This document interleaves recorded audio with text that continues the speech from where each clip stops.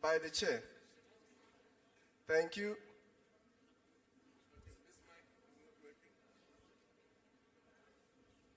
Front of house, may we kindly ensure that all the mics are open in front?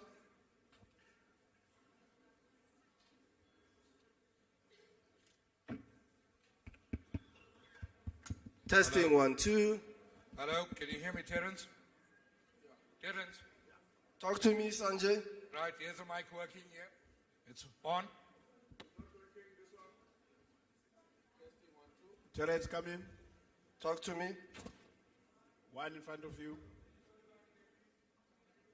Can you hear? I can hear you, Mr. Major. Sharp.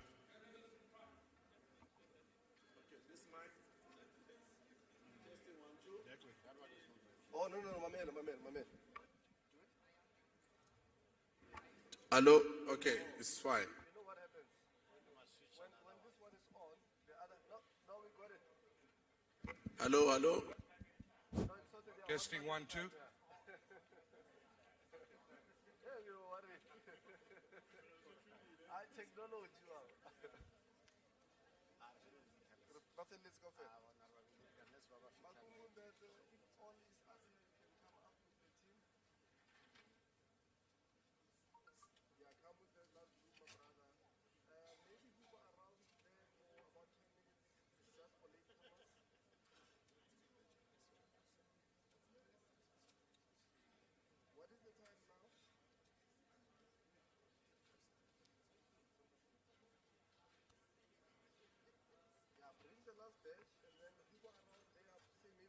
Until 9, then you can come up. Thank you, sir. Okay, you happy? I'm happy. No, you know what was the challenge? No. It's one night at a time. Bro, I'm moving to the fifth row. There are some journalists there hanging around there. Talk to Salome first and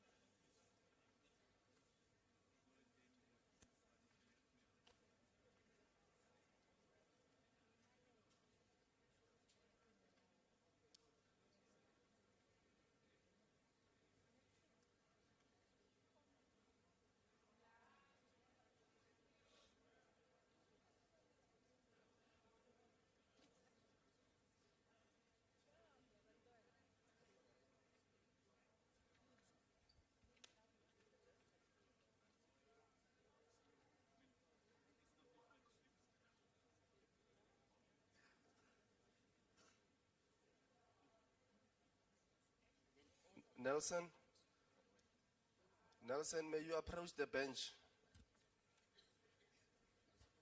The Honorable Lumka would like to speak to you. Nelson, please approach the bench.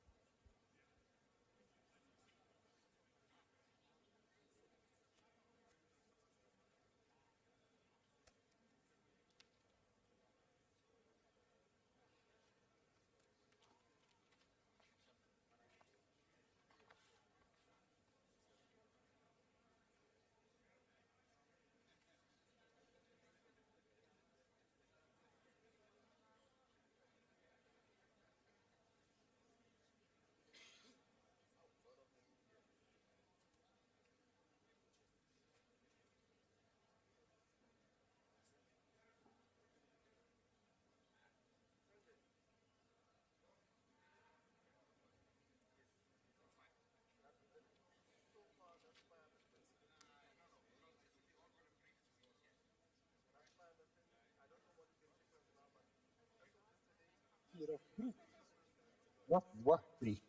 Раз, два, три. Я слышу, да, я тоже стал слышать. Раз, два, три, 4, 5. Русская речь. Да, в телефоне даже этого слышу.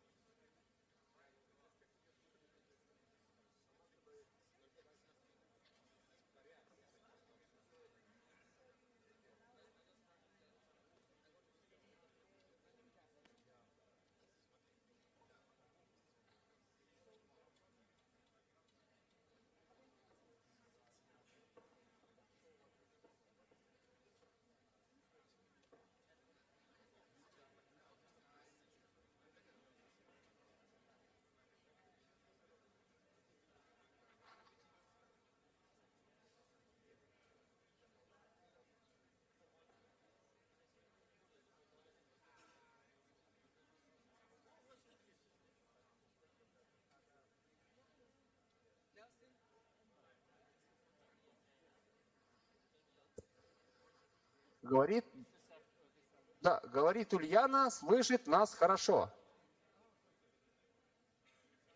Только есть небольшой заворот. Сейчас он я слышу себя. Раз, два, три.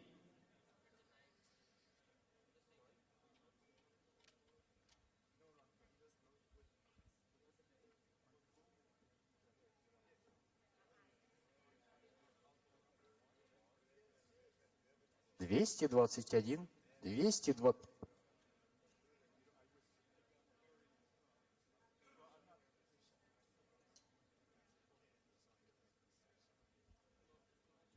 Двести 21, 222, 223, 204. Раз, два, три, 4, 5. Звук не слышу я опять. Картинка зависла у нас. Ра-та-та-та-та.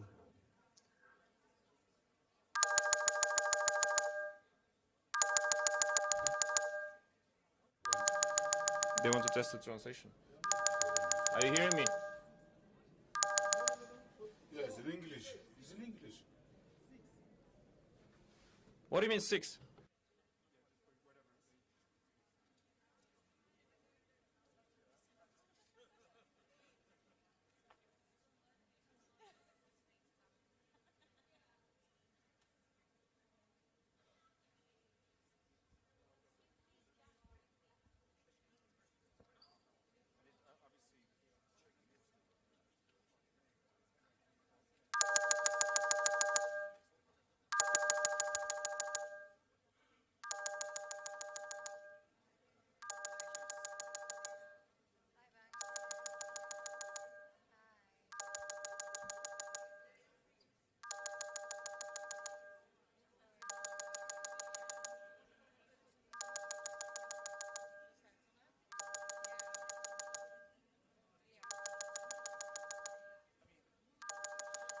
Good morning again, leaders, Your Excellencies.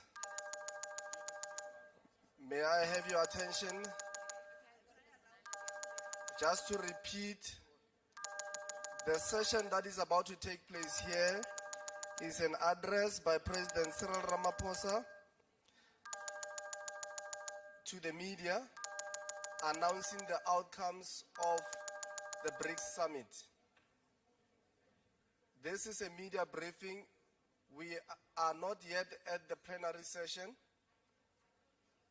The session that is about to take place is a media briefing by the BRICS chair to announce the outcomes of the 15th BRICS Summit. Thank you.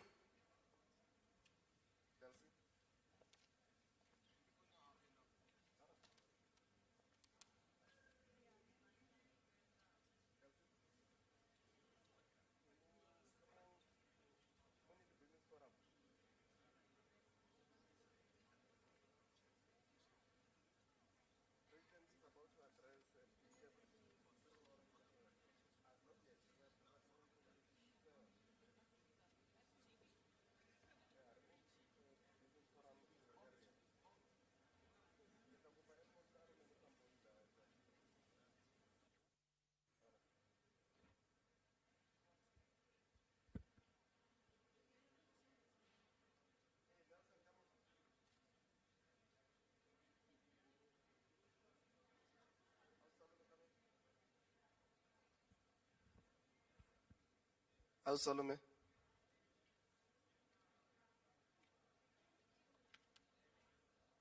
Madam Baloyi? Madam Baloyi?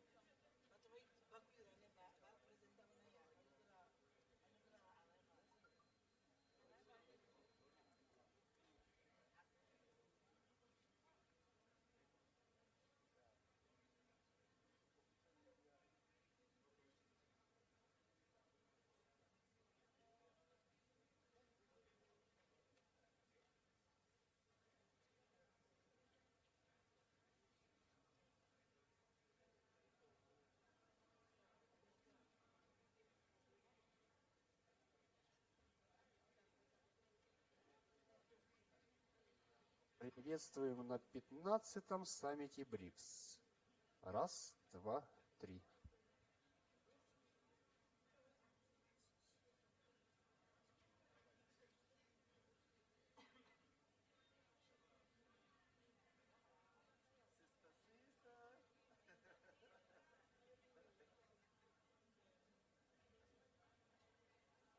Добрый день, участники. Москва на связи. Я испытываю невыразимую радость от общения. Надеюсь, российские переводчики разделят мои чувства. Спасибо. Надеюсь, ничто не омрачит сегодняшнее наше общение. Все пройдет на высоком профессиональном уровне. Впрочем, как всегда. Спасибо.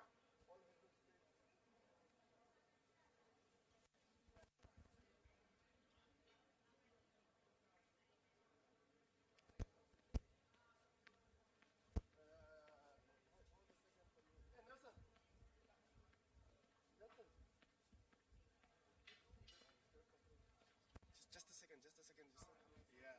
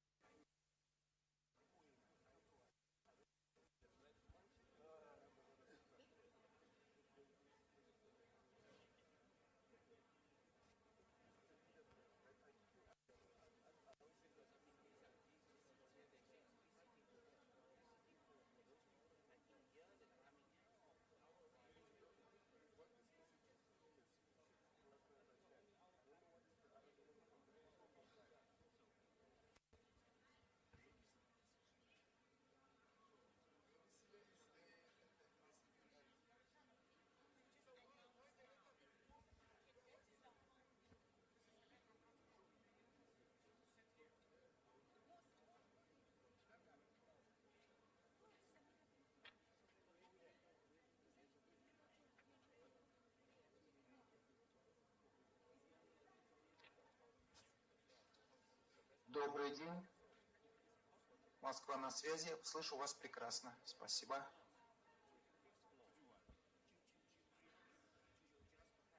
Colleagues will repeat, Your Excellencies will repeat, this is a media briefing. This is not plenary yet. This is a media briefing. The BRICS chair, the Honorable Matamela Cyril Ramaphosa, will announce the outcome of the BRICS summit. This is a media briefing, not a plenary. Thank you.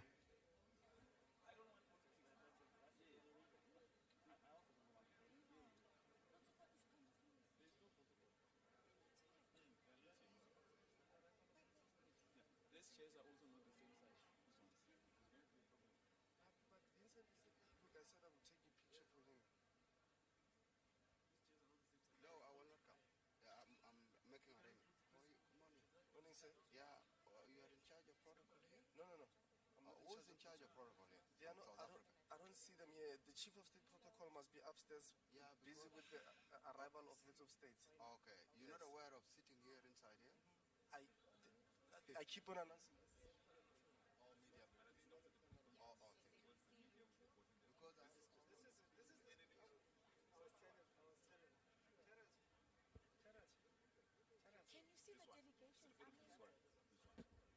Thank you, Solomon. No, like it's a motor.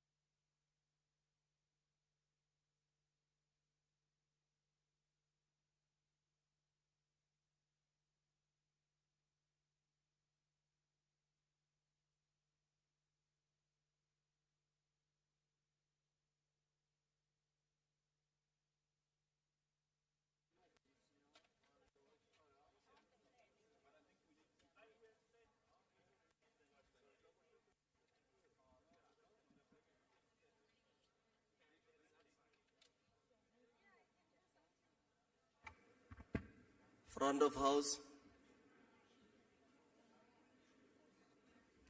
Please open this mic for me.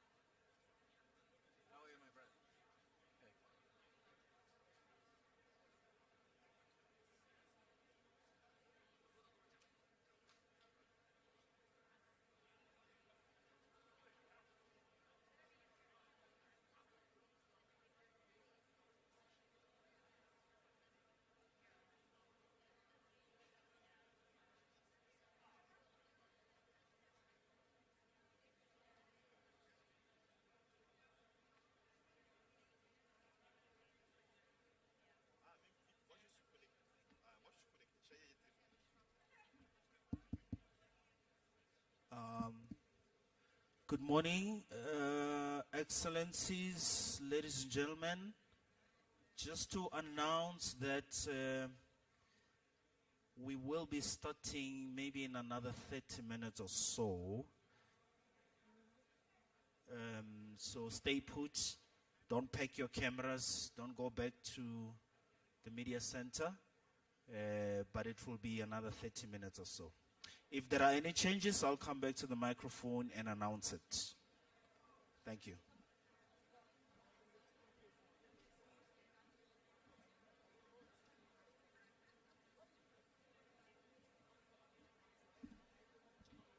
Okay, I'm told I must just once again confirm that this is a media briefing which will be done by the 5 leaders.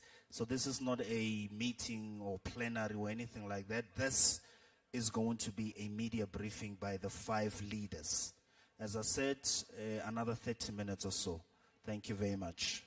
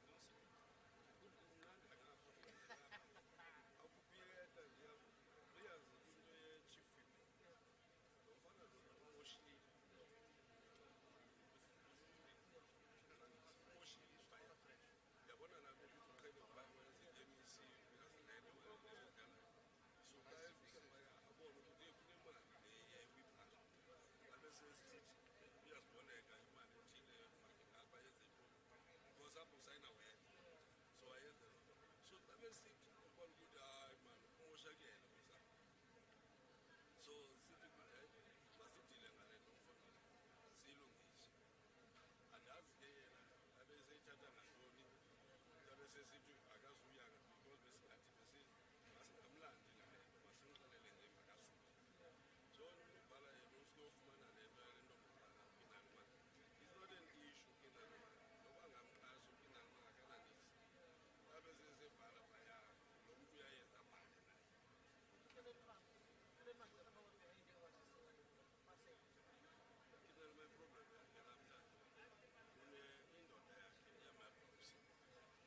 if you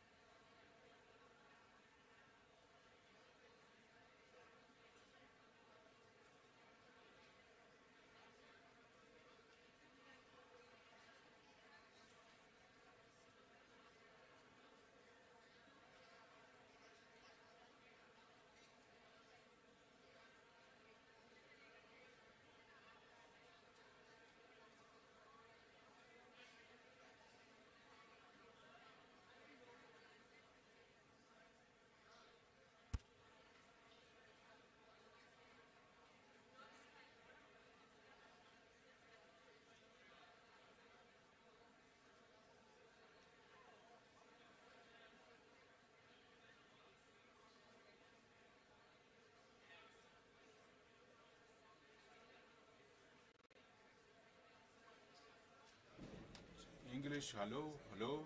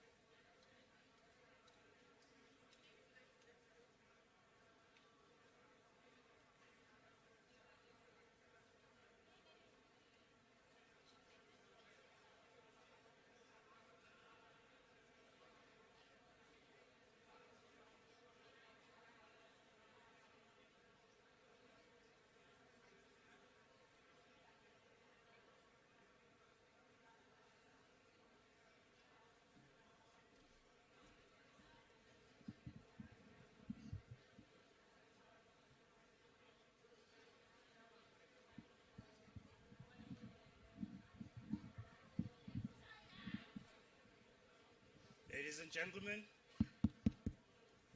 good morning, ladies and gentlemen. May I please ask that we all settle down? The Excellencies will be joining us shortly, and we will be commencing with the presentation of the Summit Declaration. If I may please ask that we all take our seats. If I may please request that we all take our seats, ladies and gentlemen. The presidents will be joining us shortly, and we will commence with the presentation of the Summit Declaration. Thank you.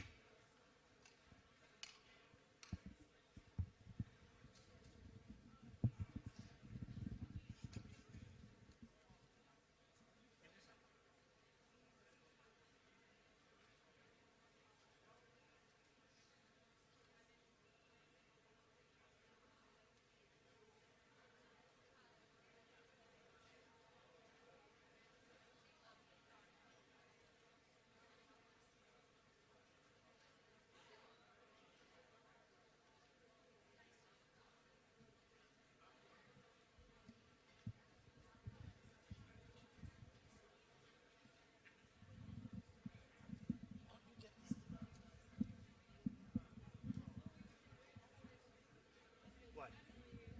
What do you need? I just need to test if the earphones are working for the Quickly. But I need to so you feed me and I listen. Hey, I'm you said. Send someone who thinks it's in cool. Yeah, this is much better. Yeah. Eh?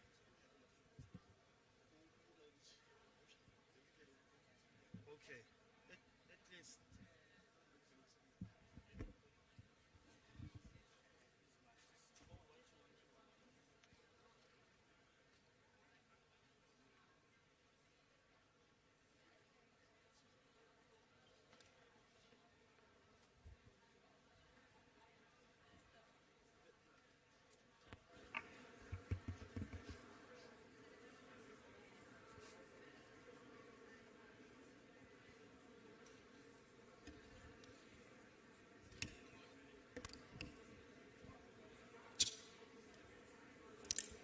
Channel 5 testing. Please say something.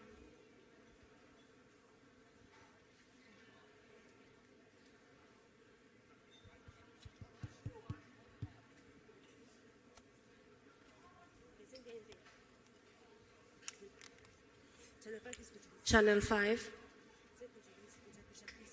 Portuguese. Please say something.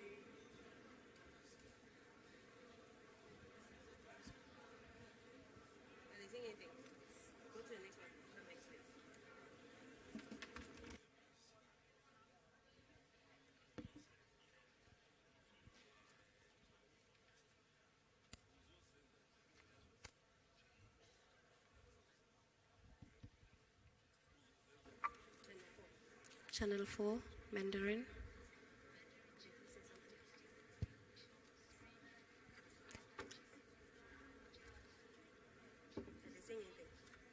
Perfect.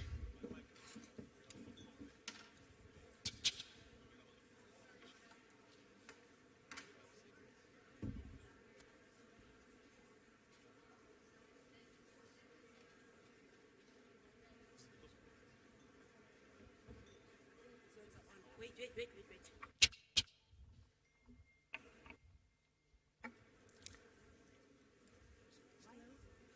English, testing, say something. English, testing, say something.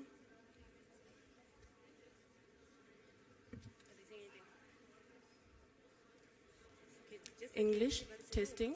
English channel testing. Channel 1 English channel testing. Channel 1 English channel testing. 1, 2, 3, 4. Perfect.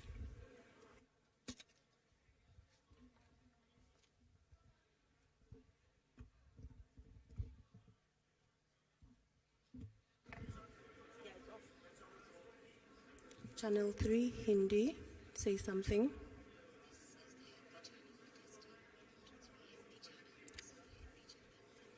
Perfect.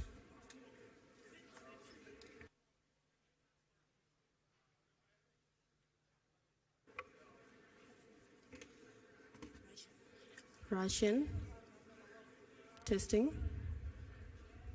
say something.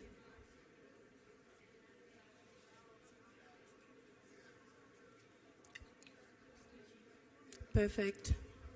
Let's go back to Portuguese, that side.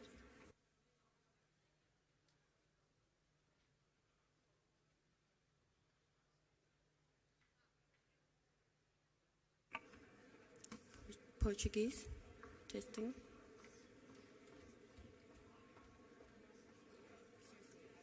Portuguese, testing, say something.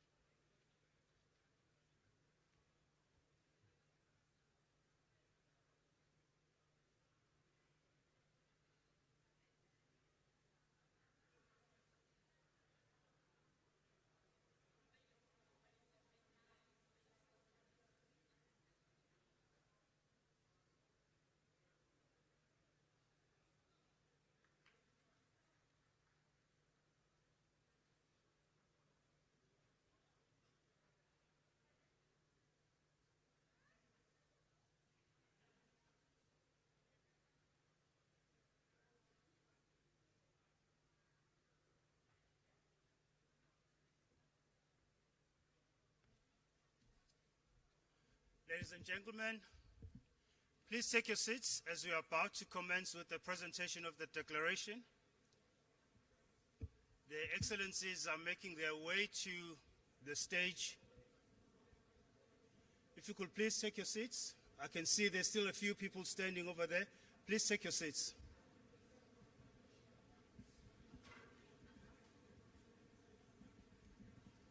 May we all rise and welcome their Excellencies, the heads of state and government from the BRICS member states. Thank you.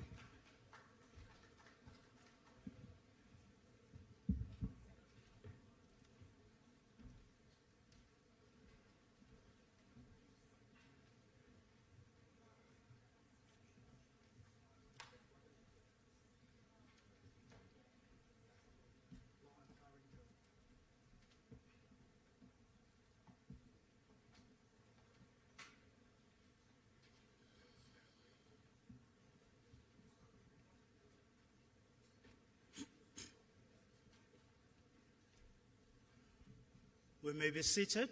Thank you.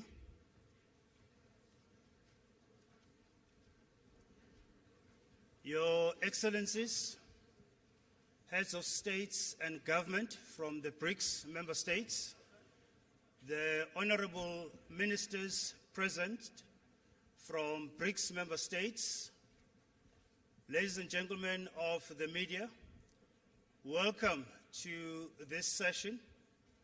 The session that will present the Johannesburg Declaration of the 15th BRICS Summit. President Ramaphosa will, as chair of the summit and of BRICS, will kick off with the opening statements, and thereafter the President will invite his counterparts and colleagues from the BRICS member states to also present their statement. I'd like to now invite President Ramaphosa to kick us off with the media statement. Mr. President. Thank you, Program Director, Your Excellencies, and various guests who are here with us, members of the media, and leaders of various organizations. It is a pleasure to present to you two matters. The first is to inform and advise you that the BRICS leaders in the 15th BRICS Summit have over the past 2 days had occasion to have discussions both in a retreat form as well as in a proper official summit. And in the course of those discussions, have reached a conclusion to adopt the Johannesburg II Declaration as a declaration that encompasses and covers the various issues that the leaders had to decide on. These matters have been in discussion for over a year in various iterations and meetings, being prepared by our Sherpas and ministers in various meetings. And in the end, the declaration has now been adopted as Declaration 2, Johannesburg Declaration 2, and is adopted. And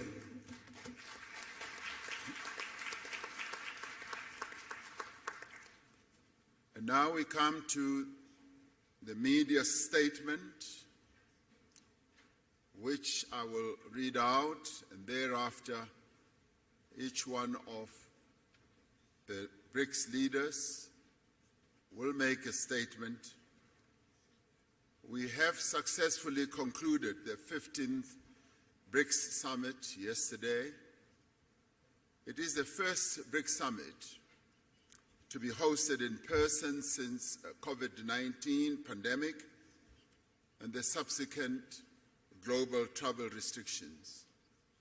Leading up to the summit, there was a wide-ranging BRICS business forum attended by some 1,500 business people from BRICS countries as well as from other countries from around the globe. This business forum was aimed at attracting investment, promoting collaboration, and showcasing opportunities within South Africa, the African continent, and indeed BRICS countries as well.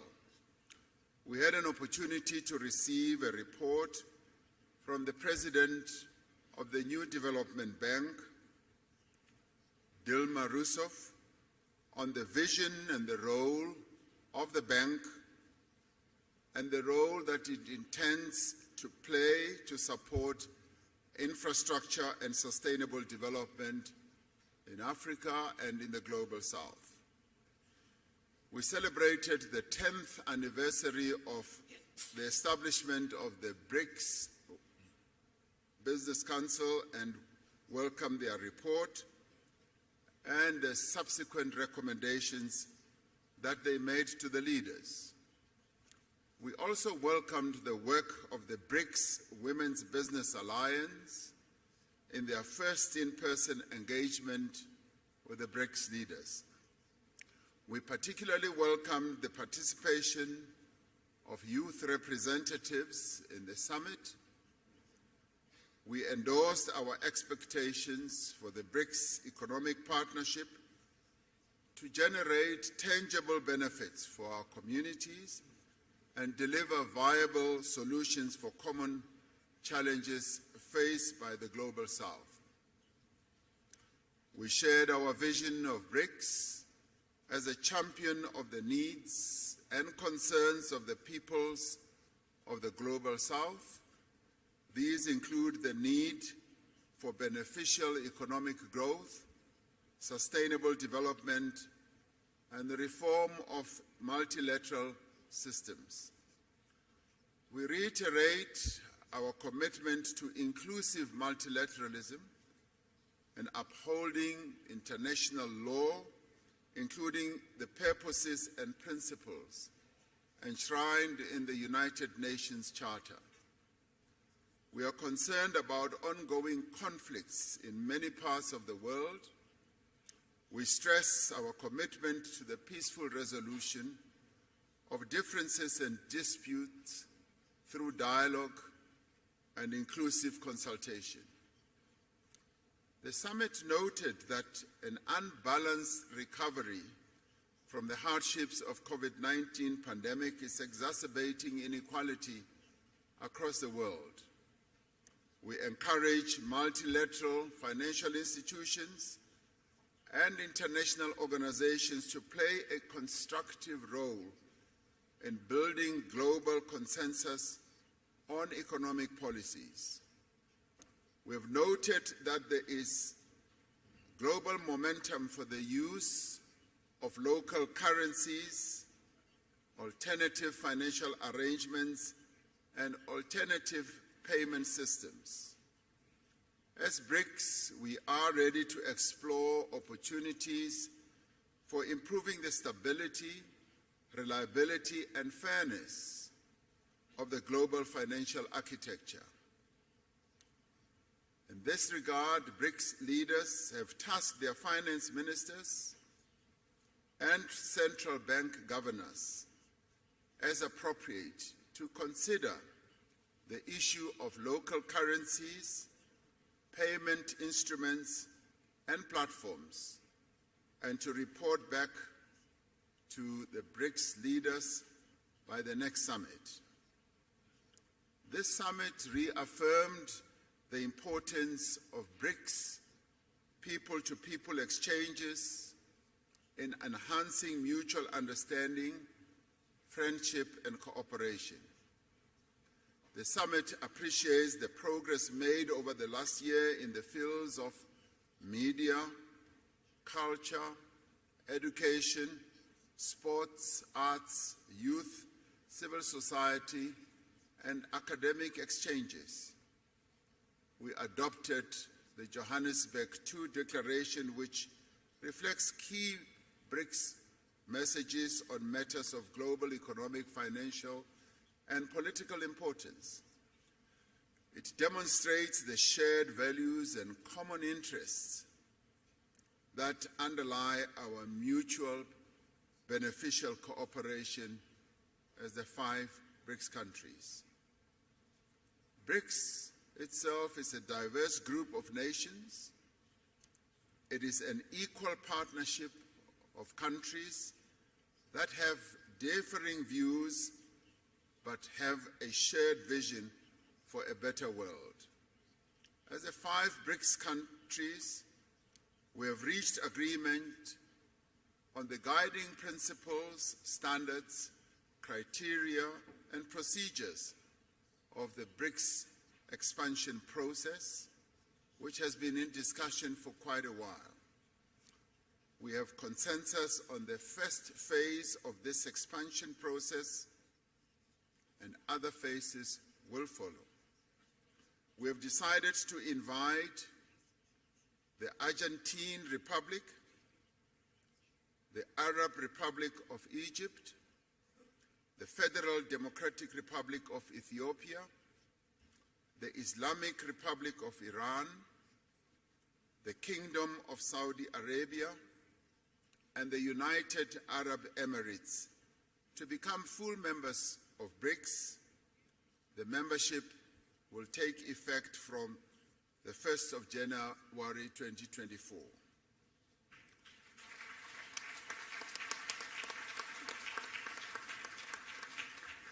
We value the interests of other countries in building a partnership with BRICS. We have tasked our foreign ministers to further develop the BRICS partner country model and a list of prospective partner countries and report by the next summit. Today, we will be hosting leaders from Africa and the Global South in the BRICS Africa Outreach and the BRICS Plus Dialogue. This is so that we can have an inclusive dialogue on key issues affecting developing economies and identify actions that we can take together towards a more equitable, inclusive, and representative world. May I conclude by thanking the leaders of Brazil, Russia, India, and China, together with their delegations, for participating in this most successful 15th BRICS Summit held in Johannesburg, South Africa. Through this summit, BRICS has embarked on a new chapter in its effort to build a world that is fair, a world that is just, a world that is also inclusive and prosperous. I thank you. I'm now going to ask President Lula da Silva, President of Brazil, to be the first to speak, and thereafter I'll ask the others to follow. Thank you very much.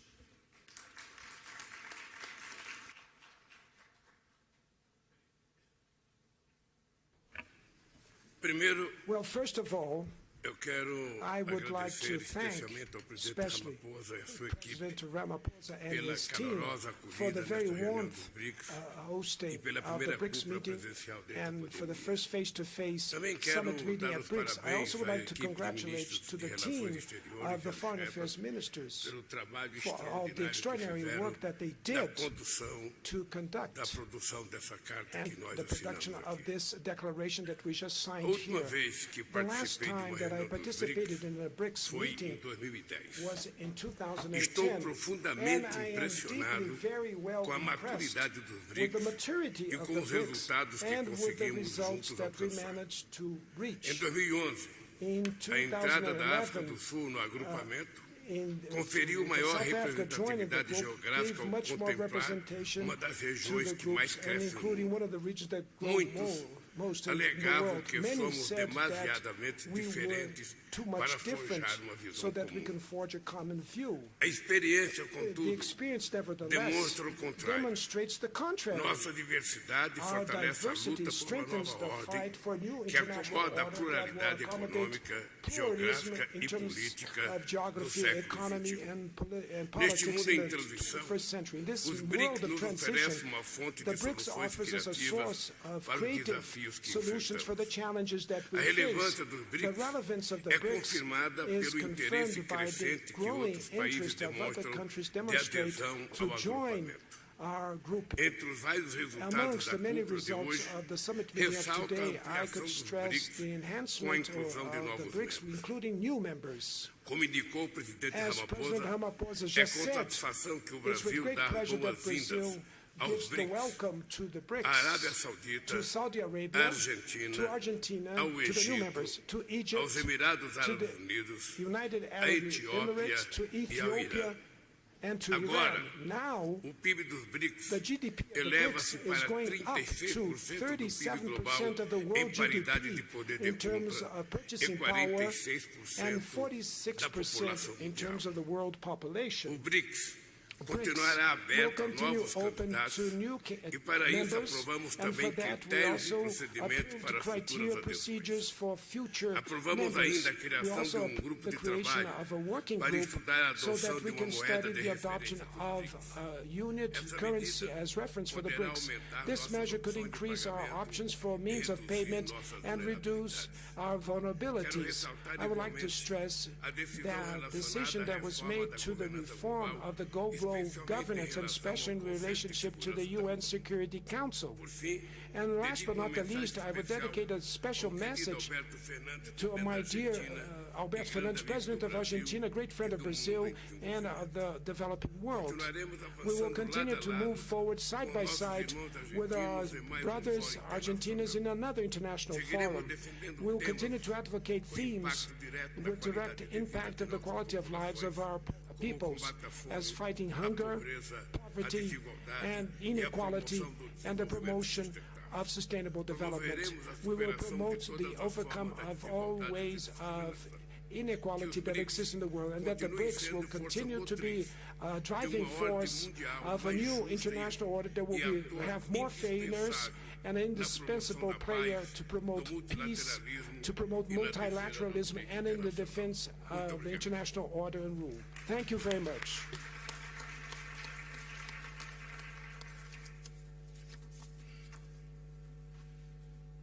Thank you.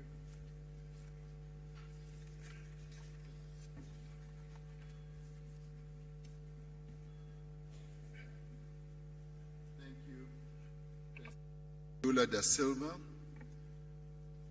for your statement. It now gives me a privilege to ask President Vladimir Putin, President of the Russian Federation, to speak.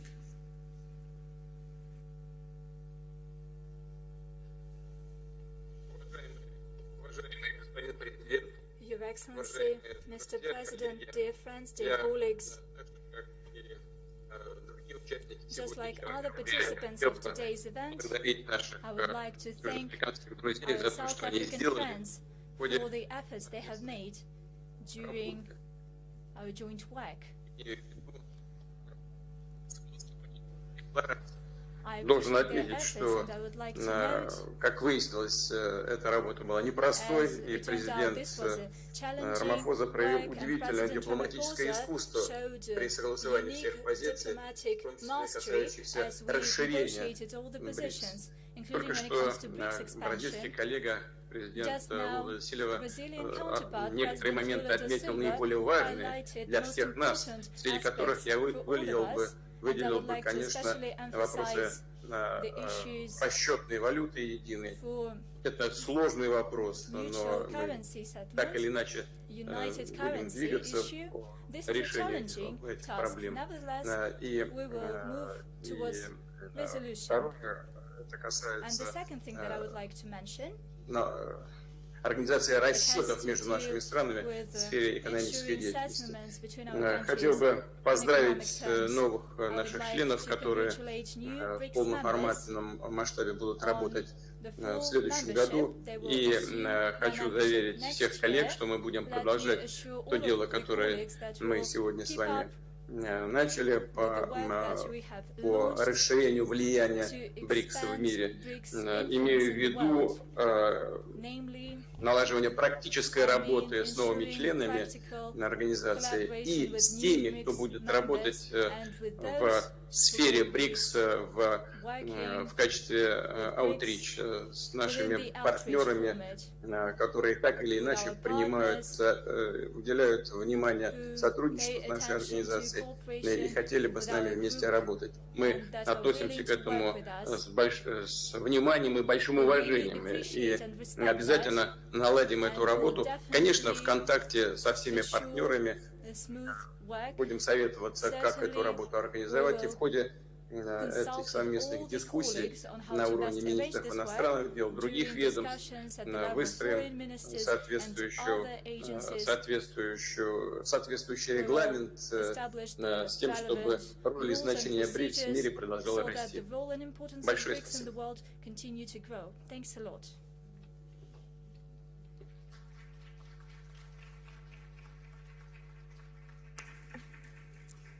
Thank you, President Putin, for your statement. We now call upon Prime Minister Narendra Modi, the Prime Minister of India. I asked him this morning whether the lunar module is still firmly on the ground on the moon, and he said yes. So yesterday we congratulated India for landing a lunar module on the moon. So maybe he'll be outlining the scientific aspects of how the lunar module is going to proceed forward. Prime Minister.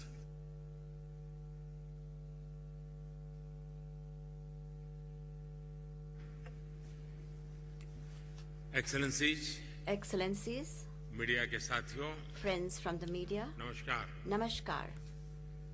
सबसे पहले मैं First of all, राष्ट्रपति I would like मेरे to मित्र Ramaphosa ji commend को my friend इस BRICS summit President के सफल Ramaphosa आयोजन के लिए for the successful बहुत-बहुत बधाई organization of उनका this अभिनंदन summit. करता हूं. I मुझे congratulate खुशी him है for this. I am very कि pleased 3 दिन की इस that बैठक से this 3-day कई meeting सकारात्मक has परिणाम had many positive सामने आए हैं. outcomes. हमने ब्रिक्स की 15वीं On वर्षगांठ the पर 15th anniversary इसका विस्तार of करने का BRICS, we have महत्वपूर्ण taken फैसला लिया the है. important decision to जैसा मैंने expand कल it. कहा था, As I had said yesterday, Bharat ने India ब्रिक्स की सदस्यता में has विस्तार का always हमेशा से fully पूरी तरह supported समर्थन the किया है. expansion of BRICS membership. Bharat का ये मत रहा है India has always कि believed नए सदस्यों के that जुड़ने से the addition of BRICS new members एक संगठन के रूप में will मजबूत further strengthen तथा BRICS as an हमारे organization, सभी साझा and प्रयासों it को will give एक our नया shared बल efforts देने वाला a होगा. new impetus. इस कदम से This विश्व will के अनेक also देशों का strengthen multipolar world order the में belief of विश्वास many countries in और the world सुदृढ़ होगा. in a multipolar मुझे world खुशी है order. I am कि pleased हमारी टीम्स ने that our मिलकर teams have together एक्सपांशन के agreed on Guiding the guiding principles, principles, standard standards, criteria criteria, और प्रोसीड्यूर पर and procedures सहमति बनाई है. for the expansion. और इनके आधार पर And on the basis of आज हम these, Argentina, we have agreed Egypt, to welcome into Iran, BRICS Argentina, Saudi Arab, Egypt, Ethiopia, Iran, और यूएई का Saudi Arabia, and the BRICS में UAE. स्वागत करने के लिए सहमत हुए हैं. सबसे पहले First of all, मैं इन देशों के I would leaders like to और convey वहाँ के नागरिकों my को heartfelt congratulations to बधाई the देता हूँ. leaders and people मुझे of these विश्वास है countries. कि इन देशों के साथ I'm मिलकर confident that हम together अपने with सहयोग these को countries, we एक will नई be गति able to infuse और new नई ऊर्जा momentum देंगे. and new energy into our Bharat के इन cooperation. सभी देशों के साथ India has had बहुत ही गहरे संबंध very हैं deep बहुत and ही historic ऐतिहासिक संबंध relations है। with all of these BRICS countries. की मदद से With the help हमारे of BRICS, द्विपक्षीय सहयोग new में dimensions नए will आयाम be added to अवश्य our जुड़ेंगे। bilateral cooperation जिन also. अन्य देशों ने भी For the other countries BRICS से that जुड़ने की have अभिलाषा expressed a व्यक्त की desire है, to join BRICS, भारत उनको भी India will पार्टनर कंट्रीज के रूप में contribute जुड़ने के towards लिए building कॉन्सेंसस a बनाने में consensus for योगदान them to देगा। be a part of BRICS as partner Friends, countries. Friends, BRICS का विस्तार the expansion एवं आधुनिकरण and modernization इस of बात का BRICS संदेश है is a कि message विश्व के सभी that इंस्टीट्यूशंस को all institutions in the बदलते world समय की need परिस्थितियों के to अनुरूप mold themselves ढलना according चाहिए। to changing times. ये एक ऐसी पहल है This is an जो initiative 20वीं सदी में that can be स्थापित an example अन्य ग्लोबल for इंस्टीट्यूशंस के रिफॉर्म के in लिए other एक global institutions मिसाल that बन were सकता है। established in the 20th century. Friends, Friends, अभी just मेरे मित्र as रामाफोसा जी my ने friend President Ramaphosa भारत के मून mentioned मिशन को लेकर के about the moon mission ढेरों of बधाइयाँ दी India, there were so many और मैं words यहाँ of congratulations. कल से अनुभव कर रहा And हूँ, since yesterday हर I किसी have से been here and बधाइयाँ मिल have रही हैं received so many और words of दुनिया congratulations भर में from भी everybody and all across the world. In fact, इस सफलता को this success एक देश की सीमित सफलता के रूप में नहीं, is not लेकिन to be पूरी viewed मानव as जात a की एक success महत्वपूर्ण of सफलता one के रूप single में country. स्वीकार It is किया the जा रहा है। success. It ये is हम being सभी accepted लोगों as के the लिए success of अत्यंत all गर्व का विषय है mankind. It is a और matter भारत of के great वैज्ञानिकों pride for को पूरे us विश्व की तरफ से and for अभिनंदन का the अवसर Indian है। scientists. It's a time for appreciation Friends, and being commended from all across the कल world. शाम Friends, भारत के last evening, चंद्रयान ने India's Chandrayaan चांद के दक्षिण successfully ध्रुव पर made a soft soft landing landing की। on the south pole of ये the केवल moon. भारत के लिए ही नहीं, As I said, बल्कि this पूरे विश्व के is a वैज्ञानिक big समुदाय के achievement, लिए not only for India, एक बहुत but बड़ी also उपलब्धि है। for the scientific community all over और the world. And जिस क्षेत्र में the area भारत ने अपना टारगेट तय किया था, which was identified वहाँ as a पहले target कभी by India is an कोई area प्रयास नहीं हुआ है where no efforts were और ये made प्रयास for सफल landing हुआ so है। far, and तो बड़ा this difficult effort terrain के has ऊपर been successful. In fact, the terrain विज्ञान हमें is पहुंचा पाया है। very difficult, and ये अपने science आप was में able to lead us to विज्ञान that की terrain. वैज्ञानिकों So की I बड़ी believe सफलता that है। this is a success इस of ऐतिहासिक science, अवसर the पर success of our scientists. आप सबकी तरफ से On this very historic मुझे occasion, I have भारत को, received, India भारत के has वैज्ञानिकों को received, Indian और scientists दुनिया की have received, वैज्ञानिक and, कम्युनिटी को the जो बधाई के entire संदेश मिले हैं, scientific world मैं सार्वजनिक of, रूप से the entire world आप सबका has received मेरी congratulatory तरफ से, messages and मेरे notes. देशवासियों I की would तरफ से like to thank और all मेरे of you, वैज्ञानिकों की not तरफ only से from myself, बहुत but from बहुत all धन्यवाद Indians, करता हूँ। and Thank also you. on behalf of the scientists, of my Indian scientists. Thank you very much. It now gives, thank you very much, Prime Minister Modi. It now gives me the pleasure to ask President Xi Jinping, President of the People's Republic of China, to make his statement.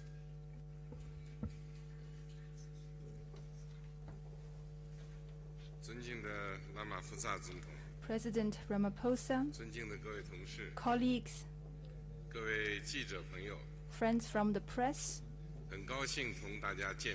I am pleased to join you here. At the outset, I wish to thank President Ramaphosa and the South African government for the thoughtful arrangements they made for the BRICS summit this year. BRICS countries are all countries with important influence and shoulder important responsibilities for world peace and development. During the summit, we had in-depth exchanges on the current international situation and BRICS cooperation, reached broad consensus, adopted the declaration, and achieved fruitful outcomes. Leaders of the 5 countries unanimously agreed to invite Saudi Arabia, Egypt, the United Arab Emirates, Argentina, Iran, and Ethiopia to the BRICS family as official members. China congratulates these countries and highly appreciates the efforts made by our chair, South Africa, and President Ramaphosa. This membership expansion is historic. It shows the determination of BRICS countries for unity and cooperation with the broader developing countries. It meets the expectation of the international community and the common interests of emerging market countries and developing countries. The expansion is also a new starting point for BRICS cooperation. It will bring new vigor to the BRICS cooperation mechanism, further strengthen the force for world peace and development.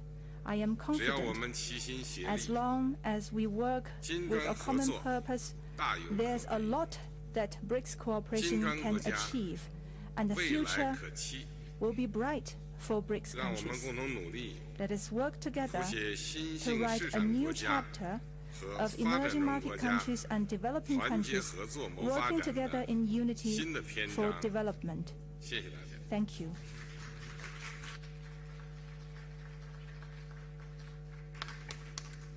Thank you very much, President Xi. Ordinarily, in the acronym of BRICS, after Brazil, Russia, India, and China having spoken, it would now be the opportunity for the President of South Africa, President Ramaphosa, to speak. But he has already spoken. So that brings us to the end of our press statement. Thank you very much. Thank you very much for your attendance. We have reached the end. Thank you.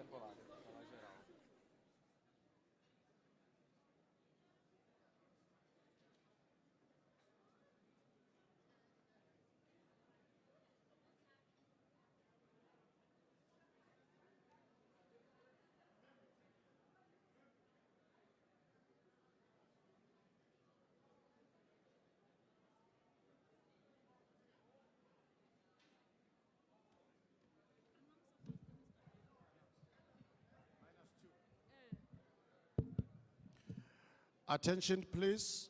All the media, you are requested to go to -2. All the media, you are requested to go to -2, and you must use the lift on my left. The lift at the left on my left. All media, you are requested to use the lift at the left to go to -2. Ushers will be there to take you there.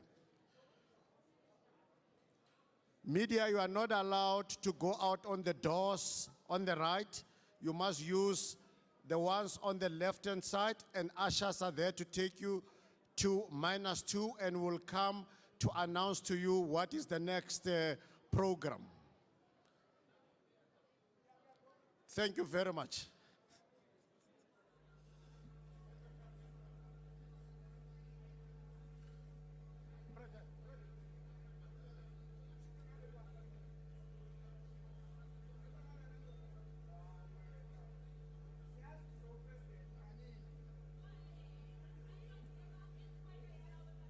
No prayer.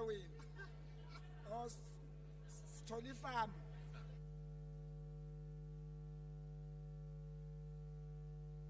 Media, please go to your left-hand side. There is a lift.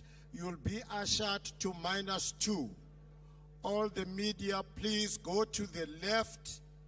My left, as I point there, there's going to be ushers, and the lift will take you to -2.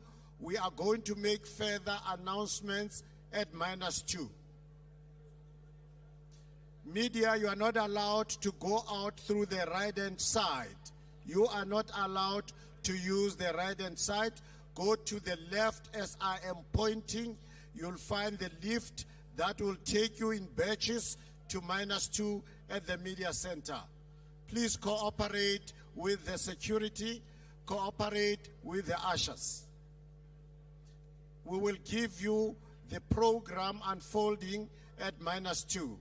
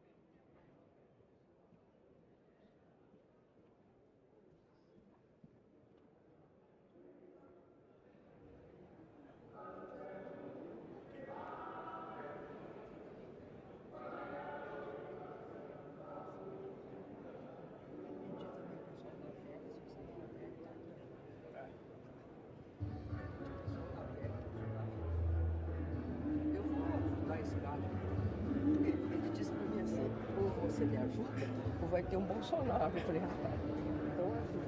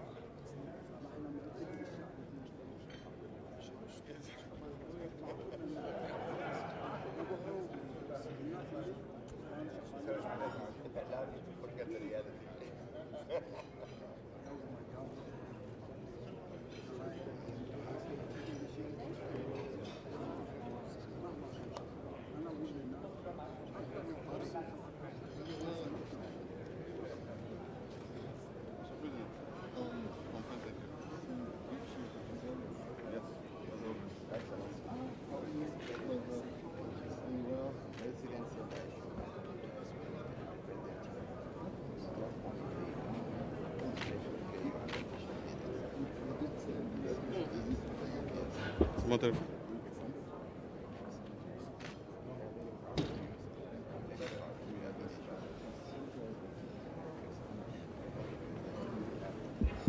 Aïe, aïe.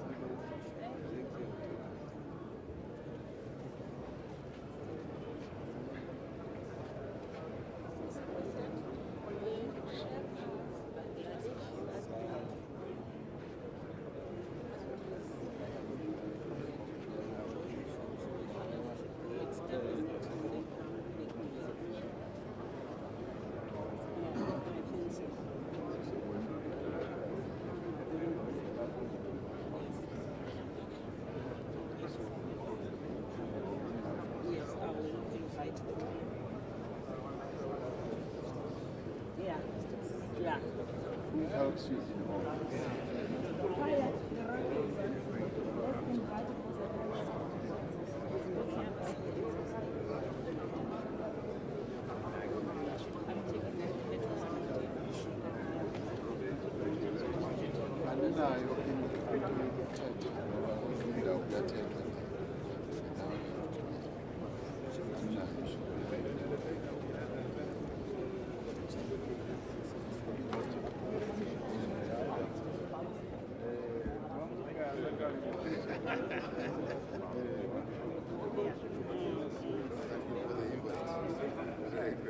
Your Excellencies, may I now invite you to the meeting. We will start with the meeting because we have been delayed for quite some time. Then we'll have the photo opportunity during break. After break, we'll have a break. May I invite you to the meeting? Yes. Yes. Yes.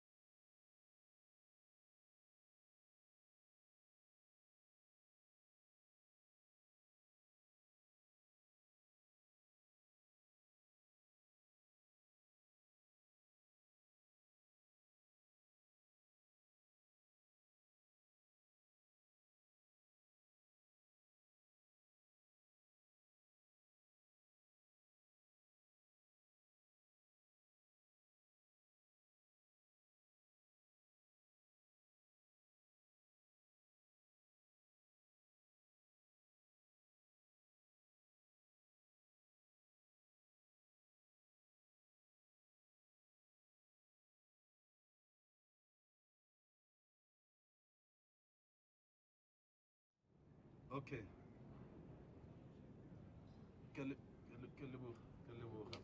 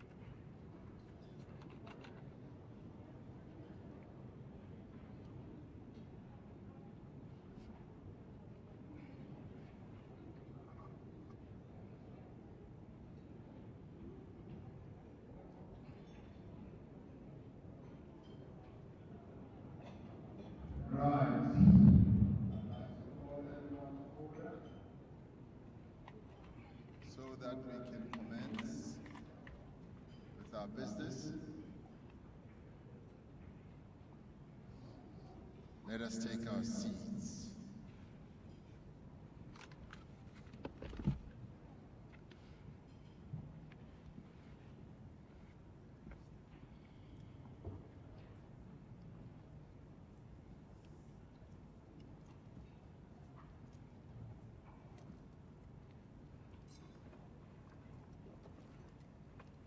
We now have the opportunity to commence with the BRICS Africa Outreach and BRICS Plus Dialogue.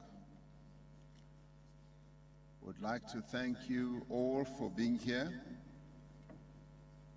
I will make my opening remarks, and thereafter, in the order of the letters of BRICS, I will allow the other BRICS leaders to speak as well.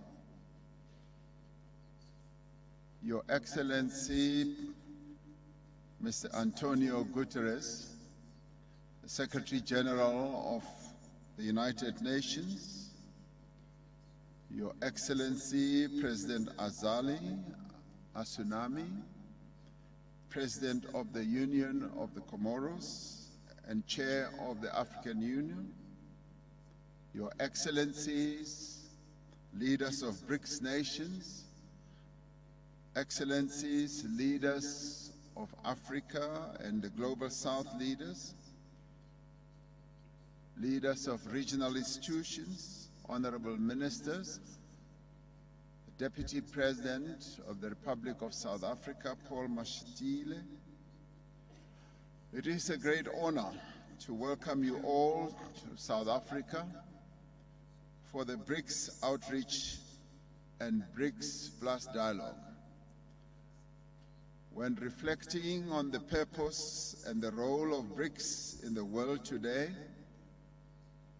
we recall the Bandung Conference of 1955, when Asian and African nations demanded a greater voice for the developing countries in world affairs. The conference called for the recognition of the equality of all nations, both large and small. We still share that common vision of a fair and a just world. We still seek to overcome polarity and division We want a world without barriers between North, South, East, and West. We still seek a world in which we work together, underpinned by mutual respect. Through the 15th BRICS Summit and this dialogue, we should strive to advance the Bandung spirit of unity, friendship, and cooperation. In South Africa, we have a word that we use to describe friendship, cooperation, and we call that Ubuntu.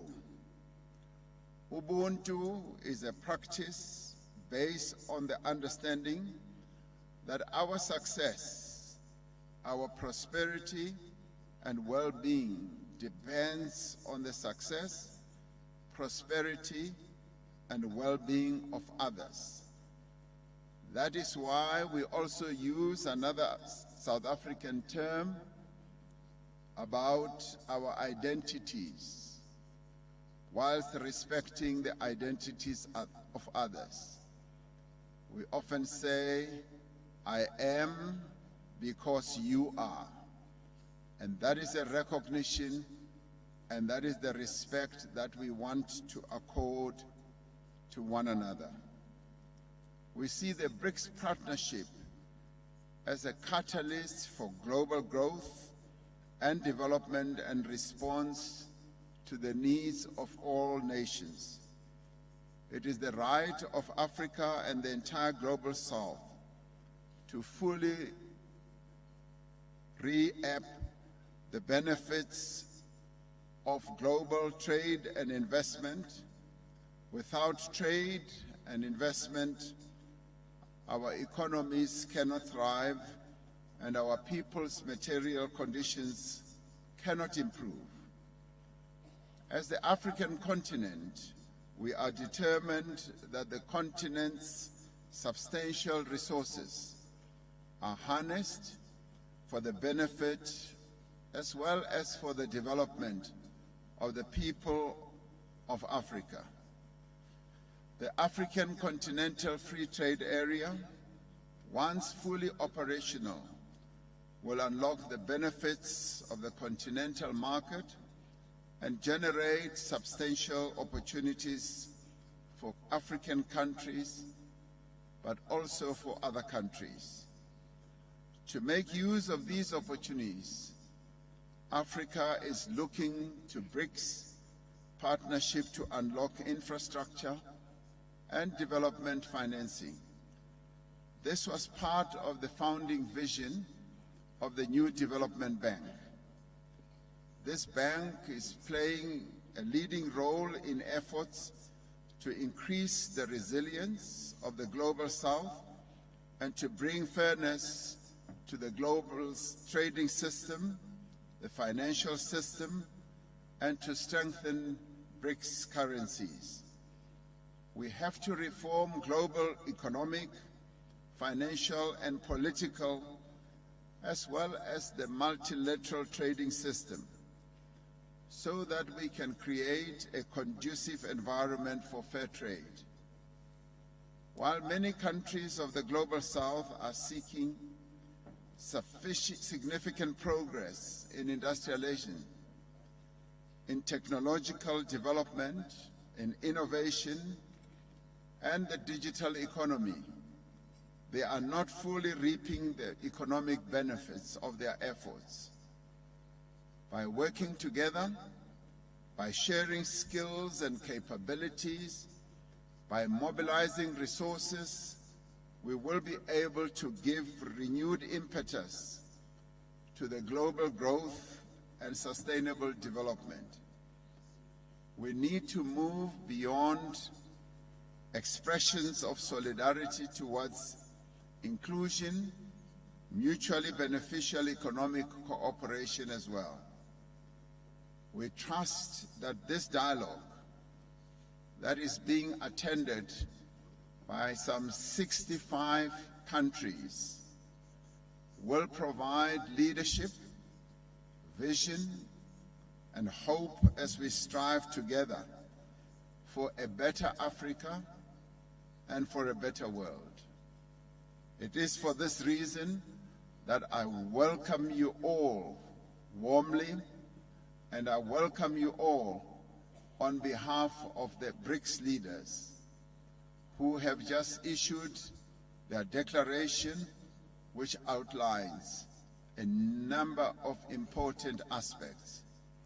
The BRICS leaders have also taken a decision to expand the BRICS membership, and that announcement having been made, we welcome those new members, but at the same time, that is the first phase, and other phases will follow, and we welcome various other countries in the partnership of the BRICS countries. So thank you very much, and thank you for being here. I thank you.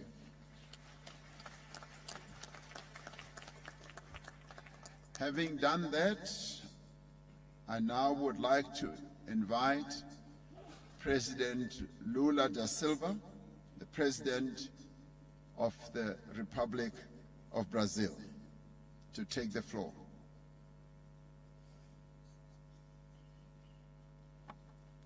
Obrigado, Presidente Ramaphosa. Obrigado, companheiros presidentes dos países que compõem os BRICS. Eu gostaria de cumprimentar o presidente Ramaphosa por dedicar este debate à parceria dos BRICS com o Sul Global, em especial com a África. É hora de revitalizar a cooperação entre os países cooperation em desenvolvimento. between developing countries. Vemos hoje Today, o surgimento de see novos the desafios emergence of new que se challenges somam which aos problemas add de longa data. to the long-term Fomos problems. atingidos We por have uma been pandemia, hit by a por novos pandemic, by conflitos new e por conflicts, uma grave and by emergência climática. a No momento em urgent que climate trabalhávamos pela emergency, in the moment implementação when we were dos working objetivos for de the desenvolvimento implementation sustentável. of the Sustainable Development Goals. Quando adotada a Agenda When the 2030, Agenda 2030 traçava was adopted, it rota para outlined a path futuro for melhor. a better Hoje, future. Today, metade das metas está half of the atrasada targets are e houve estagnação delayed, ou retrocesso and we have seen em setbacks quase or terço das stagnation metas. in pretty much A a insegurança third of alimentar them. regrediu Food para os patamares de insecurity went 2005. back to A 2005 democracia, levels. em vários Democracy, lugares, in many se vê places, ameaçada pelo is under extremismo threat by ou corroída extremism or pela xenofobia. as corroded by Estamos, xenophobia. mais uma vez na Once história, more, sob o we risco are de uma under guerra the risk nuclear. of a O nuclear war. mundo andou para trás. Muitas das respostas que buscamos para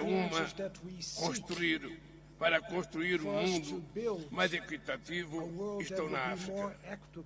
A Covid-19 ceifou milhões de vidas, mas apesar dos obstáculos injustificáveis ao acesso a vacinas, a África apresentou taxas de mortalidade muito baixas.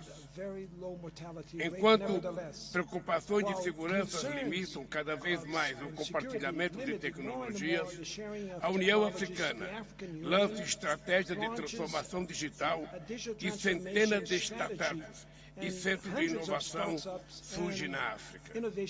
Ao mesmo tempo em que proliferam medidas unilaterais que ameaçam a integridade do regime comercial, o continente africano se transforma na maior área de livre comércio do planeta, com 1 bilhão e 300 milhões de pessoas e um PIB combinado de 3 trilhões e 400 bilhões de dólares.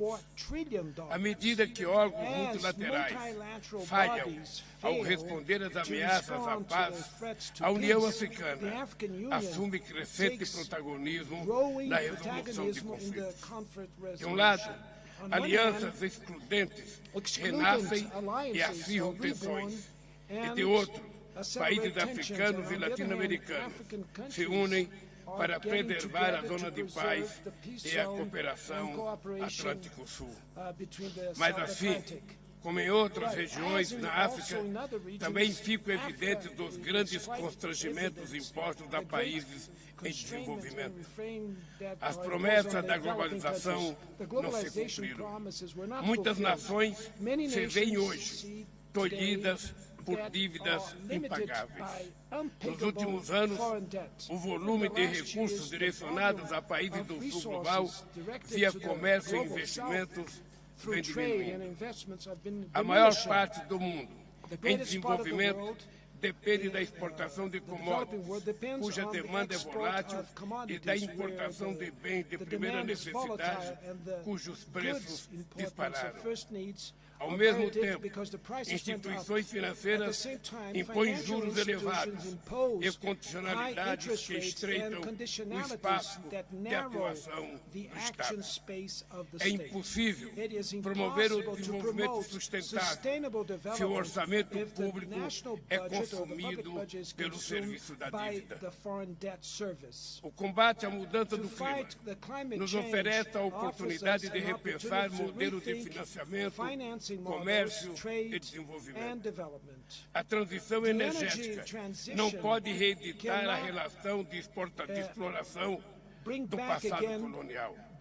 Precisamos de soluções que diversifiquem e agreguem valor à produção de países em desenvolvimento. O sinal mais evidente de que o planeta está se tornando um lugar mais desigual é o crescimento da fome e da pobreza. Isso é inaceitável. Apesar da sua magnitude, esses problemas não são tratados com a urgência que merecem.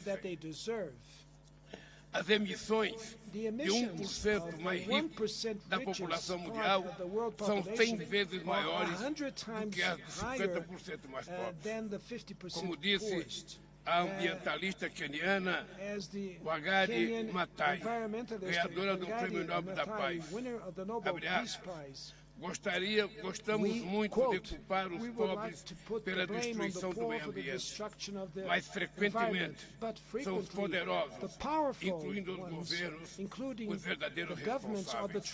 Fecha aspas. Existem formas sustentáveis de ampliar a produtividade agrícola, gerar renda e oferecer proteção social. Foi isso que discutimos na cúpula da Amazônia em Belém, no começo deste mês, e que queremos discutir com os países das demais bacias tropicais, a do Congo e a do Borneo-Mekong. O Brasil vai assumir a presidência do G20 em dezembro e quer recolocar a redução das desigualdades no centro da agenda internacional. Não podemos fazer isso sem maior representatividade para a África. Por isso, defendemos o ingresso da União Africana como membro do G20. Com minha vinda à África do Sul, de onde segurei para Angola e para São Tomé e Príncipe, pretendo inaugurar uma nova agenda de cooperação entre Brasil e África. Vamos retomar nossa vocação universalista e reconstruir nossos vínculos históricos com os países em desenvolvimento. A prosperidade só é plena quando compartilhada. A presença aqui de dezenas de líderes do Sul global mostra que o mundo é mais complexo do que a mentalidade da Guerra Fria que alguns querem restaurar. Em vez de aderir à lógica da competição que impõe alinhamentos automáticos e fomenta desconfianças, temos de fortalecer nossa colaboração. Um mundo com bem-estar para todos só é possível com uma ordem internacional mais inclusiva e solidária. Muito obrigado.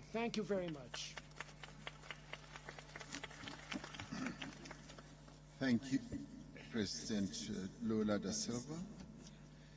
I now want to call upon President Vladimir Putin, the President of the Russian Federation, who will be addressing us via video conference from Moscow. Уважаемый президент Рамафоза, уважаемые главы государств, коллеги, дорогие друзья, дамы и господа, хотел бы прежде всего поблагодарить Южноафриканское председательство за организацию сегодняшнего столь представительного заседания в формате БРИКС плюс аутрич. Такой формат общения очень важен. Он предоставляет хорошую возможность для предметного обсуждения актуальных вопросов взаимовыгодного сотрудничества с теми странами, которые в значительной степени разделяют подходы пятерки, то есть с нашими единомышленниками. Рад всех вас приветствовать, дорогие друзья. Мы все с вами выступаем за формирование нового многополярного миропорядка. Миропорядка, который был бы подлинно сбалансированным и учитывал суверенные интересы максимально широкого круга государств. Открывал бы возможности для реализации различных моделей развития, помогая сохранять многообразие национальных культур и традиций. Хочу отметить, что БРИКС ни с кем не соревнуется, никому себя не противоставляет. Но очевидно также и то, что у этого объективного процесса создания нового миропорядка, все-таки есть непримиримые противники, стремящиеся этот процесс затормозить, сдержать становление новых самостоятельных центров развития и влияния в мире. Страны так называемого «золотого миллиарда» делают все, чтобы сохранить прежний однополярный мир. Он их устраивает, он выглядит. Они пытаются подменить систему международного права собственным так называемым порядком, основанным на правилах, которых никто не видел.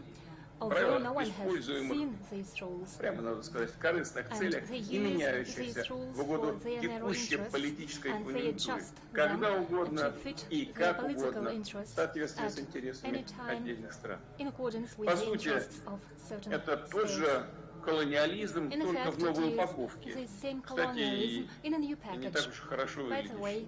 И современные колонизаторы, прикрываясь благими лозунгами демократии, прав человека, стремятся решать свои проблемы за чужой счет, продолжая беззастенчиво выкачивать ресурсы из развивающихся стран. Кстати говоря, вот сейчас президент Бразилии упомянул о долговом бремени развивающихся экономик. Ну, конечно, с одной стороны выкачиваются ресурсы в огромных количествах, а с другой стороны создается такое взаимоотношение в сфере кредитных, в сфере кредитов, что выплатить эти кредиты становится практически невозможным. И выглядит это уже не как кредитное обязательство, а как контрибуция. Угрозу установления нового миропорядка представляет и навязываемый некоторыми странами радикальный неолиберализм, направленный на уничтожение традиционных ценностей, которые для нас всех важны. Это институт семьи, уважение национальных и религиозных традиций. Конъюнктурным задачам некоторые политики не стесняются оправдывать даже неонацизм, ксенофобию, экстремизм разного и попустительствовать терроризму.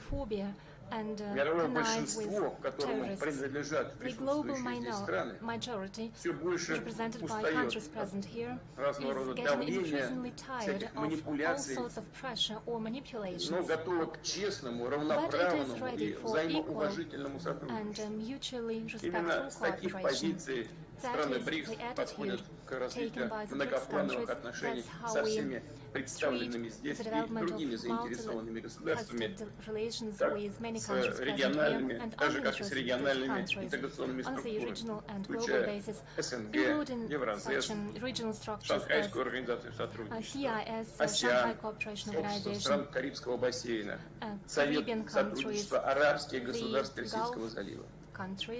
С учетом же того, что в нашей встрече принимает участие, по сути, большинство африканских государств, сегодня внимание БРИКС, естественно, сосредоточено именно на Африке. И мы в России этому только рады, мы считаем, что это очень правильно, тем более председатель у нас сегодня Южноафриканская республика. Со многими из вас, уважаемые друзья, мы встречались совсем недавно в Петербурге на втором саммите Россия-Африка.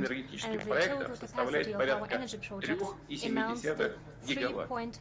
За последние 2 года Over the past увеличился 2 years, в 2,6 раза экспорт в there has Африку been an российской increase by сырой нефти, 2.6% нефтепродуктов, of the exports of сжиженного Russian природного materials, газа. petrol Приличное products увеличение. and 2,6 natural раза. gas. Само собой, все, о чем шла речь, 6% экспорт rise. продовольствия, удобрений, The энергоресурсов, exports of сотрудничество food, energy в других resources, экономических cooperation сферах, in other а economic также в области fields as культуры, well as in науки, the fields of образования, culture, спорта. education, Все это в sports. полной мере относится не только к All of Африке, these но и к applies другим not only to регионам. Africa, but also И, to other regions. конечно, к And приглашенным на naturally нашем to встрече в the формате countries BRICS invited плюс аутрич for стран. the BRICS outreach. Со всеми мы будем выстраивать countries. конструктивные We will взаимовыгодные build отношения. constructive win-win relations with everyone. We will enhance partnership, and our country has a lot to offer.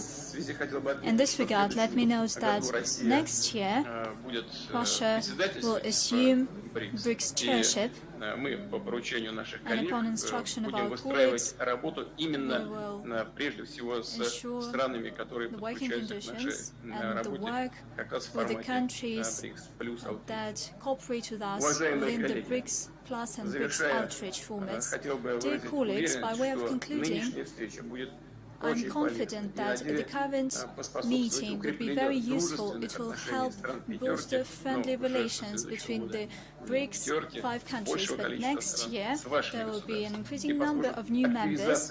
It will help galvanize cooperation on various tracks. Thank you for your attention.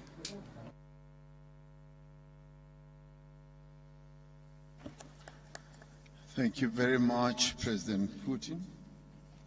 I now want to call upon Honorable Prime Minister of India, Mr. Narendra Modi, to take the floor.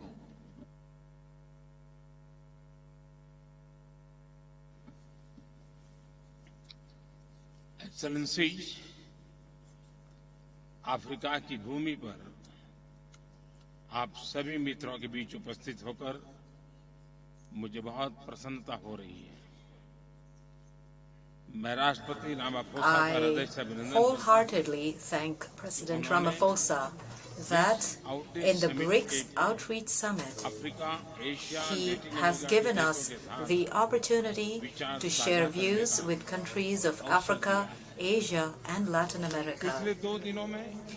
In the last 2 days, in all of our discussions in BRICS, we have laid emphasis on the priorities and concerns of the countries in the Global South. We believe that according special attention to these issues by BRICS is a need of the current times. We have also decided to expand the BRICS Forum. We welcome all the new member countries. This will make global institutions and forums more representative and inclusive, and this is one step towards such efforts of ours.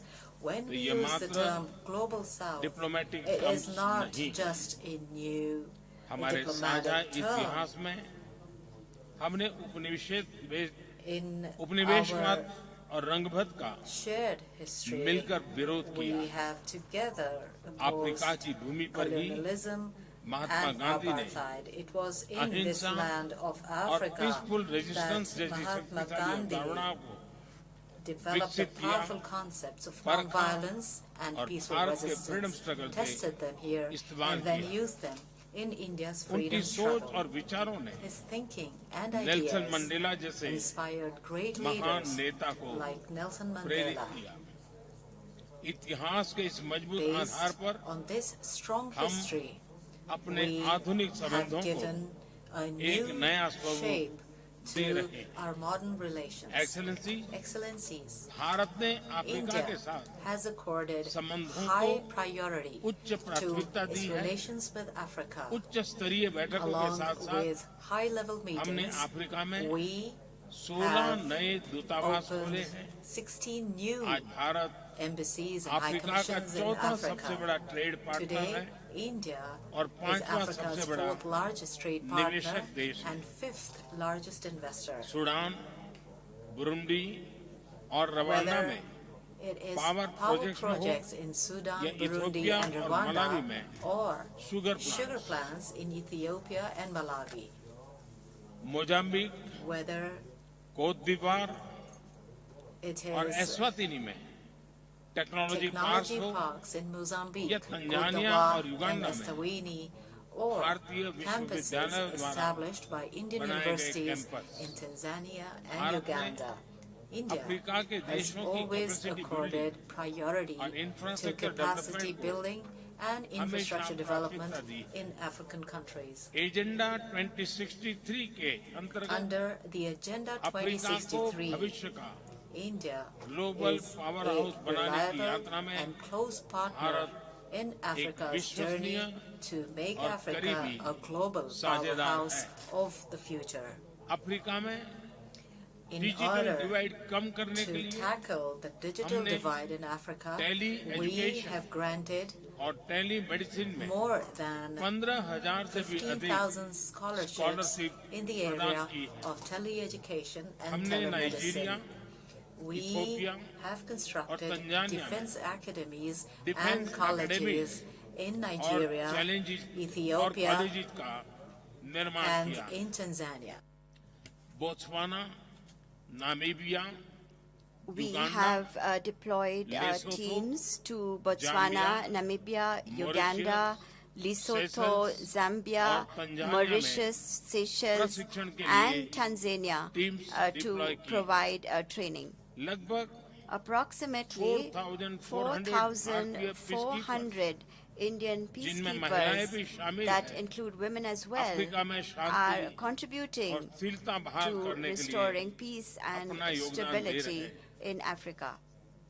आतंकवाद In the और fight piracy के विरुद्ध लड़ाई against में भी terrorism and हम piracy Africa के as देशों well, के साथ we are मिलकर also काम कर रहे हैं। working together with African Covid countries. महामारी के मुश्किल समय में During हमें the difficult times अनेक caused देशों को by the COVID pandemic, खाद्य पदार्थों we supplied और food वैक्सीन products की and vaccines आपूर्ति की। to several अब countries. हम We are अफ्रीकी देशों now के साथ मिलकर also working Covid together with और अन्य African वैक्सीन की countries joint on manufacturing joint पर भी manufacturing काम कर of रहे हैं। COVID and other vaccines. Mozambique और मालावी Whether में it is cyclones साइक्लोन हो in Mozambique या and मेडागास्कर Malawi में floods, or floods in Madagascar, first responder India के रूप में has always stood अफ्रीका के साथ shoulder to shoulder कंधे से कंधा with मिलाकर Africa as खड़ा रहा। a first responder. Excellency Excellencies, Latin America से from लेकर Latin America central Asia to तक Central Asia, पश्चिम एशिया से लेकर from West Asia south Asia तक to Southeast Asia, Indo Pacific से लेकर from the Indo Indo-Pacific Atlantic तक to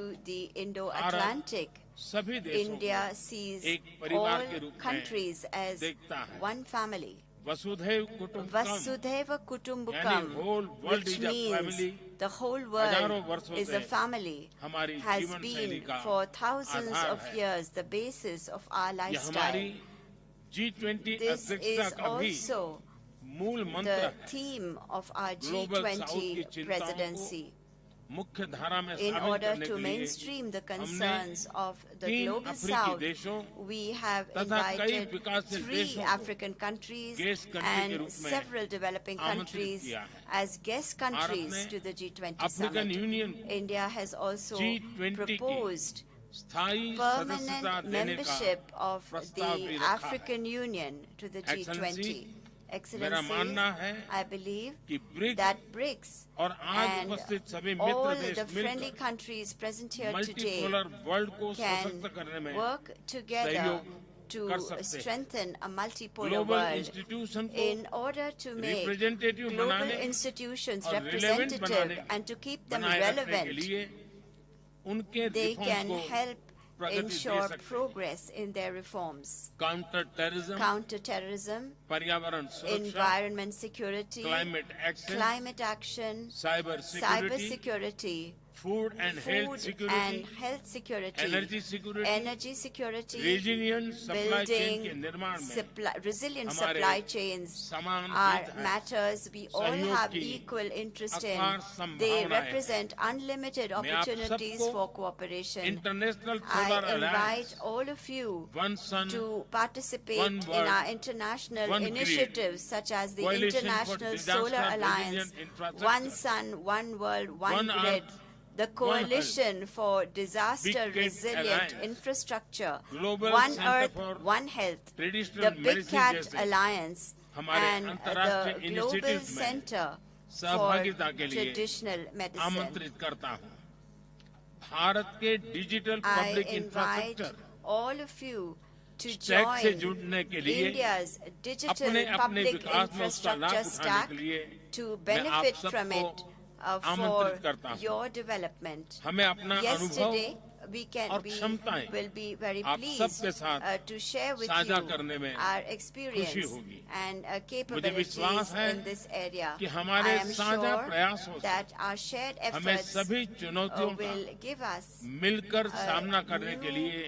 confidence to address all challenges together. I once again express my gratitude to all of you and in particular to President Ramaphosa for this opportunity. Thank you.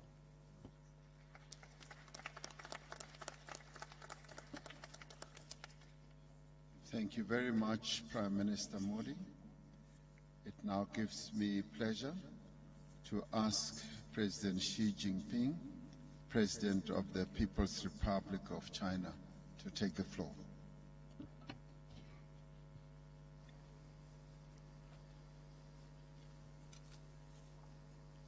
尊敬的拉玛福萨总统， Your Excellency 尊敬的各位 President 同事， Ramaphosa, dear colleagues, 感谢拉玛福萨总统 Let me 组织 begin 这次对话会 by，thanking President Ramaphosa 很 for 高兴 preparing the dialogues. 同各位 I 嘉 am 宾会 delighted 面， to join you 共 all 商 in this 全球 discussion 发展大 on 计。 global development.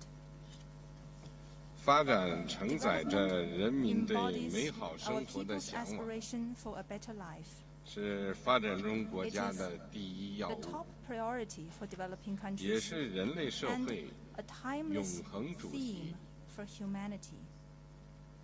今年是 As 联合 the 国 UN 2030年 2030 agenda 可持 for 续发展议 sustainable 程的 development 中期评 is 估年， due for a midterm review this year. 目前多数 The 可持 delivery 续发 of 展目 most 标 SDGs 落实缓慢， remains 令 slow. 人担忧。 This is a cause for concern, 全球发展事业 and the global 面临 development endeavor 巨大挑战， faces formidable challenges. 国际社会 The international 要以 community 天下之 must 利为利， pursue the larger interests 以人 of 民 all 之心 countries, 为心， respond to people's concerns, 推动发展问 and 题 restore development 重回国际 to 议 the 程的 center 核心， of the international agenda.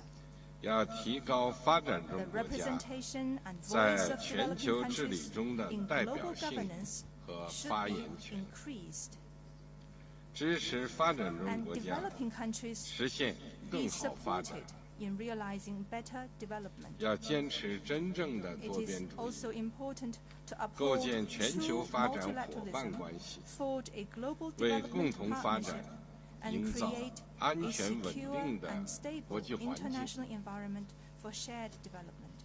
各位同事， Colleagues, 中国始终 over 同 the 发 years, 展中国家 China 同 has 呼吸 stood in 共命 solidarity 运。 with fellow developing 过去 countries 是， through thick and thin. 现在是， China has been and 将 will 来也 always 永远 remain 是 a member 发展 of 中国家的 developing 一员。 countries. 我提出全球 I 发展 propose 倡 the 议， global development 就是 initiative 为了让全世 precisely 界 for the purpose 聚焦 of 发展， calling on the world to 为 stay 落实 focused on 可持续 development 发展议 and 程 lending 提 impetus 供助力。 to the implementation of the 2030去年 agenda. Last year, 中国举办 China held 首届 the first 全球发展 high-level dialogue 高质量 on 对话 global 会， development. 推出一系 where 列 a host of 发 measures 展合作 for 举措， development cooperation were 取得 unveiled. 可喜进展。 Encouraging progress has been made since 我 then. 们坚持发展 We 优 have 先 put，development first 加大了 and 资源 allocated 投入。 more resources.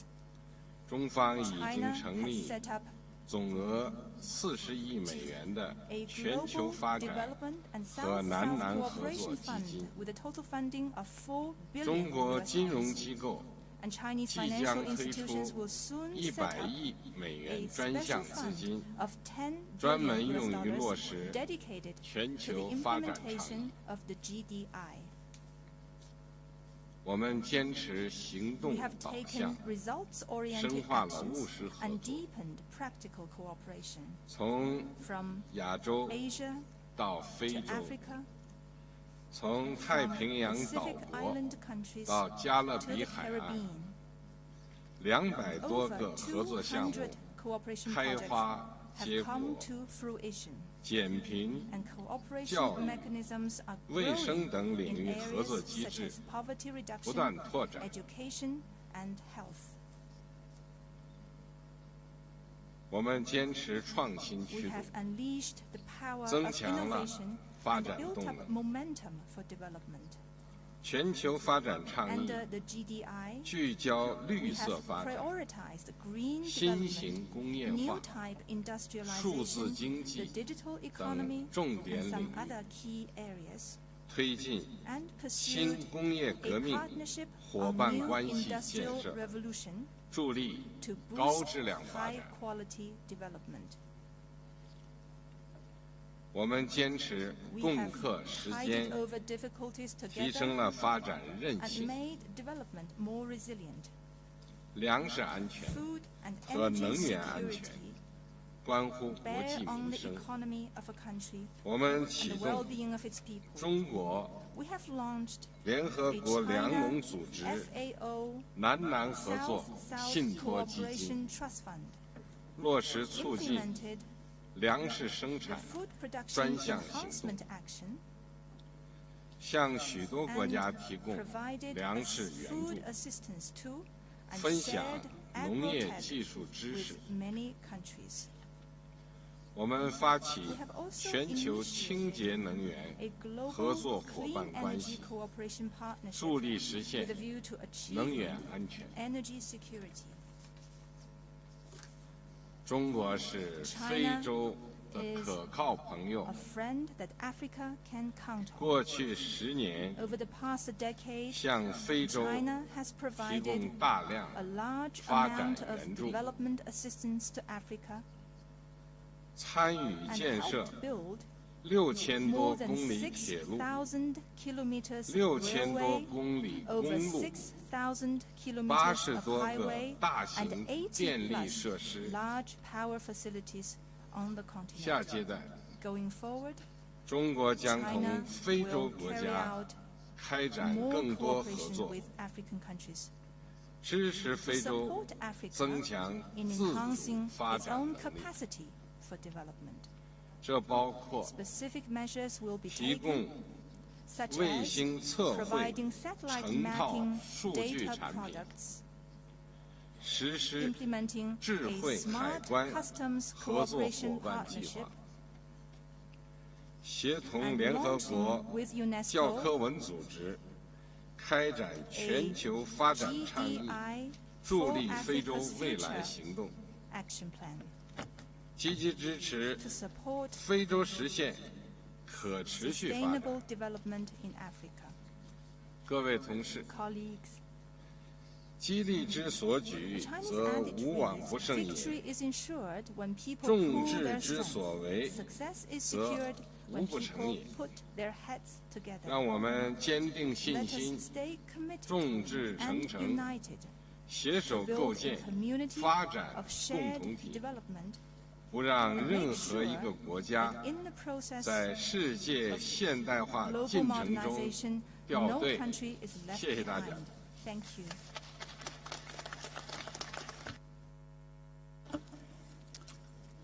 Thank you, President Xi Jinping. We also have the privilege of having the Secretary General of the United Nations, and I now call upon Secretary General Antonio Guterres to address us. Distinguished heads of state and government, excellencies, ladies and gentlemen, let me begin by thanking President Cyril Ramaphosa. We take great inspiration from the Rainbow Nation's extraordinary path to unity through action and justice. That is what our world needs: unity for action and unity for justice. We are confronting existential challenges. The climate crisis is spiraling out of control. A global cost of living crisis is raging. Poverty, hunger, and inequalities are growing against the objectives of the Agenda 2030 for Sustainable Development. New technologies are raising red flags without a global architecture to deal with them. And geopolitical divides and conflicts are multiplying with profound global implications, especially the impacts from the Russian invasion of Ukraine. Excellencies, we are moving towards a multipolar world, and that is a positive thing. But multipolarity in itself is not enough to guarantee a peaceful or just global community. To be a factor of peace, equity, and justice in international relations, multipolarity must be supported by strong and effective multilateral institutions. Look no further than the situation in Europe at the dawn of the last century. Europe was multipolar, but it lacked strong multilateral mechanisms, and the result was World War I. As the global community moves towards multipolarity, we desperately need, and I have been vigorously advocating for, a strengthened and reformed multilateral architecture based on the UN Charter and international law. Today's global governance structures reflect yesterday's world. They were largely created in the aftermath of World War II, when many African countries were still ruled by colonial powers and were not even at the table. And this is particularly true of the Security Council of the United Nations and the Bretton Woods institutions. For multilateral institutions to remain truly universal, they must reform to reflect today's power and economic realities, and not the power and economic realities of the post-Second World War. In the absence of such reform, fragmentation is inevitable. And we cannot afford a world with a divided global economy and financial system, with diverging strategies on technology, including artificial intelligence, and with conflicting security frameworks. The IMF estimates that such a fracture could cost 7% of global GDP, a cost that would be disproportionately borne by low-income countries, mainly in Africa.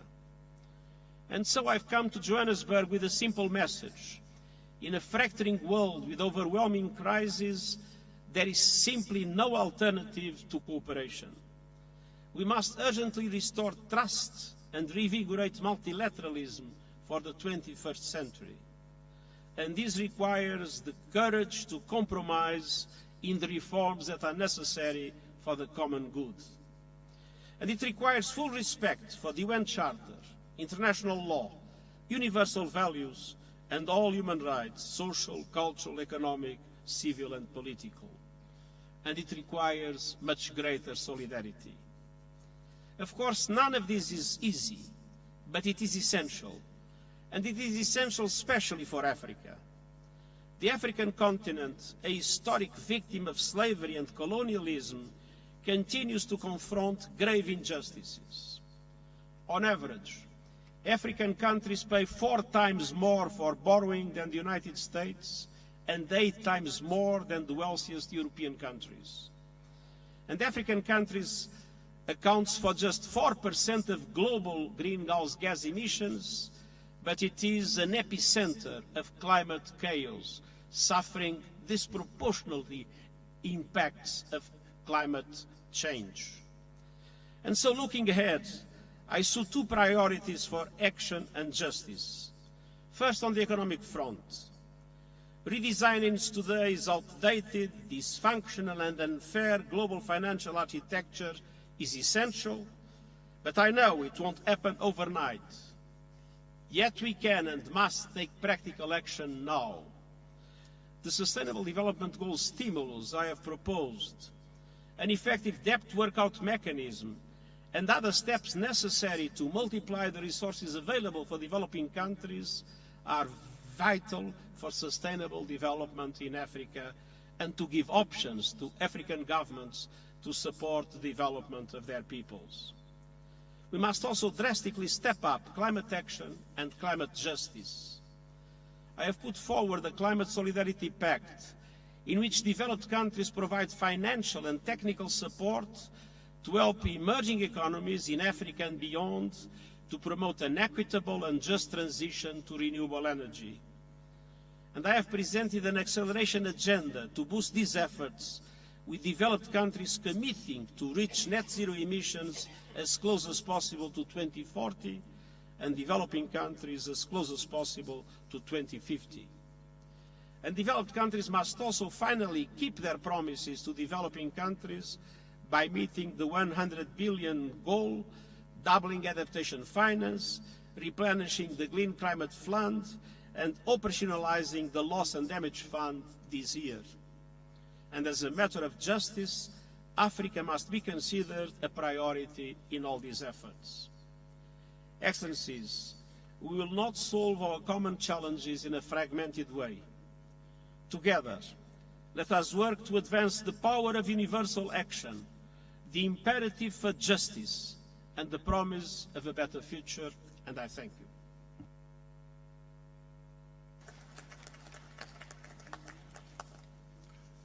Thank you, Your Excellency,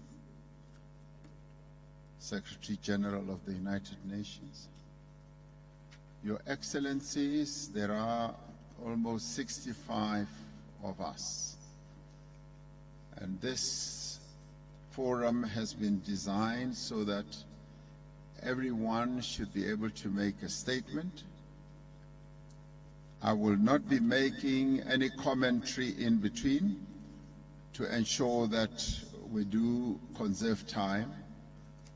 I similarly would like to request that when we speak, we should remind ourselves of the time limit that we have put aside for each one of us to speak. So I do beg for your indulgence in that regard. My next speaker will be His Excellency Azali Osunami, President of the Union of Comoros, but also the Chair of the African Union. President Osunami. Merci beaucoup, Monsieur le Président et chers frères.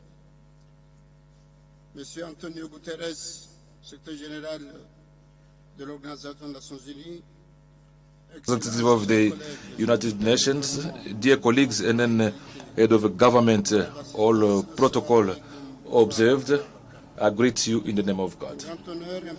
It's an honor for me to take part in this gathering and then to bring the contribution of the African Union to this exchange, to this forum. And I'm hoping that this is going to be very fruitful for the countries that we're representing here. So allow me, before I get into the subject, to extend our thanks, our gratitude to President Ramaphosa, to the South African government and the South African people for the warm welcome that was given to us on our arrival in this country. So we're also expressing our gratitude for all the measures that have been taken to facilitate our meetings and then make our stay here in South Africa most enjoyable. The land of Nelson Mandela, our biggest leader, a figure who's making the continent very proud. So, dear African Union that I have the honor to come and represent here this year, 2023, so is giving a very important meaning to work with countries in the BRICS. So it's considering that as a very most important opportunity for countries to explore together the areas of cooperation that would be beneficial to all of us. And then for that, to see how the bloc can also expand to other African countries, it's a process that will contribute to multiply benefits associated to this cooperation. So various capacity of BRICS in various sectors, it's a very important benefit that will foster the growth and the development of the African continent. So today Africa is faced with many challenges, especially to the issue of food security, which is something we cannot accept because our continent, which possesses 70% of arable land in the world, is registering a deficit every year in the area of food security, ranging up to $200 billion. So BRICS, with its multiform capacity, can help the Africa to become independent in the area of food security by putting in place new technologies to improve the sector of agriculture. So Africa is also faced with the issue of industrialization because the continent has got enormous reserves of raw material, but unfortunately they do not have a capacity to exploit and then transform these minerals on our African continent. So the collaboration between BRICS and Africa would allow to develop production units and transformation units in the area of a big program of industrialization that will favor the green transition.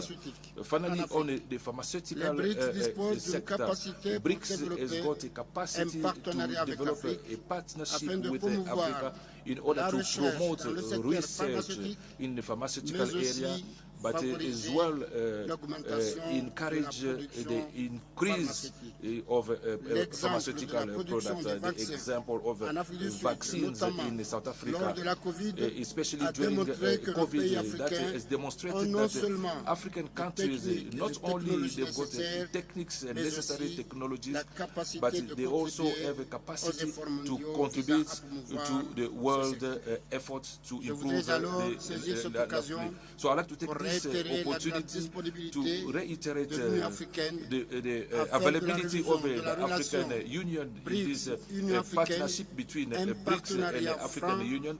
It's a frank partnership that will last longer and win-win. So, ladies and gentlemen, trade relations between Africa and BRICS are multidimensional. So they are illustrated in many advantages that are linked in the South-South Summit. It's important to underline that BRICS represents one of the major trade partners in our continent, and our economic weight constitutes something major that cannot be compared with something else in the world. So African countries wish in the area of this partnership and then funding that will be created by BRICS, such as the new development bank, which the objective is to fund development projects while underlining sustainability. At the moment where our continent is trying to go through some reforms in world financial infrastructure, we are urging BRICS to play a role of a pressure group for those reforms and also structural reforms. The world financial architecture are very important to respond to the needs that are not being taken account into the world architecture.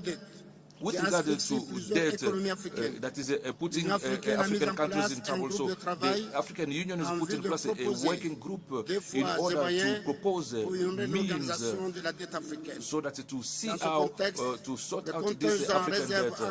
So that will be put in place by BRICS to benefit countries in our continent if those funds became operational. In fact, this would allow African countries to access loans with better conditions of repayment, which will be advantageous for countries that are facing prohibitive cost to the world financial market. Beyond all this, so that is linking the two parties. Our continent is the potential to offer to BRICS benefit of opportunities, especially in the area of geopolitics, economics, security, and cultural sector. It's the case of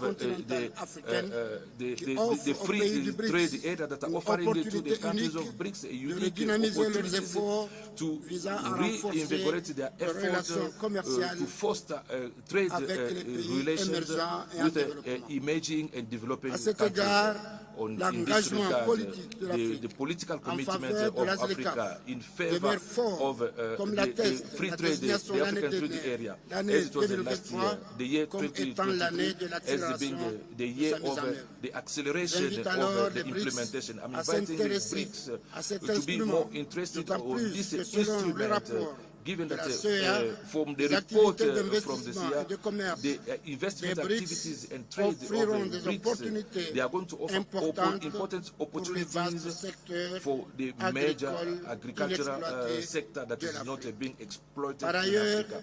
Furthermore, the access of Africa in G20 that will offer also an opportunity to Africa, a central platform to amplify its position on world economic issues for a more inclusive multilateralism. It will also constitute an opportunity for the continent to work with BRICS in favor of the advent of a world economic governance that is more fair and just. All the actions that we are undertaking in the favor of BRICS and the development cannot last without peace and stability in the world.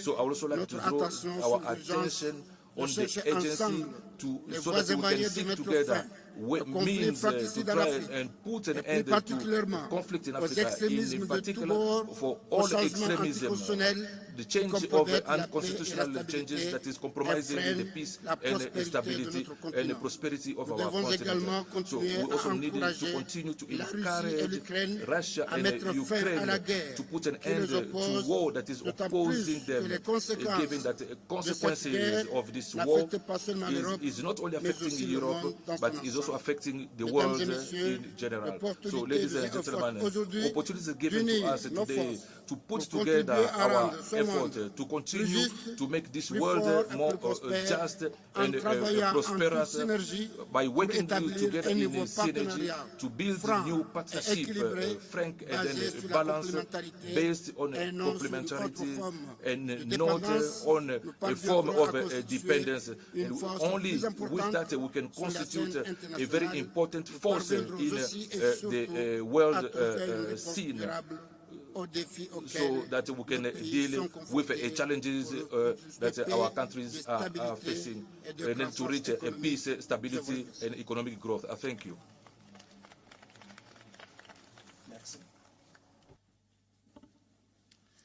Thank you, President Asunami. I now want to call upon His Excellency President Evariste Ndayishimiye, President of Burundi, and also the Chair of the East African Community. President. Thank you, Your Excellency, Mr. Cyril Ramaphosa, President of South Africa. Dear brother, Excellence, Head of State and Government, member and friend of BRICS, Your Excellency Antonio Guterres, Secretary General of United Nations, Excellencies, ladies and gentlemen, and participants, all protocol observed. I render grace, I say grace to God who has all gathered us in this space in Johannesburg. Allow me to express my deepest gratitude to the government and to the South African people for having invited my government. The theme with the impulsion of Africa at the center of exchange, as well have for the warm welcome to my and my delegation. Excellence, ladies and gentlemen, this summit comes at a particular moment. The world is experiencing an economic crisis, geopolitical and security as well.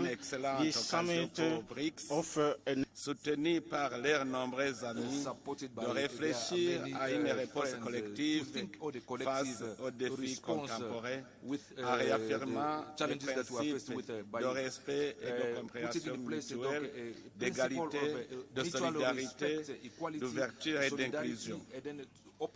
Contrairement à ce que certains peuvent penser, moi je considère que la coalition des BRICS est une voie d'accélérer les projets concrets et communs et d'élargir le cercle d'amis à des membres. Cette coalition vient pour créer l'ordre dans la diversité afin de faire face aux défis mondiaux de ce moment.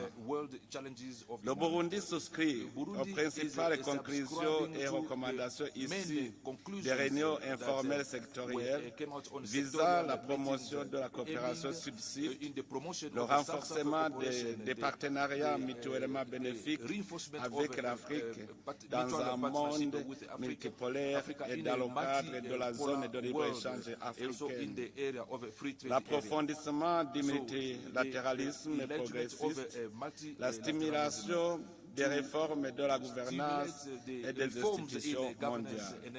Excellences, Mesdames, Messieurs, le Burundi a la ferme conviction que son indépendance ne peut être effective sans une réelle indépendance économique. C'est pourquoi, sur base des opportunités que le Burundi offre, nous nous sommes fixés une nouvelle vision, faire du Burundi un pays émergent à l'horizon 2040 et un pays développé à l'horizon 2060.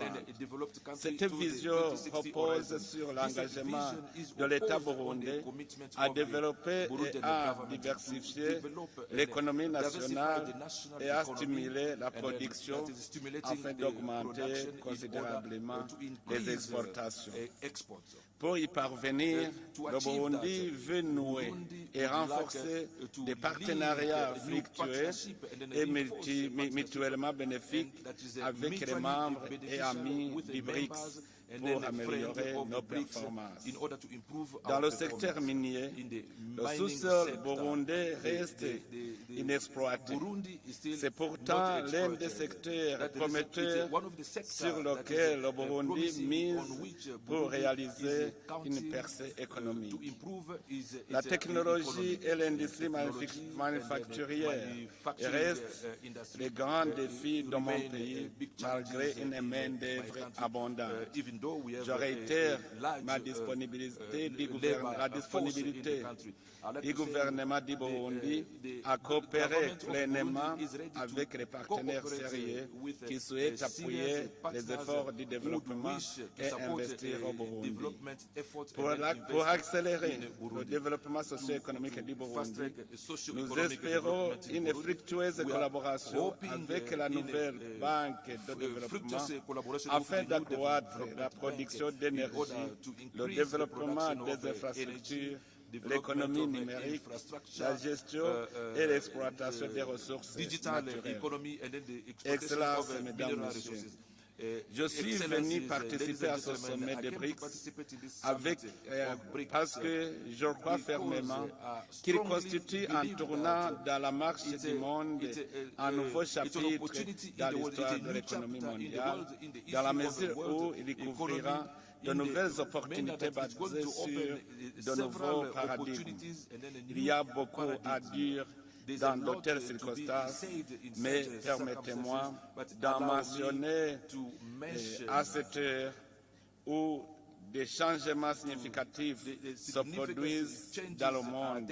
Mon pays est du côté de ceux qui appellent à des réformes de la gouvernance mondiale, en particulier dans les institutions décisionnaires telles que le Conseil de sécurité des Nations Unies. Nous espérons que la voix des membres et amis du BRICS sera enfin entendue. Excellences, Mesdames, Messieurs, en conclusion, mon pays réaffirme son engagement à jouer son rôle dans la construction d'un ordre mondial fondé sur la primauté du droit, un monde pacifique, équitable et prospère. Nous renouvelons également nos vifs remerciements à tous les États membres des BRICS pour l'aimable invitation à participer à ce sommet dont les conclusions seront sans aucun doute bénéfiques pour les BRICS et l'Afrique et le monde. Je vous remercie de votre aimable attention.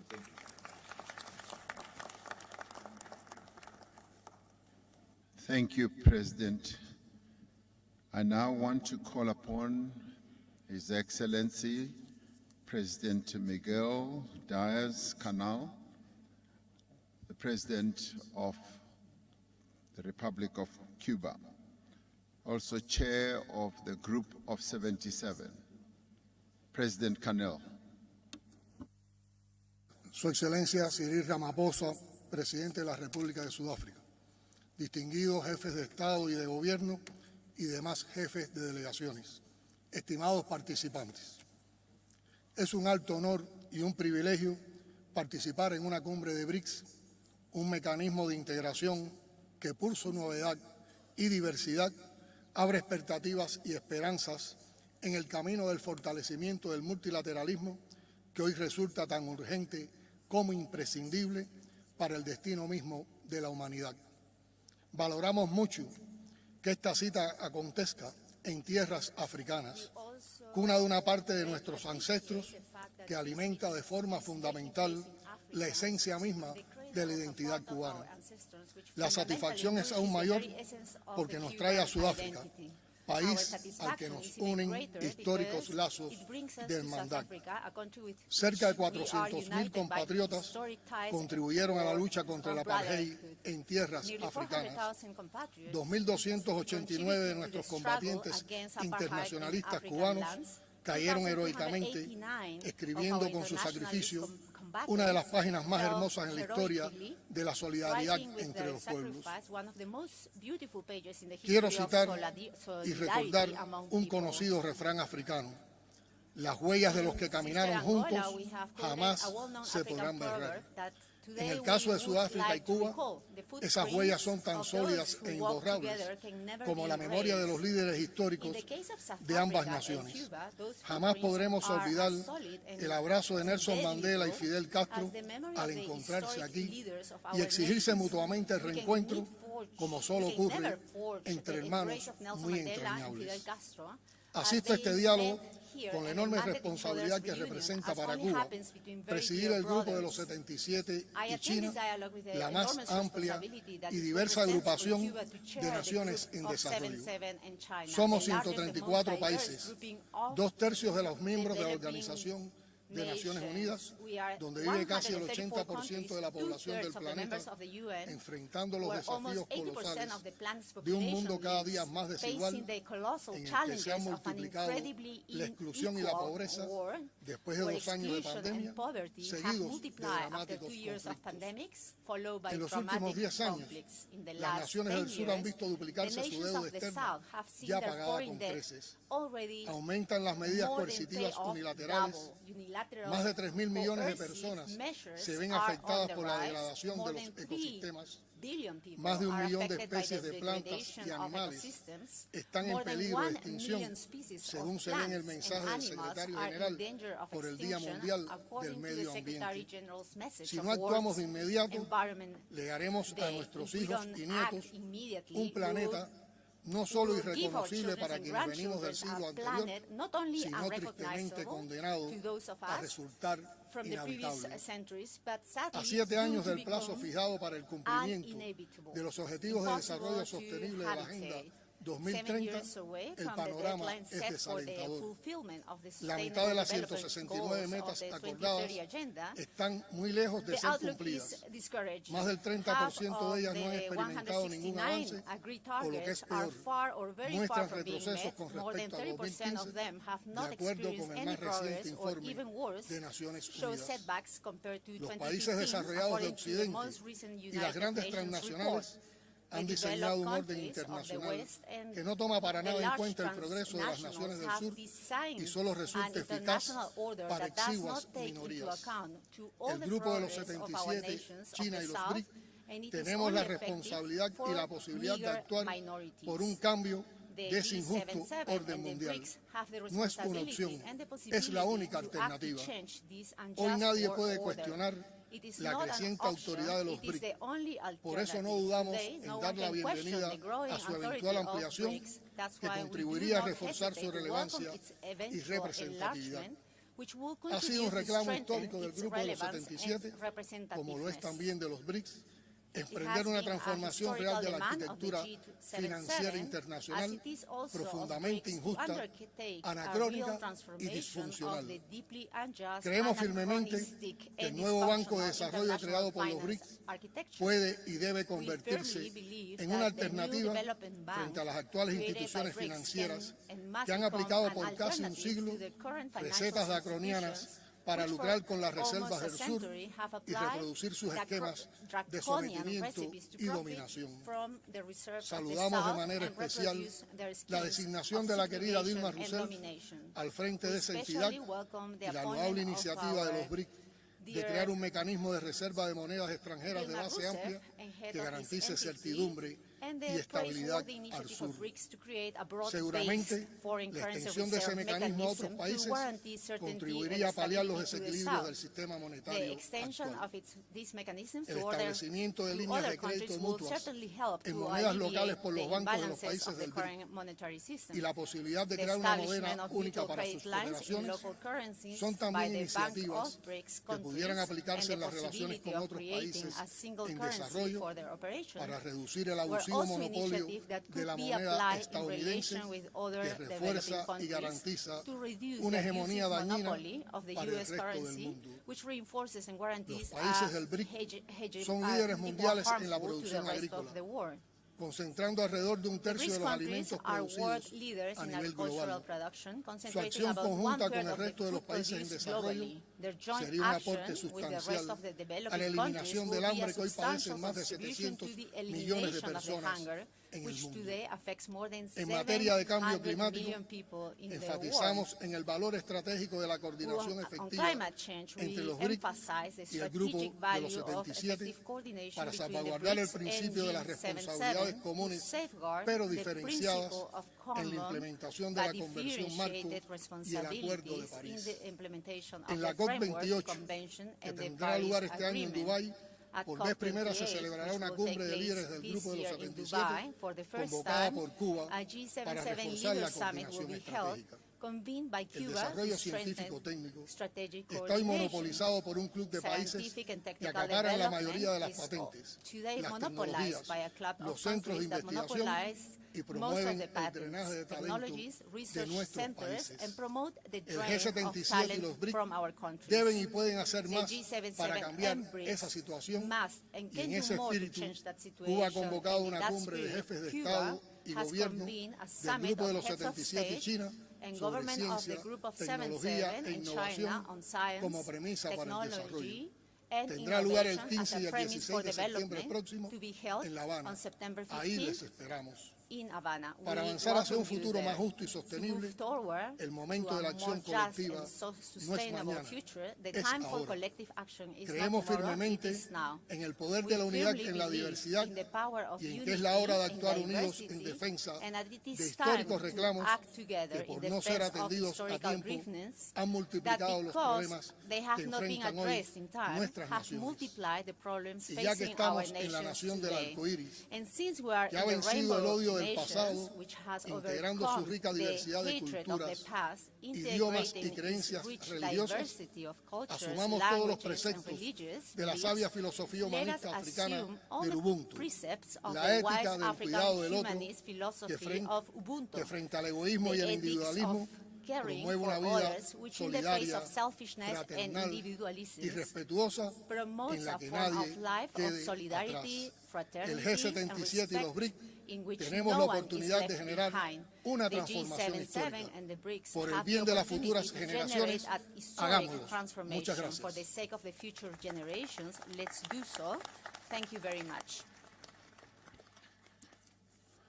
Thank you, President Canal. I now have the honor to call upon His Excellency Ismail Omar Guelleh, the President of the Republic of Djibouti and Chair of the Intergovernmental Authority on Development, IGAD.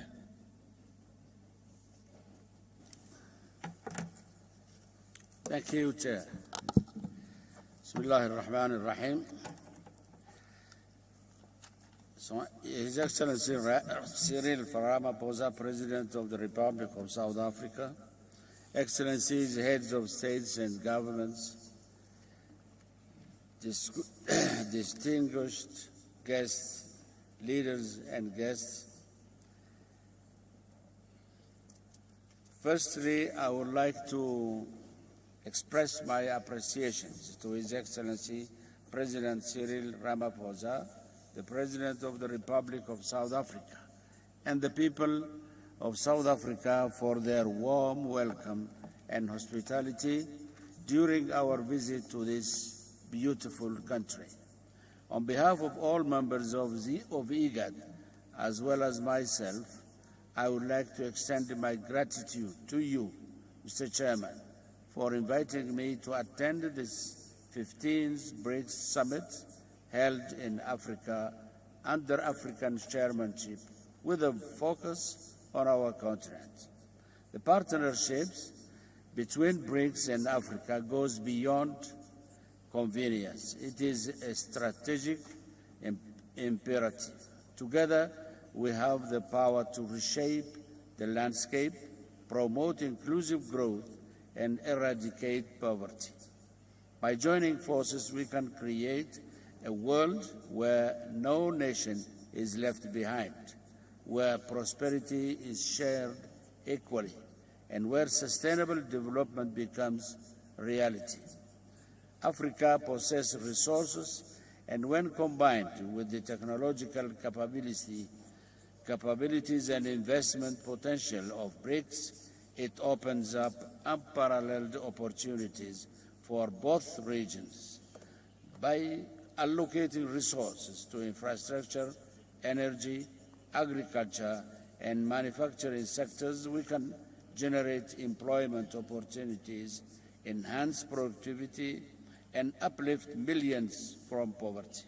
This is a moment to seize in order to establish connections, promote trade activities, and enable technology transfer that will ensure Africa's emergence as a global economic powerhouse. Djibouti stands as a committed partner and ally to BRICS nations. We are also supporters of the African Union-led efforts toward economic integration through the implementation of the African Comprehensive Free Trade Agreement. It is a step that places Africa in its rightful position within the global order. We appreciate your efforts to advance and strengthen the partnership between BRICS and the continent. In summits We have already identified key areas of focus that contribute to a mutually beneficial partnership. Your leadership in enhancing the relationship between BRICS and Africa serves as a motivation for us to make substantial contributions towards our shared goals and interests. Dear Chairman, I eagerly commend the BRICS partnership for creating a platform that offers an opportunity to diversify expand the global economic landscape. Undoubtedly, BRICS is a force with politically and economically. It is a success story evident from the growing number of countries aspiring to join this group, as well as the commendable performance of the new Development Bank with its extensive portfolio of projects aimed at maximizing development impact. I am delighted to announce that IGAD fully aligns with and supports the priorities outlined by the BRICS Chair for 2023. Specifically, Africa and IGAD aim to mobilize investment in order to develop infrastructure that connects parts of our continent, thereby boosting intra-African trade growth and value chains. Indeed, IGAD takes pride in being one of the fundamental elements of the African continent free trade area. We wholeheartedly welcome the important role that BRICS can play in supporting our collective endeavors as a continent to drive trade, investment, and infrastructure development within the context of this momentous undertaking. As we all know, it is widely understood that economic plans and agendas often falter without sustained commitment and financial backing. Therefore, we warmly embrace the opportunity to further explore and expand upon some of the ideas and decisions that were discussed during meetings of BRICS Africa Outreach BRICS Plus Dialogue in 2013 and 2018. We sincerely hope that the establishment will extend its support to Africa's effort in bridging the enormous infrastructure gap across our continent. According to data from the African Development Bank, Africa requires an annual investment of $170 billion for comprehensive infrastructure improvements. The combination of external shocks that have disrupted progress in many countries, along with high borrowing costs and increasing debt service obligations, has made it challenging for our economies to attract new financial resources. Africa, with its resources, youthful population, and untapped potential, has become a symbol of hope and opportunity. It is a continent that has faced challenges but continues to rise with resilience and determination.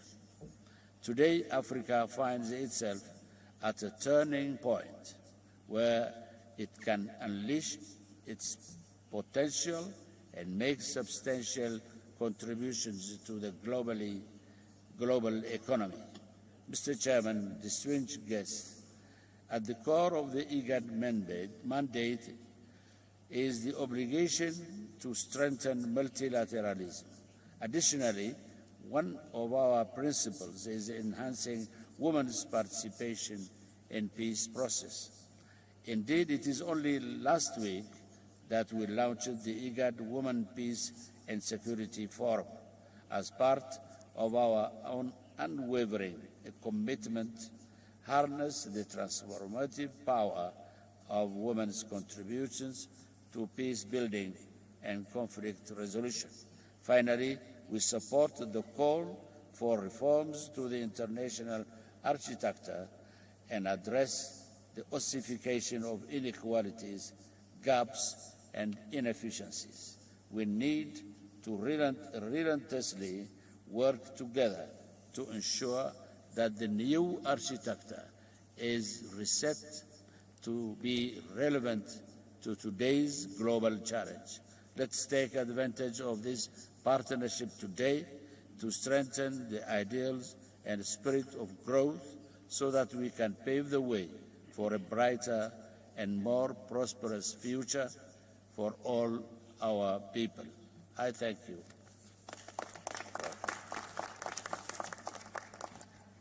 Thank you, President. I now take this opportunity to ask His Excellency President Joko Widodo, President of the Republic of Indonesia, Chair of the Association of Southeast Asian Nations, ASEAN, to take the floor.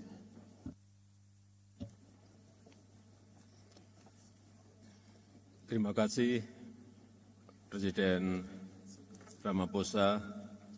Yang mulia, dunia saat ini seakan bergerak tanpa nahkoda, seakan bergerak tanpa kompas yang jelas. Perang dan konflik telah menyebabkan tragedi kemanusiaan. Krisis pangan telah mengakibatkan puluhan juta orang jatuh miskin. Belum lagi ancaman perubahan iklim yang mengintai umat manusia. Dari pandemi kita telah diajarkan bahwa krisis global tidak akan bisa selesai kalau kita bekerja sendiri-sendiri atau oleh sekelompok negara saja. Dibutuhkan kolaborasi dan solidaritas bersama untuk mengatasinya. Kehadiran saya hari ini bukan hanya sebagai pemimpin Indonesia, tapi sebagai sesama pemimpin The Global South yang mewakili 85% populasi dunia yang menginginkan win-win formula. Kehadiran saya di sini juga didasari keinginan untuk terus menghidupkan spirit Bandung yang masih sangat relevan sampai saat ini, di mana soliditas, dan kerjasama antar negara berkembang perlu terus diperkuat. Yang mulia, sebelum kita membahas berbagai kerjasama, ada satu hal mendasar yang harus kita sepakati. Semua dari kita harus konsisten menghormati hukum internasional dan hak asasi manusia. Kita semua melihat tatanan ekonomi dunia saat ini sangat tidak adil, gap pembangunan semakin lebar, rakyat miskin dan kelaparan semakin bertambah, dan situasi seperti ini tidak boleh dibiarkan. Negara berkembang harus bersatu untuk memperjuangkan hak-haknya, diskriminasi perdagangan harus kita tolak, hilirisasi industri tidak boleh dihalangi, kita semuanya harus terus menyuarakan kerjasama yang setara dan inklusif. BRICS dapat menjadi bagian terdepan untuk memperjuangkan keadilan pembangunan dan mereformasi tata kelola dunia yang lebih adil. Terima kasih, Ketua.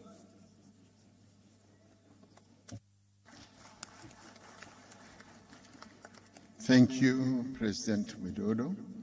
I now call upon Mr. Kasim Jomart Tokayev, President of the Republic of Kazakhstan and the Chair of the Shanghai Cooperation Organization, SCO. Mr. President Cyril Ramaphosa, dear heads of delegations, thank you, Mr. President, for your invitation to this BRICS Plus dialogue.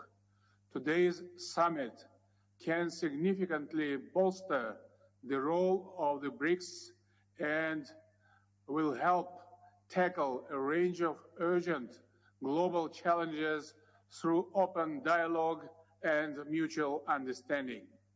This summit takes place against a backdrop of mounting tensions in the international arena, marked by extensive political pressure, confrontation, and widespread use of sanctions.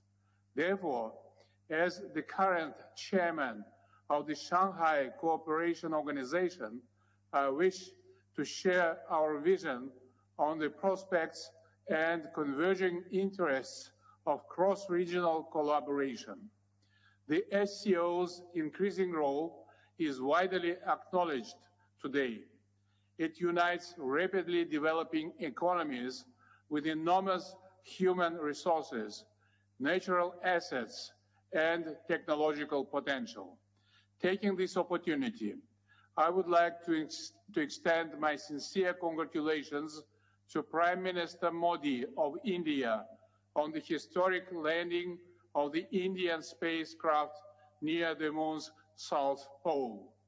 Kazakhstan, as one of founding members of the organization, is determined to leverage its chairmanship to transform the SCO into a more effective organization able to meet the challenges we face.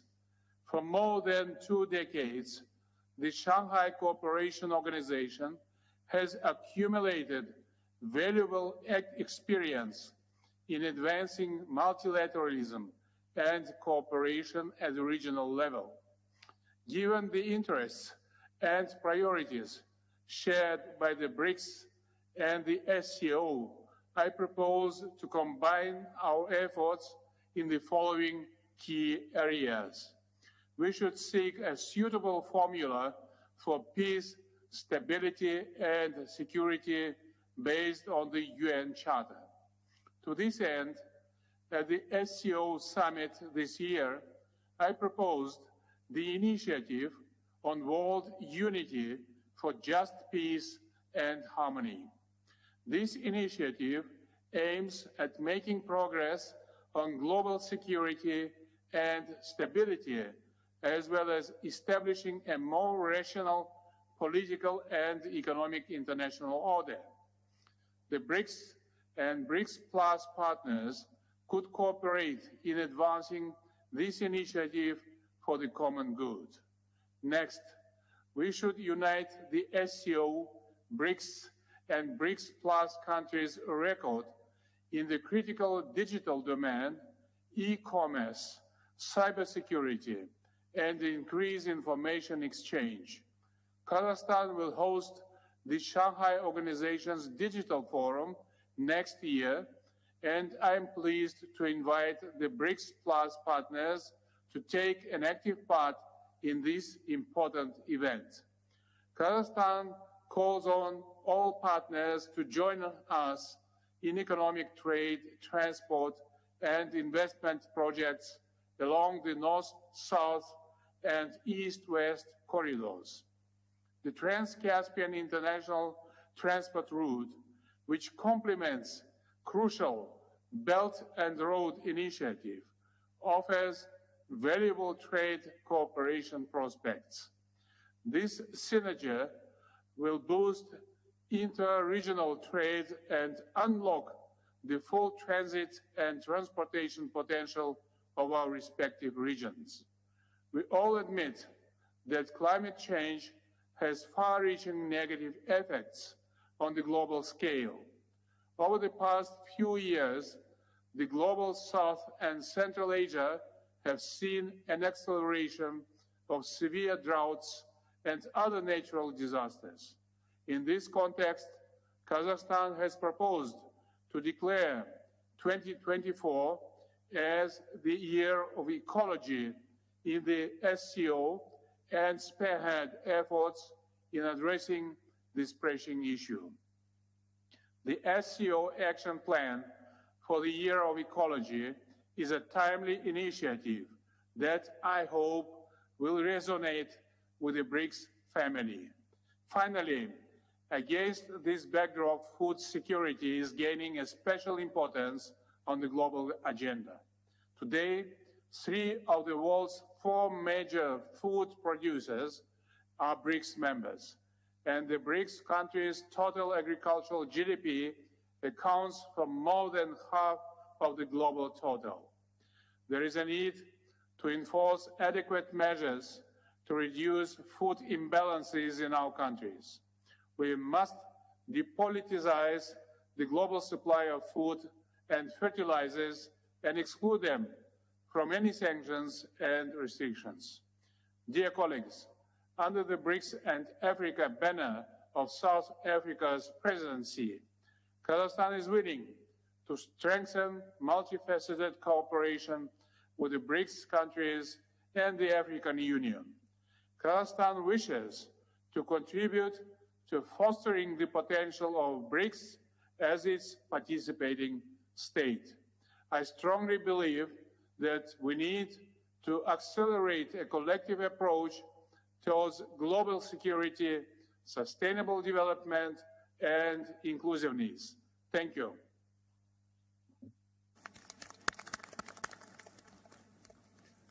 Thank you, President Tokayev. I now call upon His Excellency President Hakainde Hichilema, the President of the Republic of Zambia, Chair of the Common Market for East and Southern African COMESA. Thank you very much, President Ramaphosa. Due recognition to you, other BRICS leaders, excellencies, heads of state and government, and all the dignitaries that are here from all our countries that are present or represented, and other organizations, UN, fully recognized. Thank you. First, let me congratulate President Ramaphosa for hosting this BRICS summit and inviting many of us to the summit. Thank you, President Ramaphosa. I also wish to effectively and firmly endorse the importance of this summit in providing us with an enhanced opportunity to work with the BRICS countries to be able to support our developmental agendas in our individual countries, regions, continent of Africa, and elsewhere. Mr. Chairman, we wish to express our appreciation that this forum provides to enhancing our partnership and in fostering development, as I said. And because of the importance of this platform, Mr. Chair, I simply want to express what we believe are critical. As Zambia, COMESA countries, we see this as a rare opportunity to address the challenges we've kept on talking about for a long time and on many platforms. One, that we need to reform the global order, in particular to address the inequities associated with critical ingredients to development, such as capital. The cost of capital is what I'm talking about. Africa, as we have already acknowledged, pays a higher cost of capital than any other on the globe.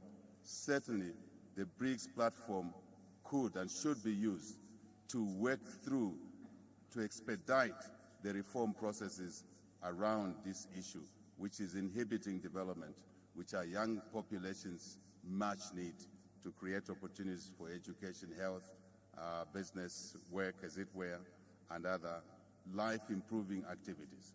Secondly, Mr. Chairman, to address access to technology. Access to technology so we can then engage in the genuine and mutually beneficial partnerships which we keep talking about all the time.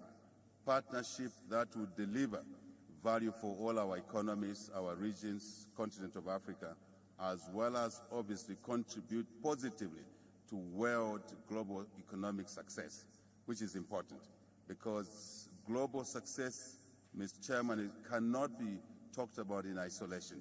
You can't call a global success to be there or delivered when a lot of countries are left behind, yet they are richly endowed with resources. So when we look at these opportunities, we look at the total resource envelopes that we all bring to the table: capital at a fair price, technology, of course, at a fair price, but also the resource endowments such as critical minerals that are important to the industry of the future, EV industry, for example.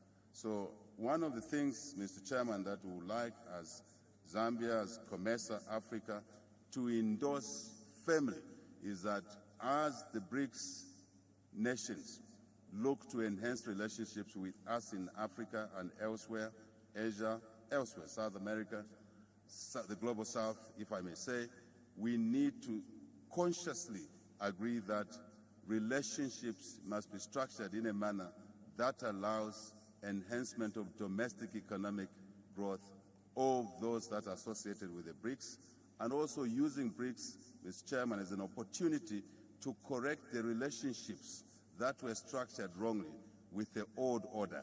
That old order, which we are now talking about reforming, we now have an opportunity under the BRICS platform to enter in those relationships in a reformed manner. That, for example, ensures that when we exploit resources, we must invest in value addition in the host countries where those resources are located. It benefits the investors, collective basket of investors. It creates opportunities for our young African population, and invariably, Mr. Chairman, delivers an opportunity to stabilize Africa, political, civil stability, which is important.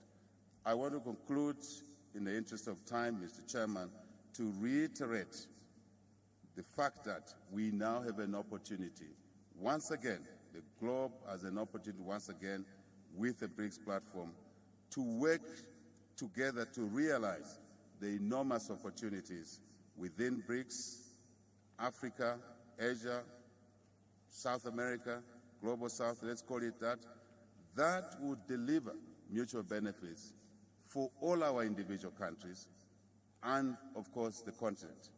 No question about that. Mr. Chairman, all of this should happen in the environment of peace, security, and stability, once more, in our individual countries, regions, Africa, continents, elsewhere, and the global community. Thank you very much. Thank you, President.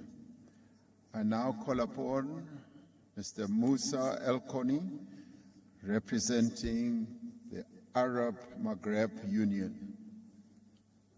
Please take the floor.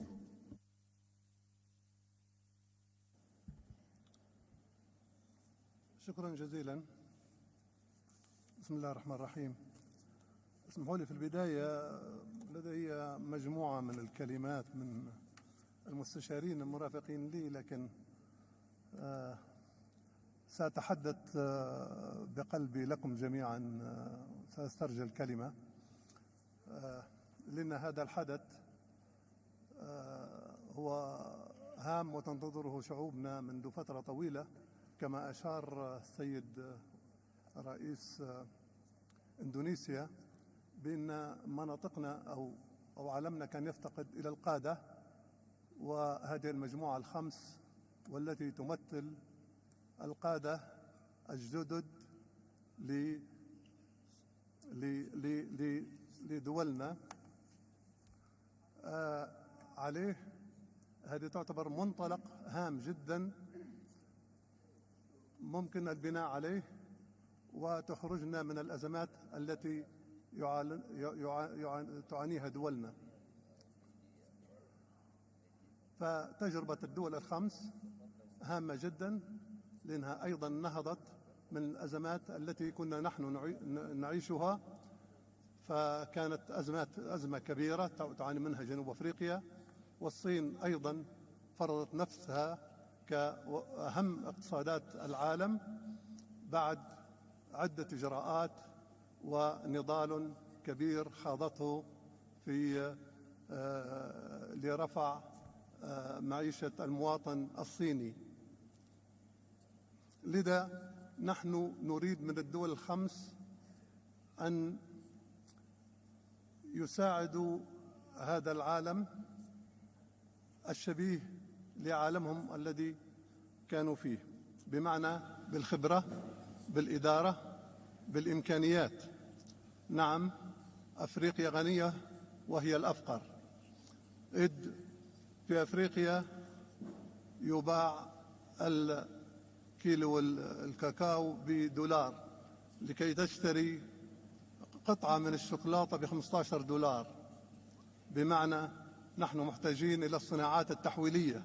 نحن ليبيا دولة غنية ومنتجة للبترول، ونبيع البترول بأسعار بخسة لنشتريه مصنع بأرقام فلكية أيضا. لذا نحن أحوج ما نكون لأن نغير إدارتنا لمؤسساتنا ولأموالنا، بمعنى ما ينقص ليبيا ليس الأموال بل تنقصها الإدارة الحكيمة، وأيضا مكافحة الفساد المستشري في معظم دولنا. ولهذا لابد من الاقتداء بالدول الخمس لمعالجة هذا الأمر الهام والمؤثر جدا على عدم نمو دولنا. إن شعوبنا الآن لا تنتظر منا أن نلقي الخطب أو ندغدغ العواطف بقدر ما تنتظر منا شيء ملموس تراه على الأرض.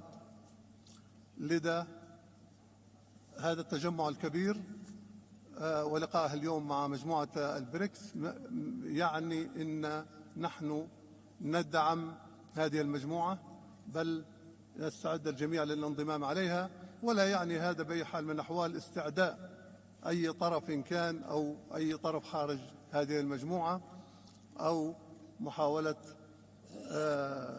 خلق عداوات مع أطراف الآن قد تتهجم على هذه المجموعة أو ما تحاول القيام به من تنمية وقيادة حكيمة لشعوبها.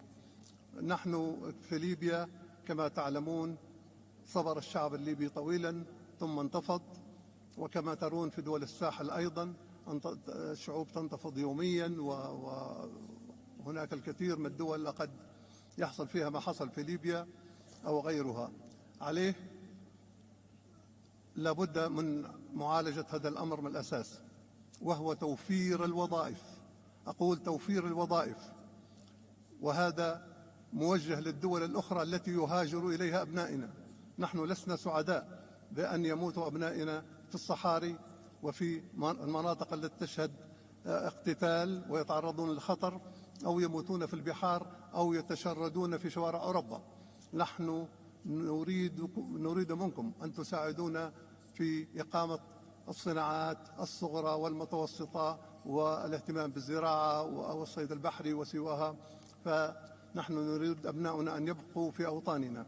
نحن أيضا لا نريد أن يدفع أبناء شعوبنا وخاصة الشعب الإفريقي أو سواه من آسيا أو غيرها وحتى أمريكا اللاتينية أن يتعرضوا للخطر أو يموتوا على حدود الدول الغنية. فيجب أن تكون هذه المجموعة أن تنضم إلى أو تتحدث إلى الدول الكبرى الأخرى بأنها أن تعمل معنا بخطط واضحة وجلية ومفيدة لشعوبنا. وأشكركم شكرا جزيلا.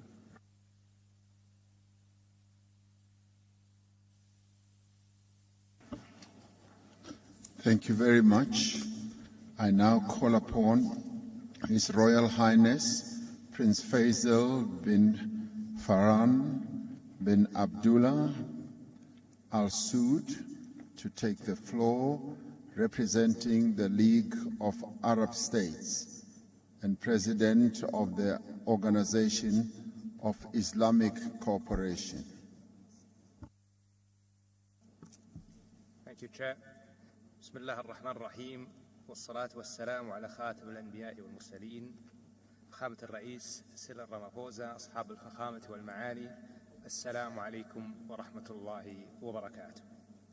بداية أود أن أنقل لكم تحيات سيدي خادم الحرمين الشريفين وصاحب السمو الملكي ولي العهد رئيس مجلس الوزراء حفظهم الله، ونعبر عن تقدير المملكة للجهود المبذولة من قبل فخامة الرئيس سيريل رامافوزا لاستضافة وإنجاح هذه القمم، وعلى ما لقيناه من حسن الضيافة وحفاوة الاستقبال. تثمن المملكة الدور الذي تطلع به دول المجموعة في صحة الاقتصاد العالمي من منطلق ما تتمتع به من مقومات استراتيجية، ونتطلع في المملكة لأن تمهد القمم المشتركة لبحث سبل تعزيز التنسيق والتشاور والعلاقات القائمة على الاحترام المتبادل، وكذلك استكشاف فرص تعميق التعاون في كافة المجالات وخاصة الاقتصادية والمالية والاقتصادية. يأتي ذلك في إطار سعي المملكة الدؤوب للتأكيد على أهمية العمل الجماعي وتفعيل أطر التعاون المتعدد الأطراف لتجاوز التحديات المشتركة وتوفير ظروف الأمن والاستقرار الداعمة لمسارات التنمية والتقدم الاقتصادي. ويعد ذلك التوجه رافدا أساسيا لرؤية المملكة الطموحة 2030، وينعكس على حرصها لممارسة مسؤولياتها تجاه استدامة التعاون الدولي والمحافظة على صحة الاقتصاد العالمي من منطلق دورها الفاعل في المنظمات الإقليمية والدولية وانفتاحها نحو التعاون البناء مع الجميع.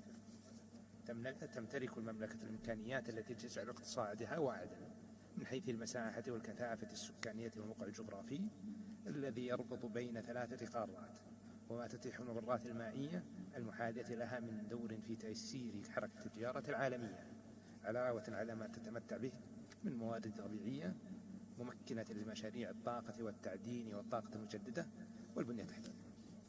إن المملكة تمضي قدما بخطوات واثقة نحو تحقيق الأهداف العالمية للتنمية المستدامة وتعزيز رفاهية الشعوب بامتلاك أدوات فعالة ودور مسؤول في تحقيق استقرار أسواق الطاقة والاستمرار في كونها مصدرا آمنا موثوقا لإمداد الطاقة من جميع المصادر مع تركيز استثماراتها على الطاقة المتجددة. كما وظفت المملكة قدراتها المالية وعضوياتها في المؤسسات المالية الدولية، وعملت على بناء صناديق سيادية تحوي استثمارات عالمية ذات كفاءة بما يسهم في زيادة تدفقات الاستثمارات ويعزز التبادل الاقتصادي مع الدول. تتمتع المملكة بصداقة قوية وعلاقات تجارية وشراكات استراتيجية مع كافة دول المجموعة، وتعتز المملكة بكونها أكبر شريك تجاري لمجموعة بريكس بمنطقة الشرق الأوسط، بإجمالي التجارة الثنائية مع دول المجموعة تجاوز 160 مليار دولار في عام 2022، الأمر الذي يعكس علاقة متينة مع المجموعة. ونتطلع إلى تطوير هذا التعاون بما يخلق فرص تنموية واقتصادية جديدة ترتقي بعلاقاتنا نحو الطموح المأمول. إن العلاقة الاستراتيجية المتميزة بين المملكة ودول مجموعة بريكس تعزز أطر المبادئ المشتركة، ومن أبرزها الإيمان الراسخ بمبدأ احترام سيادة الدول واستقلالها وعدم التدخل في شؤونها، والتمسك بمبادئ القانون الدولي وتسوية النزاعات بالطرق السلمية، والحرص على صون السلم والأمن الدولي، واتخاذ أفضل الأطر الدبلوماسية متعددة الأطراف من أجل تحقيق التعاون الأمثل والتنمية المشتركة الفعالة. تتضمن أجندة هذه القمم الواعدة العديد من المقترحات القيمة التي تستهدف التعاون من أجل النمو المتسارع والتنمية المستدامة والتعددية الشاملة، مما يصب في مصلحة شعوبنا. لذا تؤكد المملكة على ضرورة مواجهة التحديات التي تعيق تحقيق التنمية المستدامة وتعطل التعاون الدولي من خلال تضافر العمل الجماعي الفعال والشراكات البناءة لمعالجة التحديات المشتركة مثل الفقر والأمن الغذائي وأمن الطاقة والتغيير المناخي وغيرها، مع الأخذ باعتبار بأن الدول النامية تتأثر أكثر من غيرها عندما يتراجع التعاون الدولي ويتصاعد التنافس ويقل الاستقرار. ختاما، نتطلع أن تمهد هذه القمم لشراكة أكثر فاعلية وتنوعا بين دولنا، وأن تسهم جهودنا في توسيع مجالات التعاون بما يعظم مصالحنا المشتركة ويعزز السلم والتعاون الدولي. والسلام عليكم ورحمة الله وبركاته.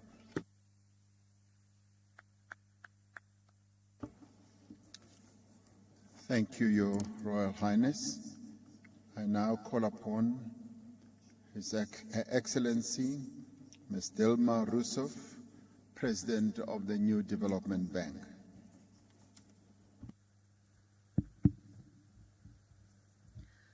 Senhoras e senhores, gostaria de expressar a minha sincera gratidão ao excelentíssimo senhor Cyril Ramaphosa, presidente da África do Sul, anfitrião da cúpula dos BRICS, pelo convite. Quero saudar o excelentíssimo senhor Luiz Inácio Lula da Silva, presidente da República Federativa do Brasil. O excelentíssimo senhor Sergei Lavrov, ministro de Estado das Relações Exteriores da Federação Russa, em nome de quem cumprimento o senhor Vladimir Putin, presidente da Federação Russa. O excelentíssimo senhor Narendra Modi, primeiro-ministro da República da Índia, e o senhor Xi Jinping, presidente da República Popular da China. Cumprimento os novos integrantes do Banco NDB, a primeira-ministra da República Popular de Bangladesh, Sua Excelência Sheikha Hasina, o presidente dos Emirados Árabes Unidos, Sua Excelência Bin Zayed Al Nahyan, o primeiro-ministro da República Árabe do Egito, Sua Excelência Mustafa Madbouli. Cumprimento também todos os novos integrantes dos países BRICS, a Argentina, a República Árabe do Egito, a Etiópia, a República Islâmica do Irã, a Arábia Saudita e os Emirados Árabes Unidos. Ao saudar Sua Excelência, o senhor Antônio Guterres, secretário-geral da ONU, cumprimento os dignatários e líderes de organizações internacionais, ilustres participantes, funcionários governamentais dos países presentes, representantes de países africanos, acadêmicos, parceiros de desenvolvimento e membros da imprensa e dos meios de comunicação. Senhoras e senhores, os BRICS e o Banco NDB faz parte da minha história. Quando era presidenta do Brasil, tive a felicidade de sediar a cúpula de Fortaleza em 2014, ocasião em que os líderes dos BRICS deram vida ao NDB, ou o Banco dos BRICS. Agora, como presidenta do NDB, tenho a oportunidade de levar adiante a visão que animou os países fundadores e materializá-la em ações concretas em prol dos BRICS e dos países do Sul Global. E quero falar hoje sobre a estratégica importância para o Sul Global do desenvolvimento do continente africano, que foi ferido ao longo da história pelo colonialismo, pela desenfreada exploração e até pela mais vergonhosa escravidão.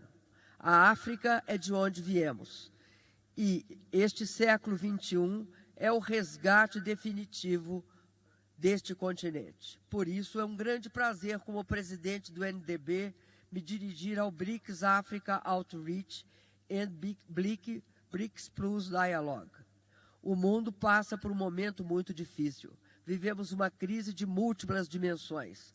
A combinação de grave crise climática, aumento brutal da desigualdade, baixo crescimento, protecionismo com fratura das cadeias globais de valor, conflitos geopolíticos e sanções desenfreadas. Tudo isso levando ao protecionismo e à fragmentação geopolítica. A insegurança e a instabilidade passaram a ser a regra e não a exceção, criando enormes dificuldades, mas também criando um momento de grande oportunidade para o desenvolvimento do Sul Global, se soubermos enfrentar os desafios. Nesse contexto, os BRICS se tornam ainda mais relevantes, uma oportunidade de modificar esse panorama. Os BRICS, os países BRICS, fazem a diferença, representam mais de 46% agora da população mundial e cerca de 35% do PIB.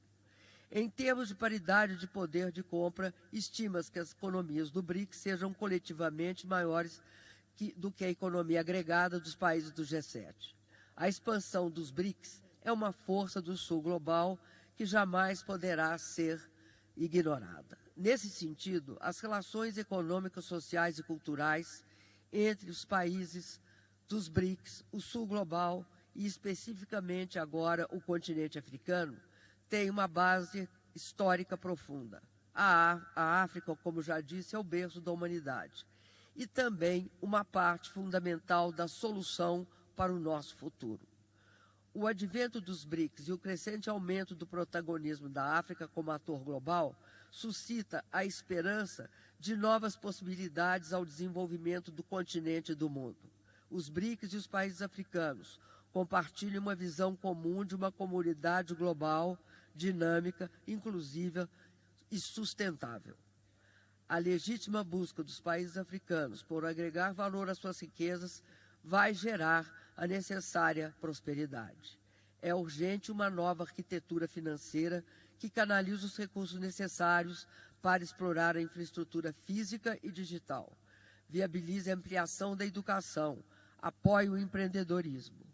O Banco NDB, chamado também Banco dos BRICS, é parte fundamental dessa solução. Nessa empreitada, este grupo constitui um elemento estratégico que pode ampliar os resultados positivos que vêm se produzindo. Nos últimos anos, por exemplo, os BRICS expandiram seu envolvimento econômico na África. Em 2010, a parcela dos BRICS no estoque de investimento estrangeiro direto no continente africano era de 4,9% do total mundial. Em 2021, chegou a 8,8%, e deve e pode subir muito mais.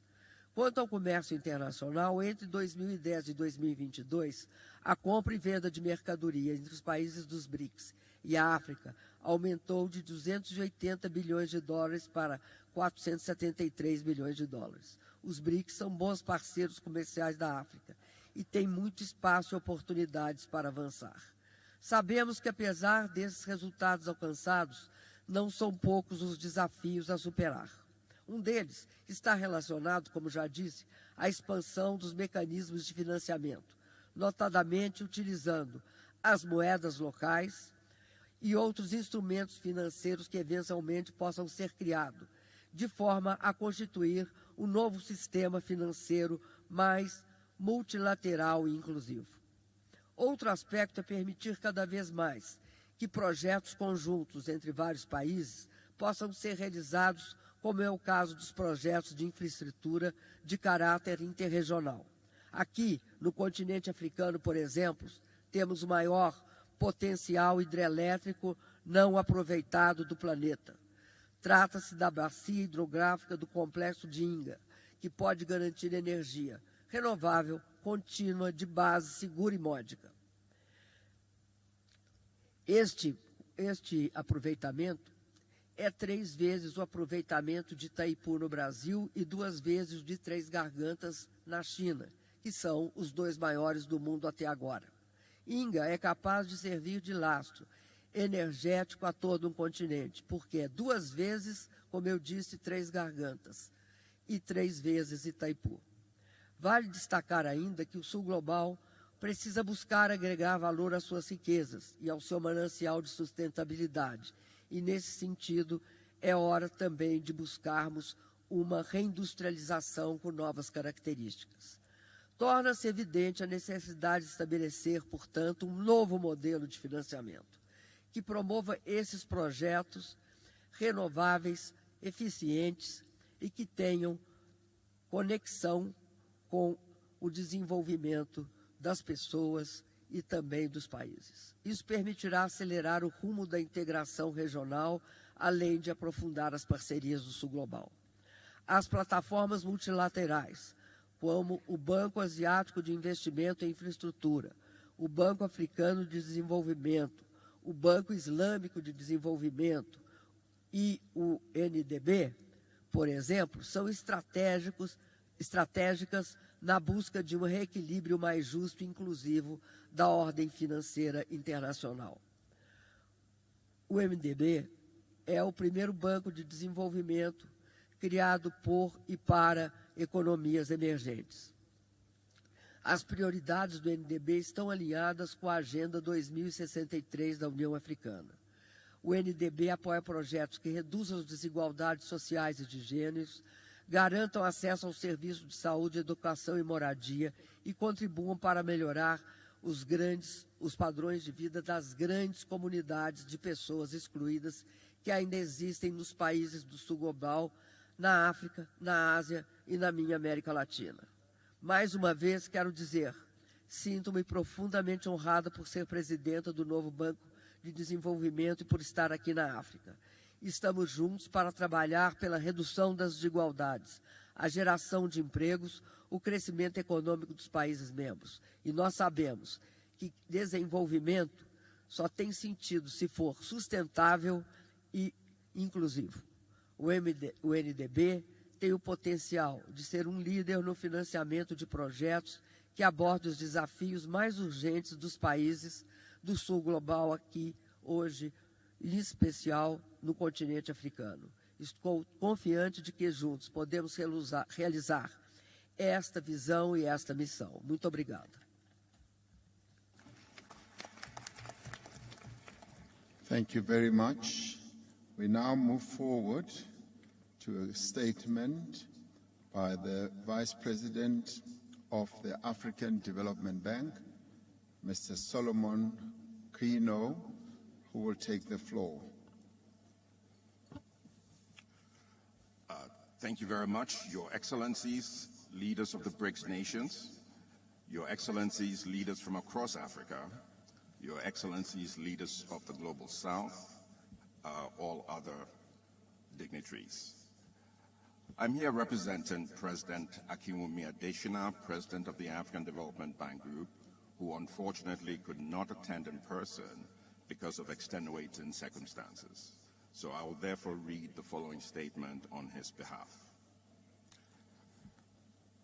The theme, BRICS in Africa, Partnership for Mutually Accelerated Growth, Sustainable Development, and Inclusive Multilateralism, could not be more appropriate.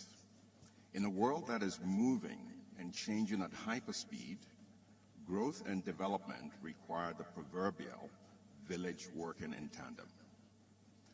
So within this context, the African Development Bank, in conjunction with several partners, is innovatively addressing Africa's critical development challenges, well articulated in the African Union's Agenda 2063, and also being prioritized within what we call the African Development Bank's strategic high five priorities, which are: 1, to light up and empower Africa, to feed Africa, to industrialize Africa, which we have been talking about today significantly, to integrate Africa, and also to improve the quality of life for the people of Africa. To date, more than 350 million Africans have been impacted positively from the Agenda 2063 being implemented through the strategic high five priorities of the African Development Bank. As a continent, we've had to contend with a simultaneous triple C's. That is COVID, conflict, and climate change. Let me talk a little more about climate change. While Africa has contributed the least to greenhouse gas emissions, as the UN Secretary General mentioned, it bears an inordinate burden and amount of devastation from the adverse impacts of ever-increasing climate change. This is one of the reasons that the African Development Bank is scaling up its support in Africa for both climate adaptation and mitigation. For example, we're implementing the $20 billion Desert to Power program that would deliver 10 gigawatts of solar power to over 250 million people across the Sahel. It was also good to hear the president of the new development bank talk about Grand Inga, but there's also Inga 3. Africa has huge hydro potential. Even in Zambia and Zimbabwe, we also have the Batoka projects. These are projects in which the African Development Bank has been leading in the project preparation, and we're very open to partnership with the new development bank, and also we welcome a Global South solution to implementing these projects, in an expeditious manner. But public sector alone is not going to solve the development challenges in Africa. Private sector has a strong role.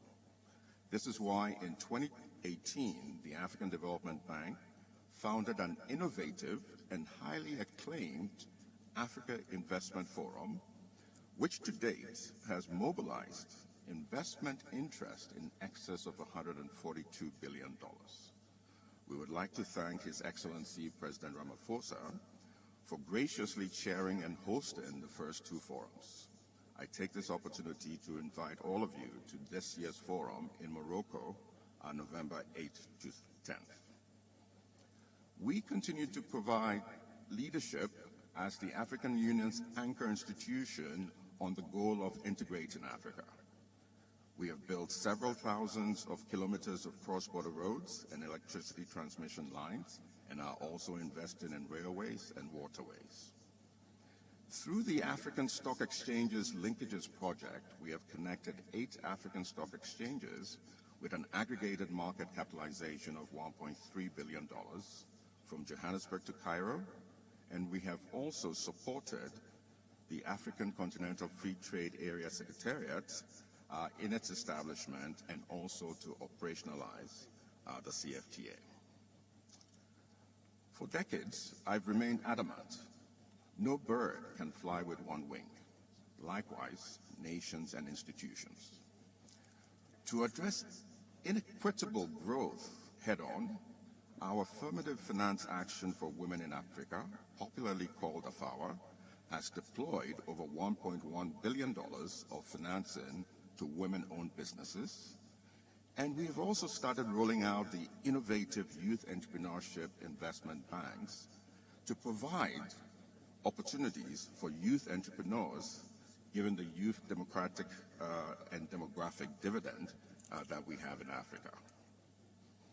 As we scale up our development support efforts, it's important that reforms of the global financial architecture are also implemented, which we've heard from the UN Secretary General and also the President of the New Development Bank. In this regard, the African Development Bank has provided leadership on rechanneling IMF special drawing rights to qualified regional development finance institutions, given our capacity to leverage these instruments 3 to 4 times for the benefit of our regional member countries and private sector. In conclusion, in Africa, the baobab tree is one of the largest trees. To encircle it, it doesn't take one pair of hands, it takes many hands joined together. So as I end, I would like to emphasize the power of partnerships, and we look forward to such with a new development bank. Thank you, and God bless. Thank you very much, Your Excellencies. It is now time for us to have a luncheon where we will listen to Her Excellency, President of the United Republic of Tanzania, and Her Excellency, the Prime Minister of Bangladesh, Ms. Sheikh Hasina, and thereafter we will come back and then continue with our speeches in alphabetical order, where the heads of states will take the floor, and thereafter we will take all others who are representing the heads of states from various countries. Let us now take time to go and have lunch, as we will be directed by protocol officers across this side. Thank you very much, and we will do that in 1 hour, and we will be back again. Thank you.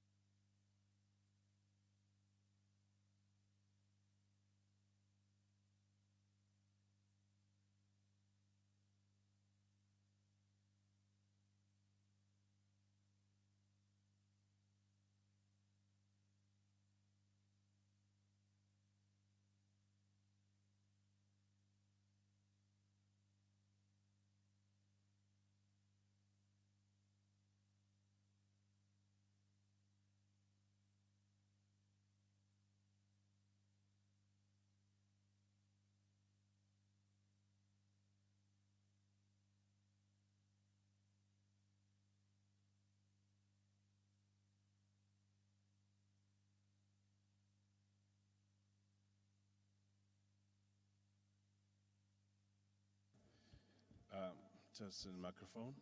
1 and 2, 3, 4, 5 and 6, 7, 8, 9 and 10, 11 and 12. Jimela Lekai, Sanabonana Sheni Ma Tata Aweko Kaspedi. 1 and 2 testing microphone. Angizizula aguma monitor is because aguna monitor upege mina. Double check out check out monitor yazwakala lapho or on lapho because angizo next monitor. Testing microphone check 1 and 2 3 4 5 and 6 7 8 9 and 10 11 and 12. Testing check 1 and 2 3 and 4 5 and 6. Uvula kuma monitor uvula phezulu because ngizwa phezulu manje. Ngizwa phezulu kakhulu angizwi kuma monitor. Angizwi kuma monitor ngizwa phezulu kakhulu. 1 and 2 3 4 5 and 6 7 8 9 and 10 11 and 12. Irasa kakhulu phezulu ayikho kuma monitor. Testing microphone, testing 1 and 2 3 4 5 and 6 7 8 9 and 10 11 and 12. Dumelan Lekai Sanbonana Bsheni Matata Aweko Kaspedi Rekoni Tanganeza 1 and 2 3 4 5 and 6 7 8. Okay? Yeah, I think you did. 2 1 and 2 3 4 5 and 6 7 8 9 and 10 11 and 12 13 14 15 and 16 17 18 19 and 20. You know what? Yazi ngicabanga ukuthi inkinga yini la. Inkinga ile ilona ile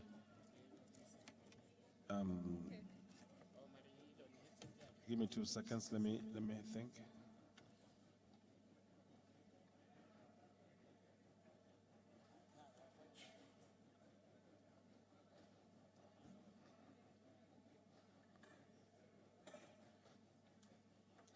It's not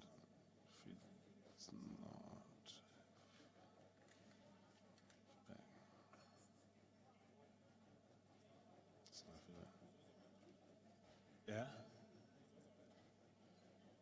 Mina. Forgetting. Yeah, this is no, same distance. Where is one more column? Cospanche. Uvule peso. Where is one more column? Menangis. The time you vula uvule peso. Mara understand that you need to akalaga. Naming is. As is. Ile 150 milliseconds se fagile.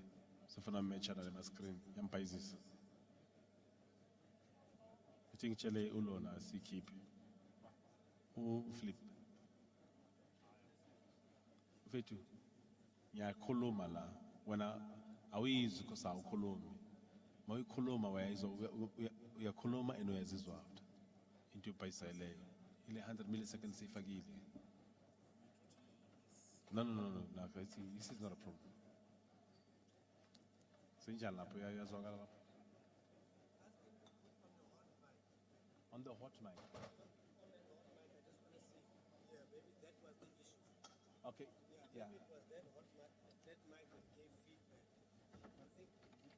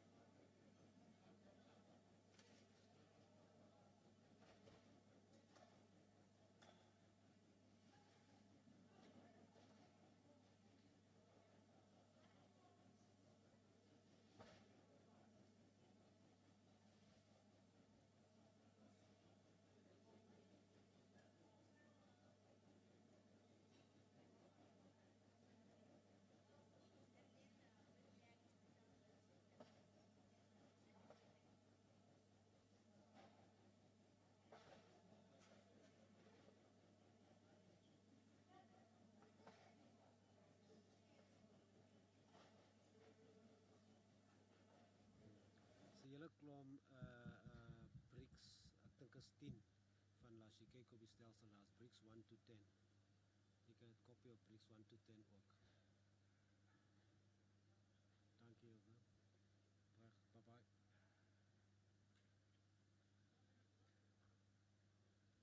You understand what I'm saying? Yeah. Maybe Ready, when Cash? this mic was on and volume was on this mic. Let's see. What mic? What? Yeah. I think it was not feedback. It was speak now. Mic test. Mic check. Then put put volume. I don't hear anything from the speakers for that matter, but let me hear if I sit there where the president is sitting. Keep this mic on.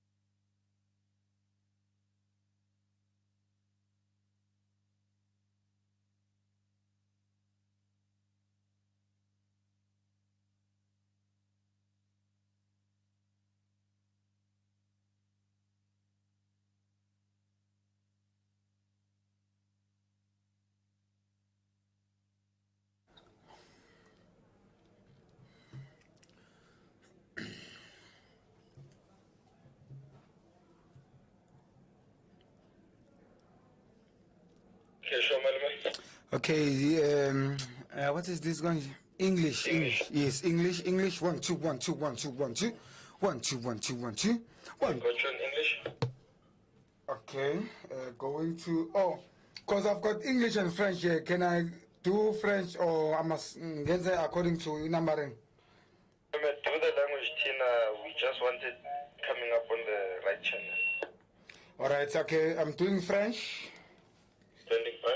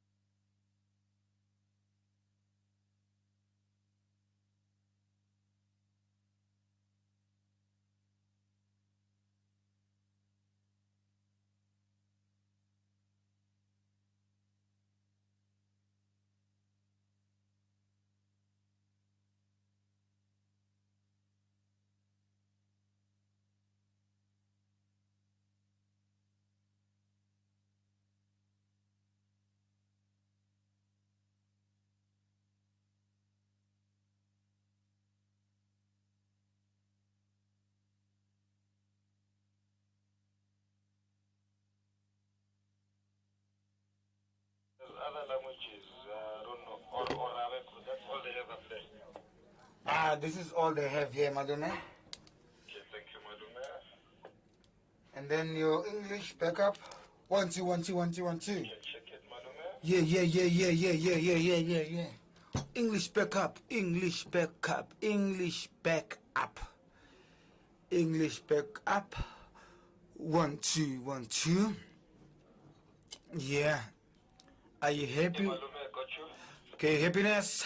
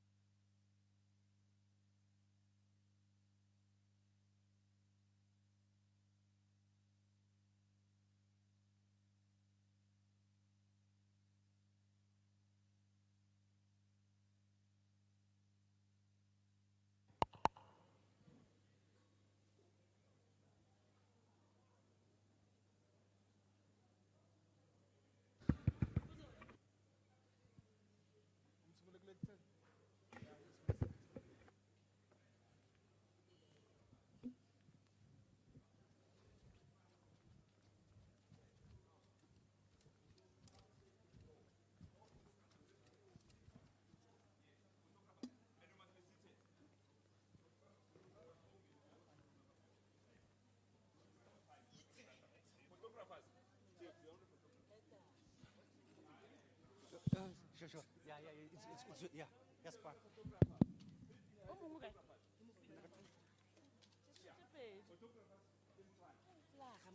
his name?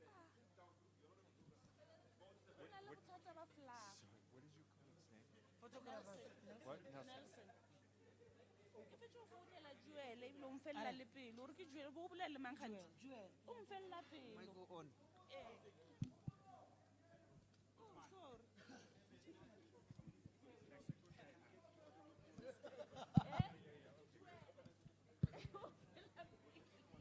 sorry. Make it on go for it. Control go. Once you are done with this, you must call me so I can take them back.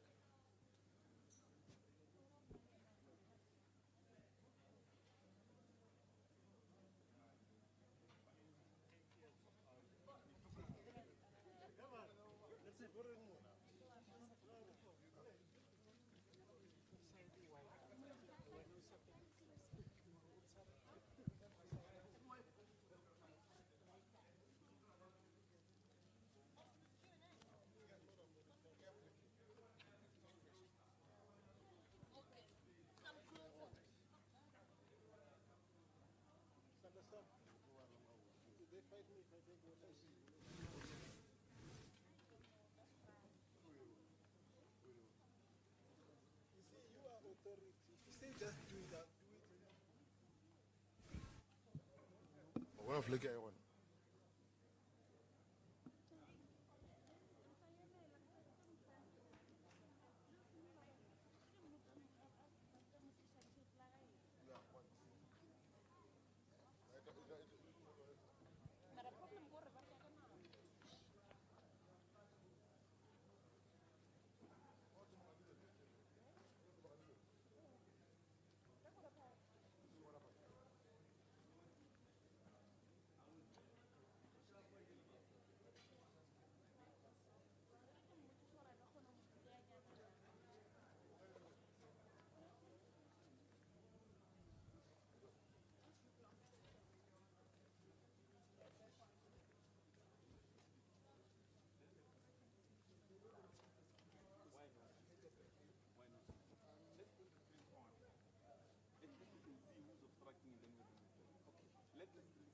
Can I go with you? No, you organize it. No, I can't organize it. I'm only here. I don't know where it's going. There's people that are meeting at the back. Okay. So who's putting the images on the screen? At the back. Let's we need to have whatever is happening here.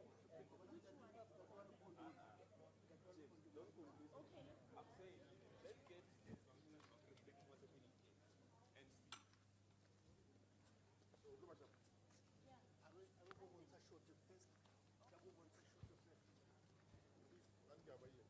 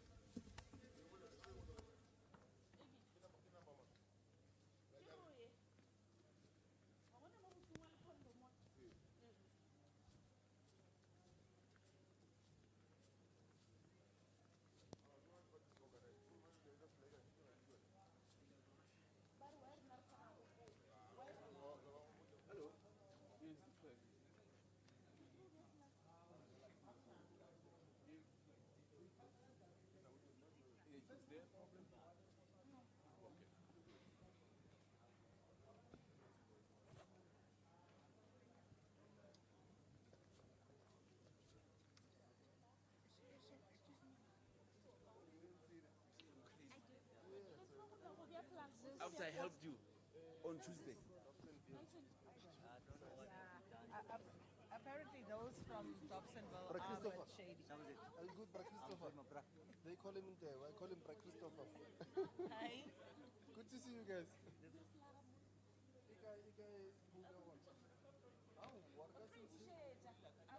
BRICS. At BRICS, it must be there. And the BRICS must be balanced.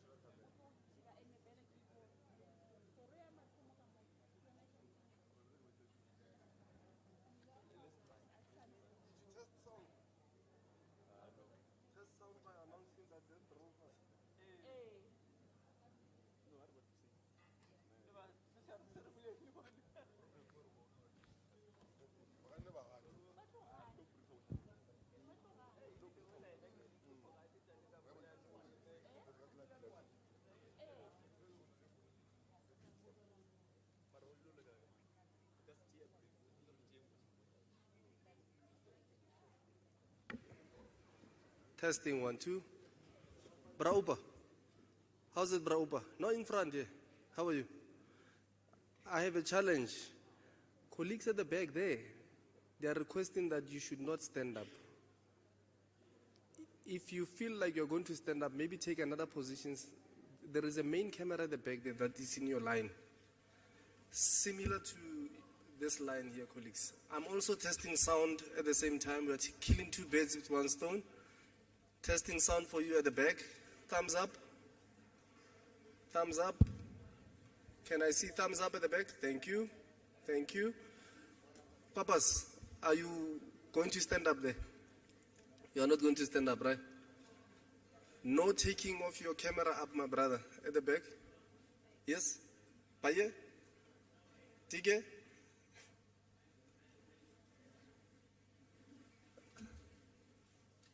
Thank you. Are you happy? This is Daisy. How are you? All right. Is Tidima Dia in here? Madam Madia, Sidi, is she in here? I wanted to sing for her. It was her birthday yesterday.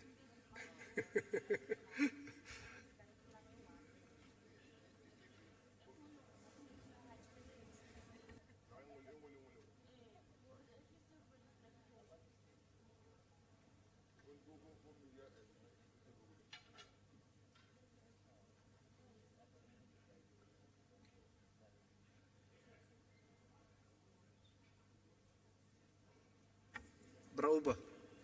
Brauba. Oba. They are requesting that we kill this line.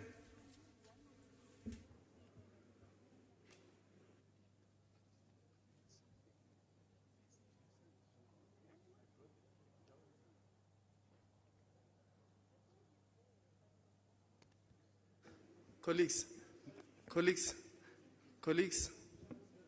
the challenge is that we are in a line of the main camera, the host broadcaster's camera.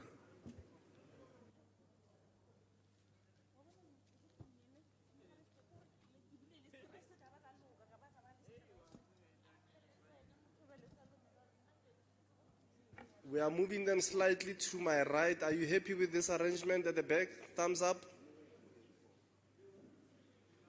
Thumbs up. Tango.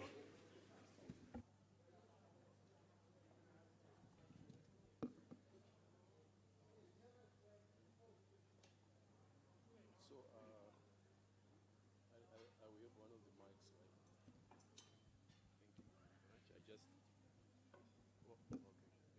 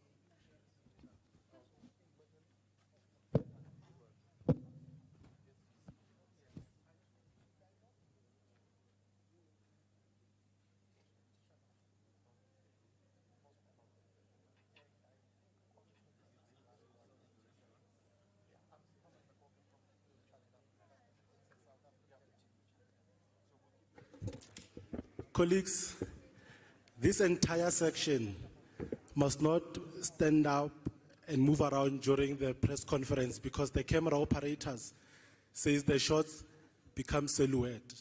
You understand? So they plead with you guys, the entire section. Thank you. Silhouette, your shadow.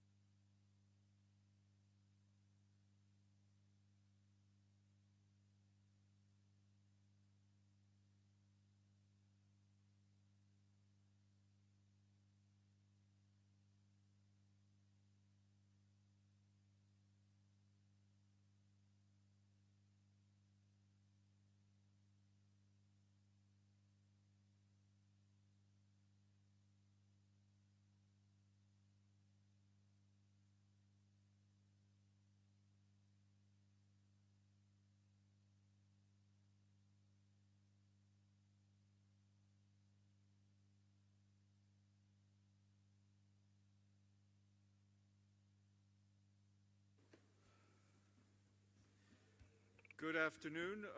Welcome to this press conference. The Secretary General of the United Nations, Antonio Guterres, will make some opening remarks, and then we will take a few questions. Sir, please. Ladies and gentlemen of the media, it is wonderful to be in Johannesburg, and I thank the people and government of South Africa. Hold on. Let's try again. All right. Ladies and gentlemen of the media, it is wonderful to be in Johannesburg, and I thank the people and government of South Africa for their warm welcome. The Rainbow Nation has been an inspiration to nations everywhere, navigating their own paths to reconciliation and unity. And today, South Africa is a powerful champion of the calls by the Global South for greater equality and justice in international affairs. Calls the world is hearing loud and clear, and also here at the 15th BRICS Summit. My message to the leaders assembled here was clear. Our world is in dire straits. We face existential challenges, from the worsening climate emergency and escalating conflicts to the global cost of living crisis, soaring inequalities, and dramatic technological disruptions. So this is a time to come together and to work together. But instead, divisions are growing and tensions are rising. Several factors contribute to these divisions: diverging perspectives on global crises, contrasting approaches to non-traditional security threats, different strategies towards new technologies, and of course, the consequences of COVID-19 and of Russia's invasion of Ukraine. And I remain deeply concerned over the risk of a fracturing of the global order. We are entering a multipolar world, but history has shown time and again that multipolarity without strong multilateral institutions is no guarantee for stability. It might even become a catalyst for chaos. So we must urgently restore trust and reinvigorate multilateralism. And this requires the courage to compromise for the common good. It requires effective international institutions rooted in 21st century realities based on the UN Charter and international law. And as I emphasized today at the summit, it requires a special focus on Africa. The Security Council, the Bretton Woods system, and other international organizations reflect the world of 1945, when many African countries were still part of European empires. To this day, the continent is underrepresented in the global financial architecture, just as it lacks a permanent seat on the Security Council. The world has changed, and so global governments must change with it. It must represent today's power and economic relations, and not the power and economic relations of 1945. And that is why I've been advocating deep reforms to make global frameworks truly universal and representative of today's realities, and more responsive to the needs of developing economies.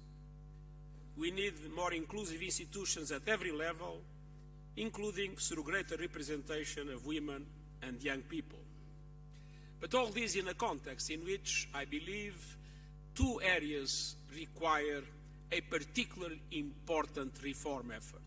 One is the Security Council, the second, the Bretton Woods system. If we are not able to reform our institutions and make sure that they reassume a truly universal character, we risk fragmentation, and fragmentation can be, one day, a factor of confrontation. And we also need, in each society, a new social contract based on respect for all human rights, social, cultural, economic, civil, and political. And finally, we need to act in solidarity and with greater urgency in several future defining areas. And allow me to refer some of them. First, action to save our planet. Developed countries have a particular responsibility, and so they must lead and they must deliver. On $100 billion promised to developing countries, on the loss and damage fund, on doubling adaptation finance, on replenishing the Green Climate Fund, and on plans for early warning systems to protect every person in the world, including 6 in 10 Africans who still lack those systems. As a matter of justice, Africa must be considered a priority in all these crucial commitments. Every country has a role to play. That is why I have proposed the Climate Solidarity Pact, in which all big emitters make extra efforts to cut emissions and wealthier countries support emerging economies to do so. And I have put forward an acceleration agenda to supercharge these efforts in order to guarantee that we maintain the 1.5 degrees Celsius limit as a reality. So it's time to break our addiction to fossil fuels and to invest in a just and equitable transition. And we must bring affordable electricity to everyone on Earth, and particularly in Africa, while simultaneously reaching net zero electricity by 2035 in developed countries and 2040 elsewhere. I commend South Africa for stepping up as pioneers of the Just Transition Energy Partnership, a crucial tool to unlock emission cuts, boost renewables, and grow. Let us all settle down so that Second, we need action to save economies and reduce inequalities. The pandemic has underscored once again how the global financial architecture is outdated, dysfunctional, and unjust. It has failed in its basic function as a global safety net, and so it needs deep structural reform. But I also know that such change will not happen overnight.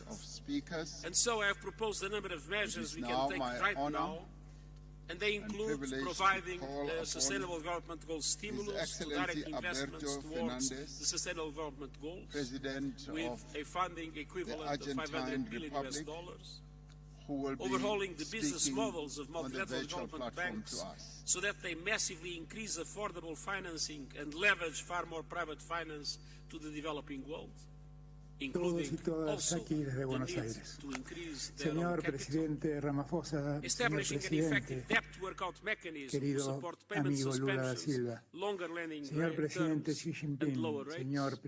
The debt situation in many African countries, as well as in many other parts of the developing world, is today absolutely intolerable. The majority of African countries pay more Hoy la imagen de Mandela que me acompaña en estas palabras, un ser humano de dimensión universal, asume una particular trascendencia en mi querida Argentina. Efectivamente vivimos con alegría sumarnos a este espacio que fortalece y crea nuevos puentes entre nuestros países y regiones en un contexto que nos demanda impulsar más instancias de diálogo política en el sur global. Es un anhelo de años que hoy empezamos a concretar. Nos honra aún más el ingreso de la Argentina a este grupo de naciones que refleja la multipolaridad emergente y que convoca países que seguramente no poseen una visión única y uniforme de todas las problemáticas que enfrentamos, pero que respetan sus diferencias, procuran identificar denominadores comunes y buscan incidir en el orden global del mundo inestable, desigual, que concentra el ingreso en unos pocos y distribuye la pobreza y la segregación entre millones de seres. Precisamente Mandela se preguntaba si cuando se escriba la historia de nuestro tiempo, seremos recordados por haber hecho lo correcto o por haber dado la espalda a una crisis global. Ante ese dilema expuesto en sus palabras, estoy seguro que hoy estamos haciendo lo correcto. Los problemas globales no pueden resolverse unilateralmente. Tampoco pueden abordarse con recetas genéricas que no distingan la realidad. Your calls for reforms of the financial institutions globally and the UN Security Council are falling on deaf ears. What needs to be done to change that? What is your position on the calls and proposals to de-dollarize the global economy? I don't think they are being only listened by deaf ears. I remember when I became Secretary El General resultado conduce that the a este mundo discussion injusto en el que of vivimos, que acaba reforms the Bretton promoviendo una Woods mayor system desigualdad social was al a interior de taboo los in the países US. y una Today, profundización de la brecha this is in the que center divide al of norte y al our sur. debates, and we have presented A ello se suma recently a policy brief el with debilitamiento a de muchos de proposal los for foros y concrete mecanismos que nos proposal habíamos dado for para the reform resolver of the Bretton Woods system. problemas And I think that como more preservar la and more paz y countries promover el understand desarrollo. that this Que needs to be done. hemos comprobado como en el And there are pasado two la reasons falta for de that. cohesión del mundo en First, desarrollo because the nos system terminó became too colocando en small. posiciones desventajosas The al paid-in momento de capital of the negociar World Bank is términos 22 billion en US cuestiones dollars. fundamentales para nosotros. The Por ello, volume of hoy más que operations of nunca, the World Bank la today negociación as y a percentage coordinación of global multilateral y GDP regional es is impostergable. less than Y el foro 1/5 of BRICS, what it was in al igual que este 1960. diálogo que han propuesto, And it is adquieren en clear este contexto una that relevancia as a lender singular. of last resort, Estimados presidentes y the ministros, IMF has today an la enormous Argentina y los difficulty to países take into de account BRICS pertenecemos al global mismo grupo de dimension países of de the economías crisis we are emergentes del So the G20. system became Allí small, mantenemos needs to grow. muchas posiciones en común And as que it needs to podemos grow, reforzar there is an opportunity to make hoy it really de cara a universal, la próxima cumbre to del make sure G20 that el mes próximo it reflects en Nueva in Delhi. its capital structure and in its work Consideramos the que la reality presidencia of pro today's tempore world. de India y las And I próximas think that this will presidencias be de sooner Brasil or y de later Sudáfrica, inevitable. sumadas a la reciente Because if it doesn't pasada happen, de Indonesia, son una gran oportunidad para reinsertar las prioridades del sur global en la agenda del G20. Necesitamos bases de consenso sólidas para avanzar hacia una arquitectura de desarrollo sostenible, reformada, que iguale las condiciones en el mundo que hoy existe. Necesitamos ser los motores de una recuperación económica sostenible y que tenga en su centro a la equidad, a la inclusión y al respeto de la igualdad soberana. Las condiciones de posibilidad para que ese logro sea alcanzado y sostenible en el tiempo implican asegurar más recursos para financiar el desarrollo y no la especulación financiera. Aplicar medidas inmediatas para hacer sostenibles la deuda y poner fin a las peores prácticas que hoy exhibe el Fondo Monetario Internacional. Necesitamos favorecer intercambios comerciales más equilibrados que no profundicen las asimetrías. Y también promover las inversiones y la cooperación científica y tecnológica. Los BRICS, por su enorme peso institucional y financiero, juegan un papel determinante en esta exigencia de diseñar una arquitectura financiera mundial que garantice las necesidades de crecimiento, de comercio, de inversión y de bienestar social. Y un BRICS fortalecido a través de la presidencia y participación de nuevos socios creará una nueva plataforma para proyectar la voz de los países en desarrollo en el escenario internacional. La Argentina hoy celebra haber sido invitada a ser miembro de los BRICS. Seremos el segundo país de Latinoamérica en conformarlo y el primer país de habla hispana. Desde este lugar continuaremos ampliando los esfuerzos para dar un nuevo impulso a las asociaciones Sur-Sur y a la voz del Sur global. No quiero terminar mi participación sin expresar mi particular agradecimiento a mi querido amigo y amigo de la Argentina y al presidente de la República Federativa de Brasil, Ignacio Lula da Silva, por haber llevado a ese foro problemas que mi patria afronta y por haber acompañado con tanta firmeza mi deseo expresado al presidente Xi Jinping en 2022 de sumarnos a esa alianza de la que ya nos sentimos miembros. Muchas gracias.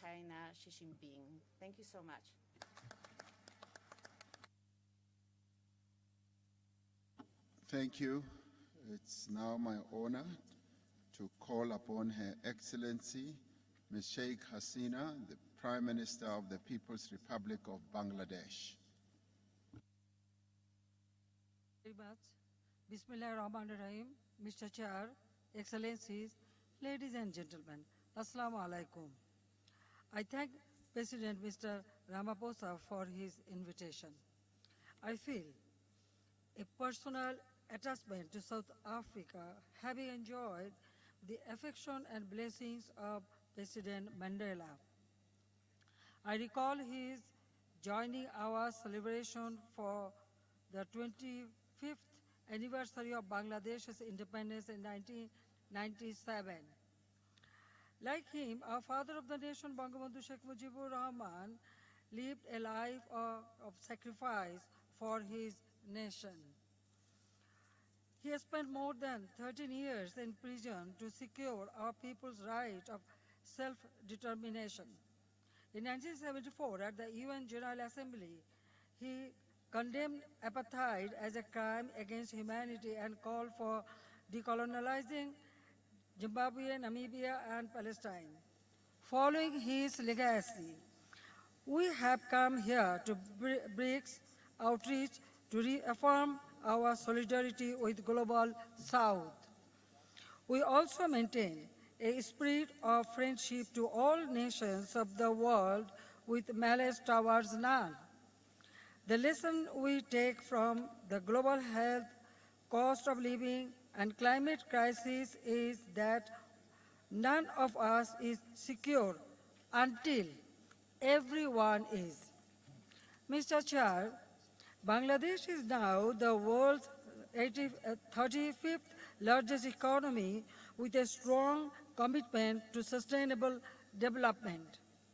We have cut poverty from 41.5% in 2006 to 18.7% in 2022.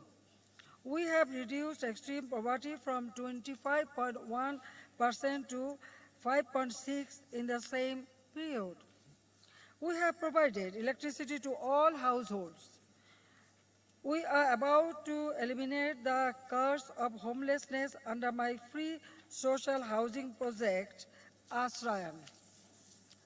Around 108% of our population has access to cellular mobile connections, higher than the global average.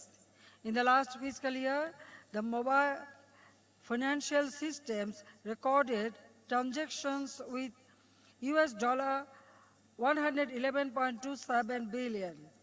This has hugely benefited our rural women, among others. We now have more girls than boys in our primary and secondary schools. Our average life expectancy is almost 73 years. Last week, we introduced the Universal Pension Scheme for 100 million people, with all the transactions taking place online. Government employees are already receiving pension benefits. Our government's next target is to build a smart Bangladesh by 2041. Keeping pace with our economic growth, we see considerable merit in Bangladesh's share in the new development bank. We need predictable financing to support our investments in infrastructures, industries, and clean energy. We must have viable options while waiting for reforms of the international financial architecture. Mr. Chair, Bangladesh has traditionally championed the cause of LDCs, with most of them in Africa. Bangladesh feels proud to engage in UN peacekeeping and peace building in different parts of Africa. With 1.2 million Rohingyas from Myanmar living in Bangladesh, we understand the burden shouldered by refugee hosting nations in Africa. We stand ready to share our expertise with the continent on food production, affordable medicine, financial inclusion, and disaster risk reduction. We can enhance collaboration in combating terrorism, human trafficking, cybercrimes, and money laundering. We should increase air and maritime connectivity to promote mutual trade and investment. Together, we must continue to seek our dues for international financing and technologies. We need to unite around climate justice, migrant rights, digital equality, and debt sustainability. We must preserve the rules-based multilateral trading system with scope for using our own currencies. In Global South, we should say no to artificial choices and divisions being thrown at us. We must reject attempts to weaponize universal norms and values. We need to stop the cycle of sanction and counter-sanctions. We must speak out against all threats, provocations, and commission of war. I keep calling for channeling resources from dangerous arms race to global public goods. We need to take responsibility for peace, justice, and stability around the world. Mr. Chair, we need BRICS as a lighthouse in a multipolar world. We hope to see BRICS emerge as an inclusive platform responding to our times. We must prove to our children and youth that our nations may suffer but will never be defeated.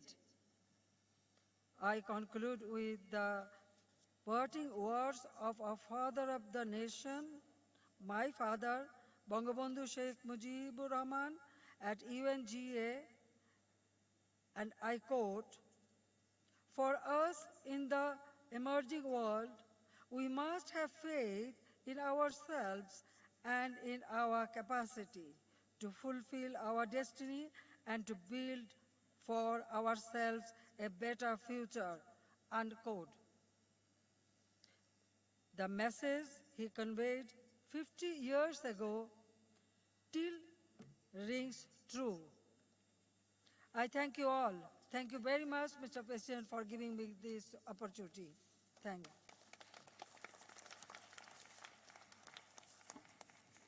Thank you very much, Prime Minister.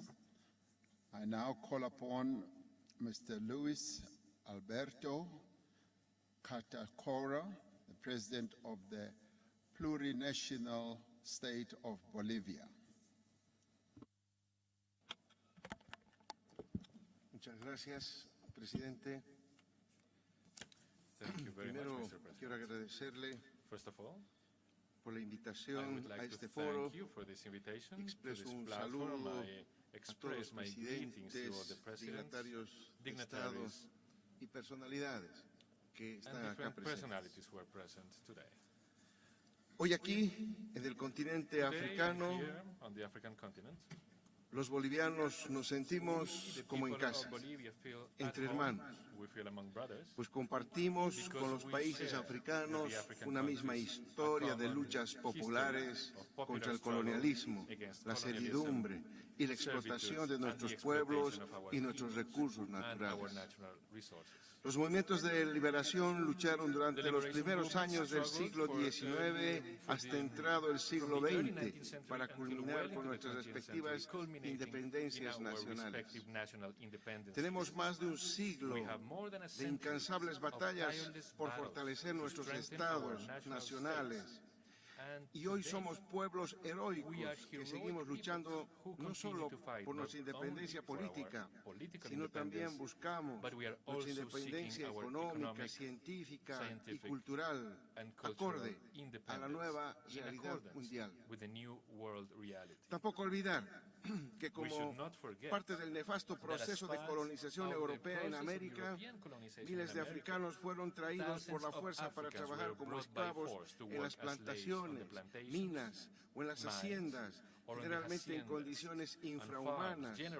La sangre africana corre por nuestras venas nuestroamericanas. La sangre africana también abonó nuestras luchas libertarias. En memoria de todos aquellos que dieron su vida por la libertad de la que hoy gozan nuestros pueblos, quiero rendir homenaje a dos insignes patriotas africanos y mediante ellos a todos los pueblos de este continente, a Nelson Mandela, padre de la independencia de Sudáfrica, y a Patrice Lumumba, héroe nacional y primer ministro de la República Democrática del Congo, derrocado y asesinado por la infamia de los intereses imperialistas y colonialistas en septiembre de 1960. El inmenso valor y convicción anticolonialista de todos nuestros héroes jamás podrán ser borrados de la memoria colectiva y se convierte hoy en la base moral de la resistencia de nuestros pueblos al neocolonialismo, que pretende destrozar las crecientes lazos de cooperación entre nuestros continentes y regiones que se acercan cada vez más para afrontar a los retos y desafíos de un mundo multipolar en configuración. Los problemas del sur global no lo va a resolver el norte hegemónico. Un norte acostumbrado a ciclos de dominación de nuestros estados nacionales, expoliación de nuestros recursos naturales y explotación de nuestros compatriotas. Los problemas del sur global tenemos que encararlos y resolverlos nosotros mismos, juntos, con solidaridad y cooperación auténtica para el vivir bien de nuestros pueblos. Por eso, la emergencia y expansión del grupo de los BRICS es un nuevo hito en la historia humana, porque permite a las naciones acceder a mercados internacionales sin la necesidad de tener que comprometer su dignidad y sin condicionamientos políticos, sin sanciones ni intimidaciones militaristas. Bolivia comparte con los 5 países que integran los BRICS una visión común respecto a un orden internacional fundado en la igualdad, la complementariedad, la solidaridad, la inclusión, el consenso, la cooperación beneficiosa mutuamente, el respeto a la soberanía y a la autodeterminación de los pueblos en el marco del multilateralismo horizontal, buscando que la presencia y los intereses de las economías emergentes jueguen un rol decisivo en el escenario internacional. Los BRICS tienen cada vez una mayor gravitación económica en un mundo en pleno cambio hacia la multipolaridad. Una preponderancia basada en una economía real con fundamentos sólidos asentados en la producción y la industrialización con respecto a la naturaleza y a la madre tierra. Bolivia quiere formar parte de estos cambios. Bolivia tiene su propio modelo económico que le ha permitido generar excedentes que son redistribuidos a la población, habiendo logrado disminuir los índices de pobreza y desigualdad entre ricos y pobres. La diversificación de la economía, la industrialización con sustitución de importaciones, la producción y exportación de alimentos y productos industrializados, la consolidación de una economía en base ancha y la redistribución social del excedente económico son los objetivos del modelo económico, social, comunitario, productivo de Bolivia, que nos permite avanzar hacia una industrialización acelerada y hacia un sistema de comercio multilateral abierto, complementario, transparente, inclusivo y no discriminatorio. Aunque Bolivia es un país de ingresos medios y una economía en desarrollo, ha conseguido mantener un constante crecimiento y una estabilidad económica con justicia social significativa en nuestra región.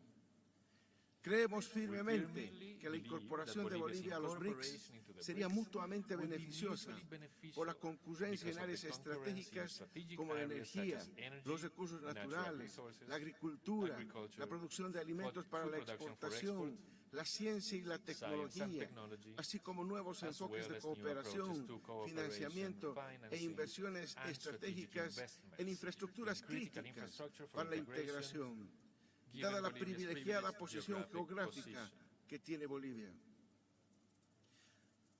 Bolivia con las mayores reservas de litio del mundo, the largest lithium confía reserves in the world, en encontrar and we hope socios that we will estratégicos find strategic con el objeto de partners obtener tecnología in y order to financiamiento obtain the necesarios technology and finance para la that are industrialización necessary soberana for the de litio, sovereign así como para industrialization garantizar of lithium, mercados as well as para to los guarantee productos the markets bolivianos for con Bolivian valor products agregado. with added value. No vamos a permitir We will que not se repita la triste allow historia boliviana the sad con la Bolivian plata y el history estaño. to be repeated.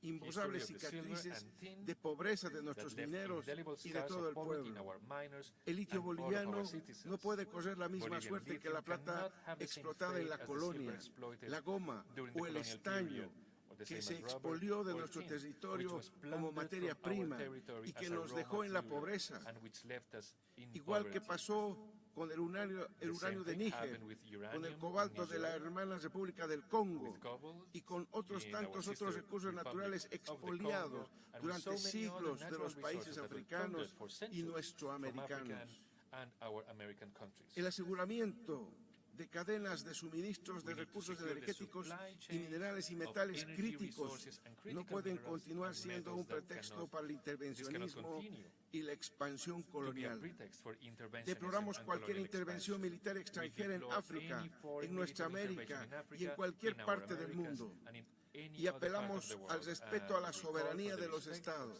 sovereignty a la of our autodeterminación nations, y for a las self-determination, instituciones de integración regional and y for the continental. integration of Cualquier regional and conflicto continental tiene que resolverse institutions. respetando los Any conflict principios must be de solved no respecting the injerencia, principles of diálogo non-interference, y entendimiento dialogue, mutuo and establecidos mutual en la Carta understanding de las Naciones set out Unidas. in the United Nations Charter. Si bien la herencia colonial y racista Even though the dejó colonial and terribles racist secuelas en heritage nuestros left países, a terrible también está consequence in our históricamente countries, comprobado que it has nuestros also been pueblos historically han proven that sabido our salir peoples adelante have y been able to prosperar, move forward, to impulsados prosper, por la driven by the convicción y los convictions sueños and dreams de nuestras of gestas our libertarias. dreams of freedom. Por eso, nuestra revolución democrática y This is why cultural our democratic and dignifica cultural a todas las revolution bolivianas y dignifies bolivianos, all Bolivians rechazando by rejecting toda forma all de forms of imperialismo y and neocolonial explotación exploitation. neocolonial.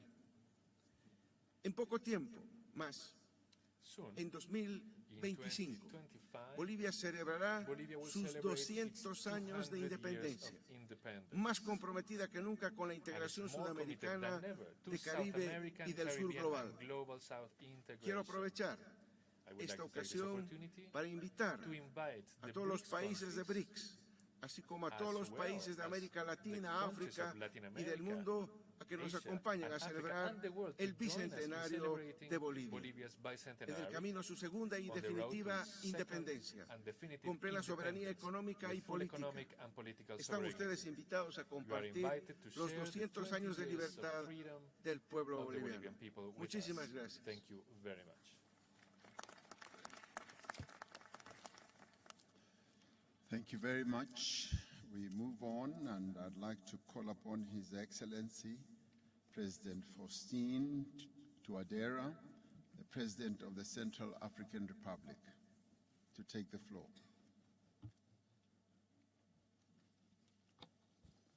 Merci. Excellence. Thank you, Excellency. Monsieur Cyril Ramaphosa, président President Cyril de la République d'Afrique Ramaphosa, du Sud. President of the Excellences, Republic of Mesdames South et Africa, Messieurs, Excellency, les chefs ladies d'État and et de gentlemen, gouvernement, Head of State and of Monsieur le Government, Secrétaire général des Nations Mr. Unies, the General Secretary of the United Madame Nations, Dilma Rousseff, Madame Dilma Présidente Rousseff, de la nouvelle the Banque de President développement of des the BRICS, New Development distingués Bank délégués, of BRICS, Mesdames et distinguished delegates, ladies and Au gentlemen. moment où je prends la parole When, au nom de la as I'm République taking the centrafricaine, floor in the name of à the ce Central 15e Republic sommet des of BRICS Africa on this élargi, 15th BRICS summit, je tiens à exprimer I would notre like to profonde express gratitude our gratitude à son Excellence to Cyril His Ramaphosa, Excellency au Mr. gouvernement Cyril et au Ramaphosa, peuple frère to the government sud-africain and the people of South Africa pour l'accueil for chaleureux the warm qui nous a été welcome réservé, that was reserved ainsi que les since we dispositions arrived, and also excellentes all the excellent prises arrangements pour la that réussite de cette was rencontre made historique. for the success of this Excellences, Mesdames et meeting. Messieurs, Excellency, le sommet ladies and gentlemen, BRICS the Afrique se tient BRICS au moment où les pays africains Africa BRICS Summit sont is taking place particulièrement when confrontés African countries are facing many challenges where international organizations are not able to bring peace, security, and sustainable development. So it constitutes a new point of departure for the emergence of a new international order which is more equitable, inclusive, peaceful, and then based on mutual respect. A partnership, a win-win partnership, the respect of legality and then sovereignty of a country. So we need to respect sovereignty of people and then nations on their natural wealth, which must be done in the interest of national development and the well-being of the population of that given country. In fact, the partnership for a growth that will be accelerated mutually, and then sustainable development in inclusive multilateralism based on the 5 emerging economies in the country, which is a BRICS, which constitutes for us an ideal solutions to inequalities, world inequalities, and then to those who have a spirit of neo-colonialist, geostrategic and geopolitics of Western powers who are maintaining African countries in poverty, insecurity, and dependence. Excellency and ladies and gentlemen, the Central Republic of Africa is ready to integrate BRICS and then build together a better world where nobody will be left behind. In fact, since the return of the constitutional order in 2016, the Central Republic Africa took some measures to catch up with the lost time and to respond to peace imperatives.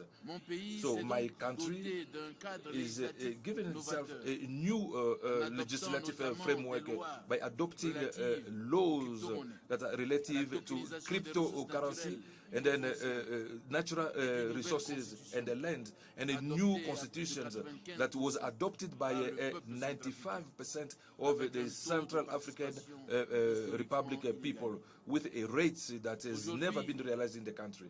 Today, the Central African Republic is one of the favorable space for companies in African continent, a country where individuals, nationals and foreign can set up their own companies and then receive their e-visas directly online. Excellencies, ladies and gentlemen, it's opportune for me to remind that the Central African Republic possesses enormous potentials in natural resources. Agroecologic conditions are favorable. We've got arable land of 15 million hectares. We are also having a forest that is estimated at 28,000 million hectares. So it's carbon. So it's also an habitat of several species in the forest. Regardless of these potentials, the participation of my country to the world trade is very low. It's limiting itself to the export of some raw material, namely cotton, coffee, timber, and then gold.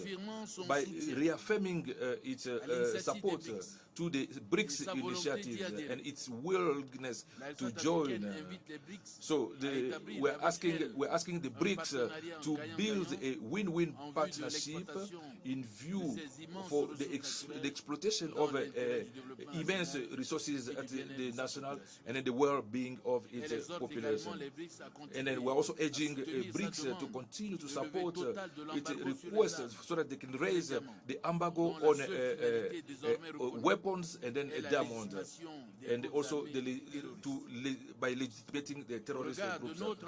With regards to our common goal to put in place a new global order which is inclusive, I believe that the results of our meetings will be effective towards a real partnership for mutual recognition, and then development for everyone, and then inclusive development between Africa and the BRICS. Thank you.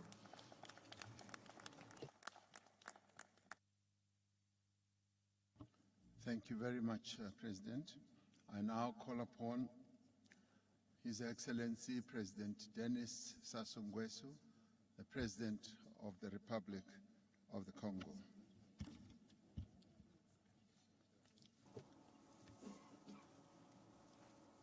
Monsieur Cyril Ramaphosa, Excellency Mr. Cyril Ramaphosa, the President of South Africa, dear friends, ladies and gentlemen, Head of State and Government, Mr. Antonio Guterres, the Secretary General of the United Nations, distinguished guests, ladies and gentlemen, for the honor that has been given to us to take part in this summit, and then the warm welcome that was reserved to myself and my delegation. Allow me to translate my gratitude to my brother Cyril Ramaphosa, the President of the Republic of South Africa, as well as to the South African people. So it's the opportunities also for me to present my sincere thanks to the head of state for BRICS to have invited me in this summit, which is of a high level, and then I hope that the conclusions will be relevant, capable to strengthen our efforts and then to deal with challenges that is being a stop for the development in Africa. I've said that many times, but the multipolar world that we call has now arrived. So we are very happy for that. Mr. the Head of State and then the government and member of BRICS, your fight, your struggle for an international order, equitable and just, is also our fight.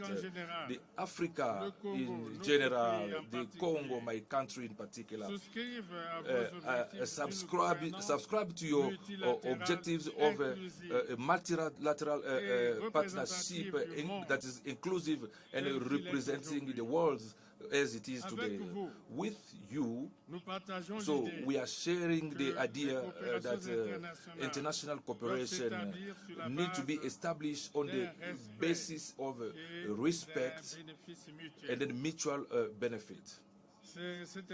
So it's that spirit that we find in our dialogue with you. So I really wanted to thank you for that. So we are very sure that the partnership between BRICS and Africa would be beneficial in the going toward development. So it would be a real mutual construction that will profit everyone. But the condition for success for this partner in the service of development is to deal with real issues of the continent. With that spirit, our conviction is that we need, before everything else, to underline, to put an interest on a basic infrastructure, aiming to build production capacity and then the physical integration of our territories. Otherwise, how are we going to take advantage of the implementation of the free trade area, the African free trade area, without basic infrastructure, transport, telecommunication, energy? About 600 million people do not have access to electricity. How are we planning how can we plan the industrialization of the continent? So these questions are very essential. So they guarantee a sustainable growth So, adding to that, to concerns that have been raised, the access to drinking water, sanitation, so the building capacity of a human capacity, the quality of life, these are priority for us. So the list is not exhaustive. First to this, so the key to progress in our continent is, without any doubt, it's the facilitation for the access of our different countries to finance. So I'm expressing my wish, the partnership between BRICS, Africa and the BRICS, it must be a supported access to facilitate fund for development. So we are hoping that this will be available, especially through the new development bank that will contribute actively to the finance solidarity toward Africa, where the necessity to make our country eligible. The proven global oil reserves, not to mention the proven reserves of non-OPEC and OPEC plus countries. Concerning global gas reserves, out of the 23 BRICS aspirants, 7 are part of the Gas Exporting Countries Forum. This includes Russia.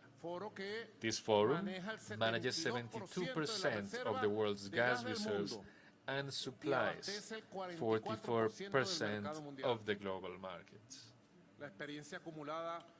Venezuela's accumulated experience in the face of illegal imposition of criminal sanctions and unilateral coercive measures is another vital aspect that we are prepared to share with the BRICS group and its friends. The reality is that in recent years, we have highlighted, we have seen the clear evidence of the need to progress on the process of the global economic de-dollarization, considering the rampant and indiscriminate use of the US dollar as a mechanism of economic warfare against the free peoples of the world.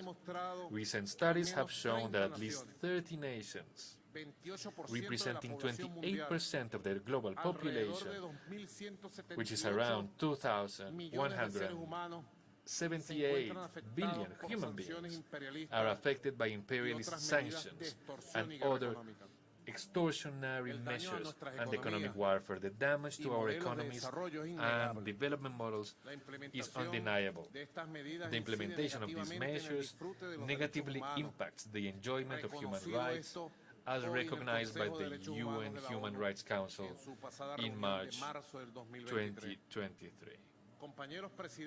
Colleagues, presidents, prime ministers, from Venezuela, we come together to shape a new financial architecture that allows for transactions with innovative physical and digital means and a wide range of national currencies.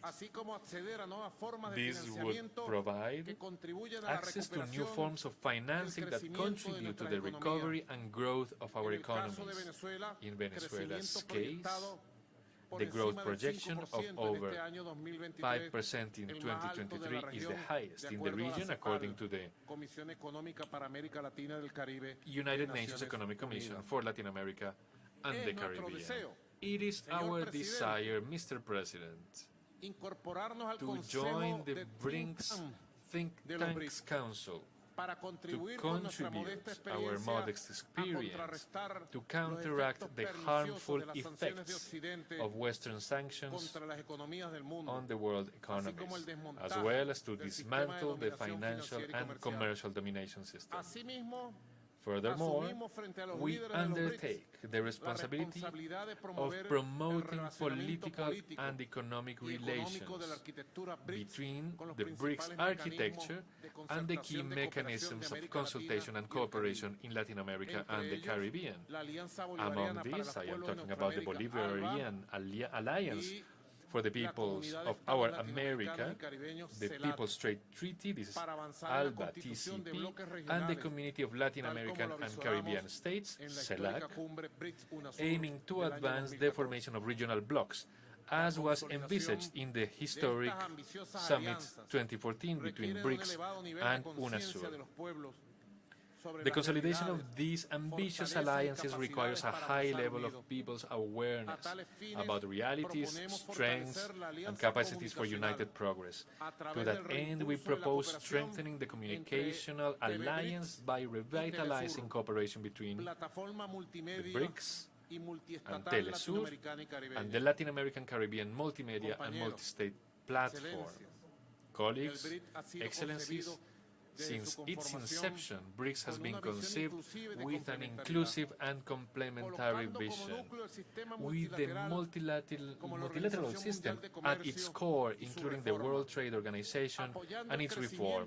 It supports the growth of micro, small, and medium enterprises, integrating them into the global value chains, and expanding cooperations in the fields of digital economy and green development, among other actions. Therefore, the call to expand its membership represents hope for those of us with the noble and modest aspiration to contribute from various perspectives to becoming part of a new development model. This model has been growing under the leadership of BRICS and undoubtedly finds a momentous impetus toward the future in this grand gathering in Johannesburg.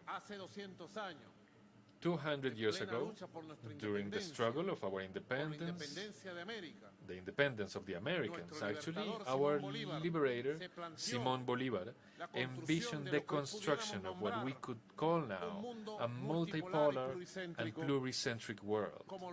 As he said, to achieve the long-awaited universal balance. I sincerely believe that with the emergence of BRICS, we are closer than ever to realizing the dream of Simón Bolívar. This is the dream of the greater homeland, the dream of a human homeland, a global homeland. This is why, President Ramaphosa, I reaffirm our wholehearted willingness, support, gratitude for being invited to this historic summit.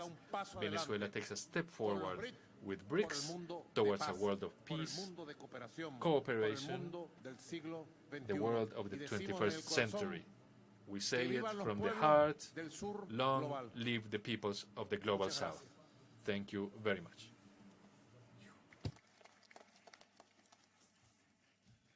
Thank you, President. I now have the honor to call His Excellency President Isaias Afwerki, the President of the State of Eritrea.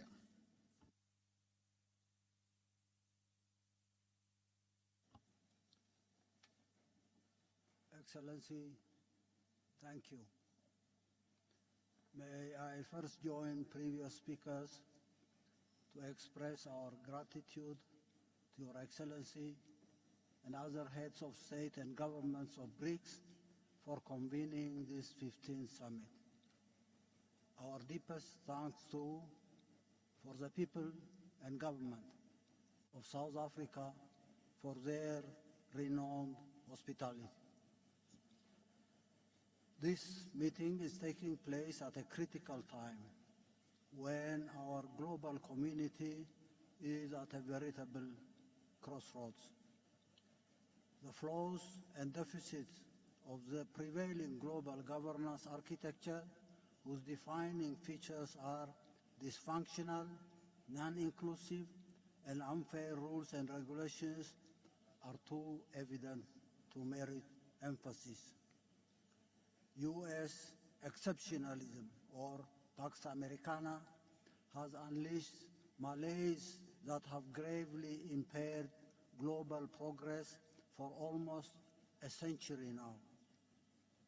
Bipolarity, ushered in after the end of the Second World War, and attempts to impose unipolarity in its sequel in the past 30 years have resulted in endless spiral of conflicts and perpetual instability. Opportunities for global progress, meaningful participation between nations and peoples based on inherent commonality of interests and aspirations, social harmony within societies that depend on fair access to and distribution of the national pie have been squandered. This in spite of mankind's exponential technological progress in the last 2 centuries, a capability which could have changed the quality of life for all humanity if it were seen, indeed as it should, in purely ethical terms, as a common public good. And at this 11th hour, the principal advocates and proponents of hegemony are pushing our global village to the brink of unprecedented disaster. The tendency for unbridled escalation of the war in Ukraine, led by the United States and NATO, is fraught with consequences that are ghastly to contemplate. Yet, the United States and its allies continue to doggedly pursue this perilous path in a desperate attempt to turn back the clock of history and assert what they term as their unassailable global superiority and dominance. Differences of scale aside, the devastating wars incubated by these policies in Africa, the Middle East, and other parts of the world in the past decades have and continue to incur colossal losses. The situation in Niger is only symptomatic. It's symptomatic of modern slavery. Imagine bringing back all the uranium that had been going to Europe to electrify this marginalized continent. Vast literature on and related institutions for conflict resolution and the maintenance of peace aside, costly wars unleashed directly or through proxies find no solutions in the majority of cases and are instead compounded by deliberate subterfuge. Peacekeeping forces, humanitarian assistance, etc., are mere palliatives to project semblance of serious concern. Most of the times, the institutions and conceptual pillars of global governance, the cogent principles enshrined in the UN Charter, are circumvented and supplanted by illegal frameworks and approaches. Grave issues of international peace are not addressed by and referred to legitimate international bodies for adjudication. Alliances and power blocs, coalitions of the willing are the preferred tools in order to breach international law. Illegal and unilateral sanctions, weaponization of US-dominated financial, economic, and judicial institutions, as well as other punitive instruments in their toolbox, are routinely invoked to punish those who do not toe the line. These suffocating and malicious policies are embellished by high-sounding phrases in order to claim the moral high ground. They are also propagated extensively through their wide and subversive media outlets. But for all their efforts, these misguided and reckless policies have and continue to endanger or engender robust and growing popular resistance in all corners of the world. The tiny few aside, the lofty aspirations of humanity as a whole is for a just and fair global order where justice and the rule of law prevail, where nations and peoples forge meaningful and symmetric ties of cooperation and partnership on the basis of respect for national independence and sovereignty, for societies anchored on compassion and social justice. These amorphous movements will require higher coordination in their critical areas. BRICS and other international organizations and platforms that broadly share these values and aspirations must shoulder the responsibility of better articulating and mapping out concrete objectives and strategies. The judicious approach will certainly involve a basket of concrete and consensual instruments that can roll back and sustainably dent the most vicious measures in their toolbox of repression. In this respect, the measures of de-dollarization, already on the offing with varying pace and through different alternative frameworks, could be supplemented by continuous consensus building and joint action in appropriate international forums to prevent conflict. Mechanisms can be worked out to expedite fair and comprehensive resolutions when and if they erupt. Similarly, the opportunities for coordinated and effective action may be explored to rectify systemic weaponization of judicial and other instruments that they have developed for ulterior ends and that are not in consonance with international law and the Charter of the United Nations. I thank you.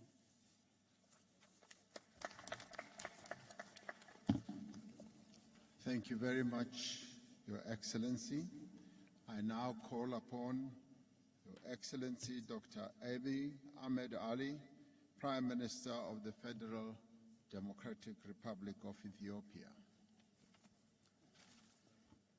Your Excellency, President Ramaphosa, Excellencies, Heads of State and Government, distinguished ministers, ladies and gentlemen. At the outset, allow me to thank our host, President Ramaphosa, for the kind invitation and hospitality. I would also like to express my profound appreciation to Your Excellency for your able leadership as the current chair of the BRICS, in which you have amplified the collective voice of Africa. This BRICS summit is taking place at a critical moment in time, when often unheard voices in the global arena are striving to be heard. The many crises we have faced as a global community, particularly after the COVID-19 pandemic, have further exposed how cooperation is key for our collective survival. Hence, a growing and inclusive multilateralism is essential to overcome common challenges. A reformed multilateralism entails inclusivity, cooperation, and diversity of voices and interests. By amplifying voices from various corners of the globe, we can collaboratively work for an equitable and peaceful world. In an ever-interdependent world, collectivity is essential to adequately solve global challenges. Transnational problems requires joint solutions. At this crucial time, promoting dialogue and harmony is highly critical for overall peace and prosperity.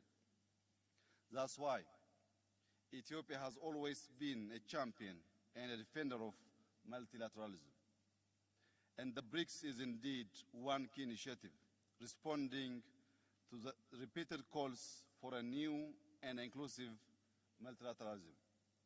Excellencies, ladies and gentlemen, the name Ethiopia evokes memories of origins and of an ancient and wealthy civilization. Remarkable works of architecture and monuments grace its land. Multiple kingdoms ruled over the dominion thousands of years ago. In this modern history, Ethiopia has remained uncolonized. and it has a long history of diplomacy stretching over 100 years. As a founding member of the League of Nations and the Organization for African Unity, Ethiopia's engagement in the international stage has been quite meaningful and impactful. Ethiopia is Africa's second most populous country, with around 120 million people, a greater majority of which are young and dynamic. This demographic dividend, if harnessed properly, can be a significant asset for cooperation through driving innovation, consumption, and providing a large workforce. Located in the Horn of Africa, Ethiopia also serves as a crucial gateway between Africa, the Middle East, and wider Asia. The efforts we are making in intensive infrastructure development within and across the whole region is a testament to our endeavors toward this regional integration. Our strategic position could provide the BRICS with enhanced connectivity opportunities across these regions. Ethiopia's substantial investment in roads, airlines, clean energy, and telecom infrastructure not only demonstrate our ambition, but also our potential to be a hub of connectivity for the African continent. Our positioning offers a vital link to East Africa's market and has the potential to foster a richer and a more inclusive integration of the global economy. Excellencies, my country has also recorded one of the highest economic growth rates in Africa and has showcased its potential to become one of the continent's largest economies. This growth is backed by a mix of agriculture, manufacturing, and service, demonstrating a diversified and resilient economy. For the past 5 years, Ethiopia has also been in the driver's seat to practical solutions to address climate change. Through our massive Green Legacy tree planting program, the initiative launched in 2019 will be the largest afforestation program in the world, when by 2026 we will have planted 50 billion trees in a total of 8 years. Till last week, we have already planted 32 billion seedlings.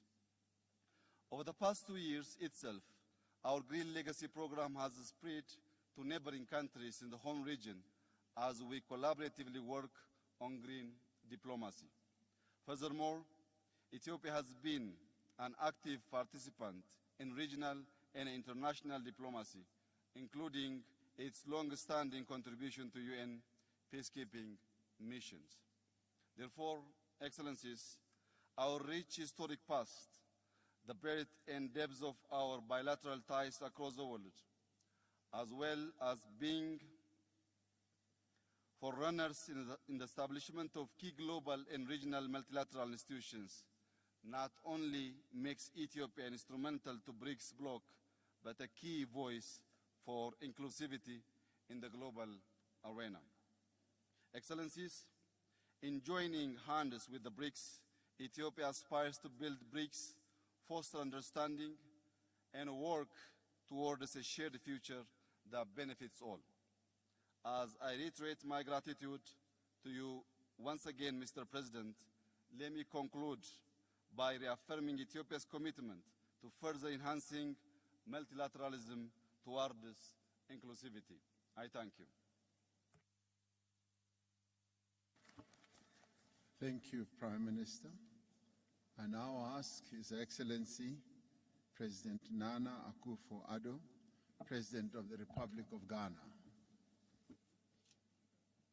Excellencies, ladies and gentlemen, I'm grateful for the opportunity to address the 15th BRICS Summit, in which everyone present here is in agreement about the intensity and scale of the challenges facing our world and the urgent need to address them. It is appropriate that the theme of this 15th summit has Africa as its focus. And I thank President Matamela Cyril Ramaphosa and the South African government and people for the invitation and for the warm hospitality the Ghanaian delegation has enjoyed here in South Africa. For an organization that represents some 30% of global GDP and some 42% of the world's population, the importance of BRICS, comprising Brazil, Russia, India, China, and South Africa, to the economic growth and the promotion of progress and prosperity around the world cannot be stressed enough. And I must applaud successive leaders of the BRICS countries for sustaining the relevance of this body. Excellencies, never has there been a time in recent history where malevolent forces have combined in such a manner to bring hardships to the world, especially to those of us in Africa. We are indeed operating in the most difficult of times. The interlocking challenges and the convergence of crises we are faced with pose existential threats that require immediate solidarity and collective action. It is obvious that the world has virtually run out of time to work together in the spirit of multilateralism. If we do not renew our commitments to build, keep, and consolidate peace and democracy all over the world, we would have to brace ourselves to live in a new and more dangerous world today and in the future. The issues of peace, progress, and prosperity in BRICS countries and Africa are deeply intertwined, which presuppose that ensuring the development of Africa should be in our common interest, which will help right the historic injustice of Africa, the richest continent in the world, being as a result of systemic exploitation, the continent with the highest number of the poorest people. Africa, I need reminding you, has 1.3 billion inhabitants, nearly 18% of the world's population, and in 2050 will be 2.5 billion, meaning that 1 out of every 4 persons in the world will be African. Now more than ever, strong partnership between the BRICS nations and Africa, reinforced political dialogue, and expanded cooperation in the fields of economic growth and international security are required. We have to work together to achieve our goals, including a fair, equitable process of energy transition, which recognizes that the entire African continent is responsible for less than 4% of global emissions, and which safeguards the prospects of Africa's development. Excellencies, I urge this meeting to address one issue of importance for us in Africa, and I believe for the world generally. That is the urgent necessity for the reform of the United Nations, especially of the composition and structure of its Security Council. The contemporary world has moved on significantly from the post-1945 world, which gave rise to the birth of the United Nations and the makeup of the Security Council. The world of 2023 is not the world of 1945. The crisis of the global financial institutions and of global governance under the United Nations system, which were created from the rubble of the Second World War, is a deep crisis. It will continue until a fair system is put in place, a system that reflects the new balances, no longer based on who won or lost the Second World War, but on the major contemporary and future balances. I believe strongly that despite its numerous challenges, Africa is on the cusp of building a great new civilization, which will unleash the considerable energies and huge potential of the African peoples, so that we will make our own unique contribution to the growth of world civilization. Together, working with the rest of us on the continent and with our increasingly educated, skilled, dynamic and growing youthful population, operating under the aegis of the African Continental Free Trade Area, whose Secretariat Ghana has the honor to host, I'm confident a strong partnership with the BRICS nations can help construct a prosperous and self-confident Africa. I'd like to end by extending hearty congratulations to Prime Minister Narendra Modi on India's historic achievement of yesterday. I thank Your Excellencies for your attention.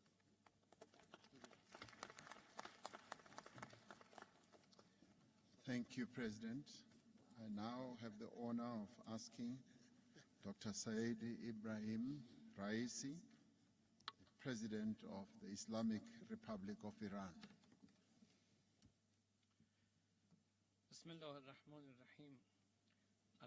In the name of God, the most beneficent, the most merciful.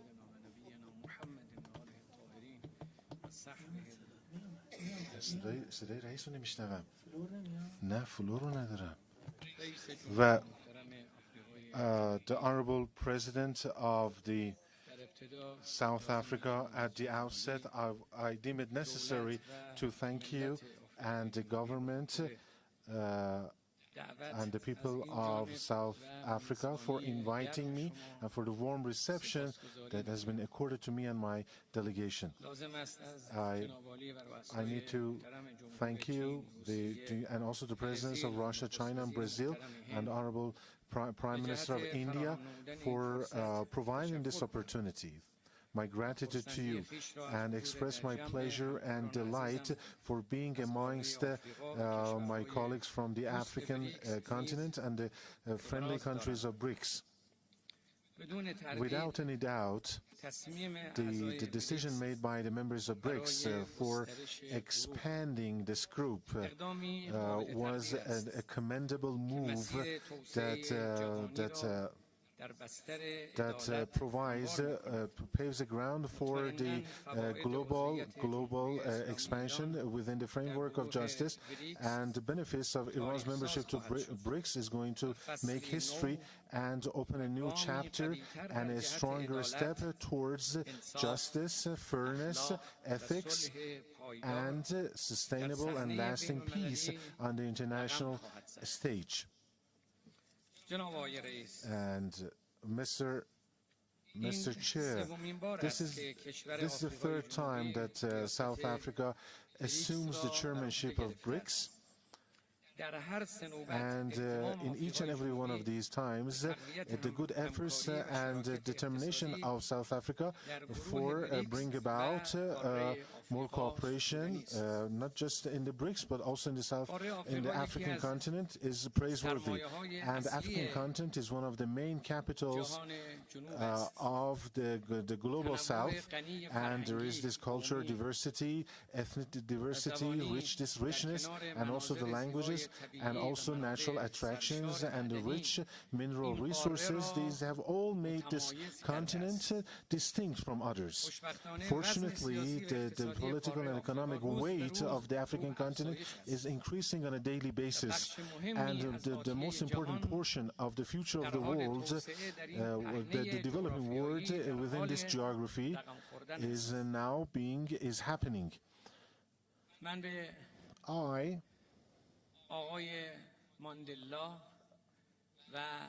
Mr. Mandela, the late Mr. Mandela, and the African heroes who stood against colonialism, I should salute them and remember their memory, kindly.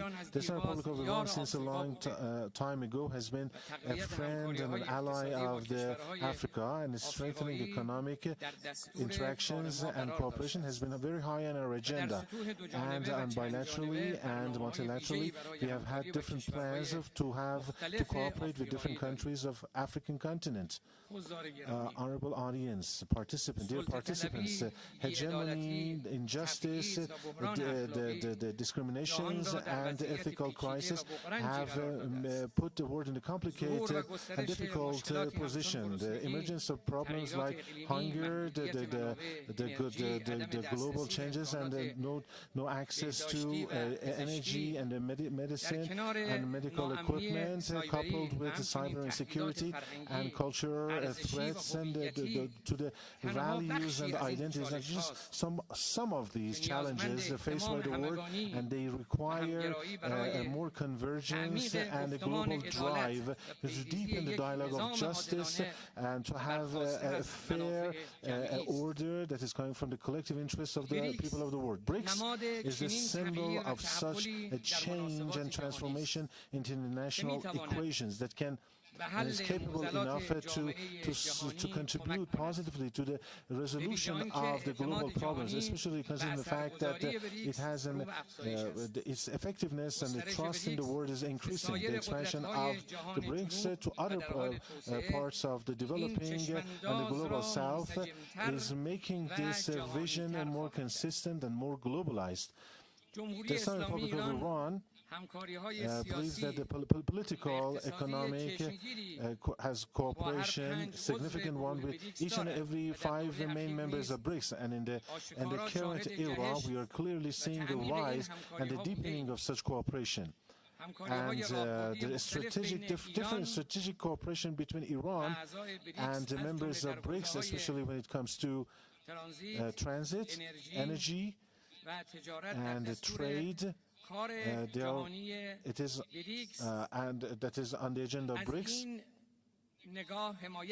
Support this approach adopted by Iran, and also lasting benefit. It has lasting benefits for our people and for the world. The Islamic Republic of Iran very resolutely supports the successful endeavors of BRICS in line with the dollarization from the trade and economic interactions between the members, and also making use of the local and national currencies, and also reinforcing the mechanisms for payments and also settlements. The Islamic Republic of Iran has exemplary and unique capacities and is ready to put them at your disposal at the 3 main activities of the BRICS, that is politics, security, and economy, and also the social ones and the financial ones, and to have maximal interaction and to foster multilateral cooperation, especially with the independent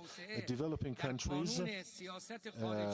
It is in the center of Iran's foreign policy, and in this line, and because of Iran's very special geopolitical and also location of geography, and having a lot of energy resources and a lot of engineering and technological and scientific capabilities like industrial and nanotechnology and medical advancements that we have achieved, we announce our readiness to have any kind of cooperation, to have joint investments and other types of cooperation with the other countries.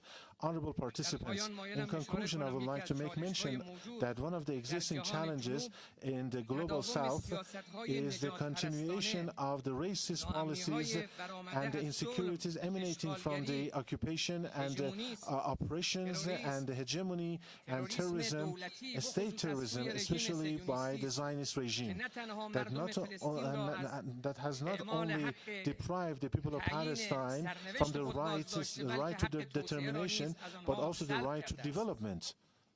Mr. Chair, Excellency, once again, I deem it necessary to thank you and the people of the friendly and brotherly country of South Africa for hosting this very important gathering, and I would like to thank you for your attention.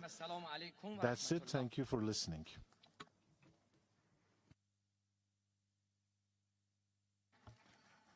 Thank you, President. My next speaker is His Excellency Ntsukwane Samuel Matekane, the Prime Minister of the Kingdom of Lesotho. Your Excellency President Ramaphosa, Your Excellencies President of the BRICS nation, Your Excellencies Heads of State and Government present, distinguished invited guests, ladies and gentlemen.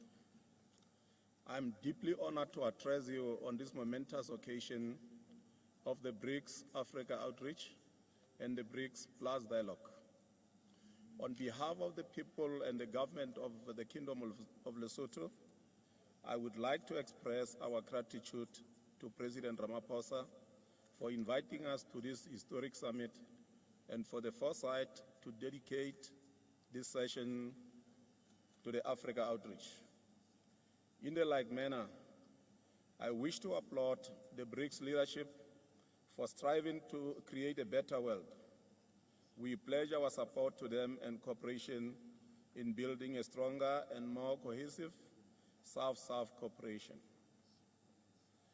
This platform provides us with a unique opportunity to establish partnerships with the BRICS countries, the private sector and business communities for the growth and development of our African countries and the global South as a whole.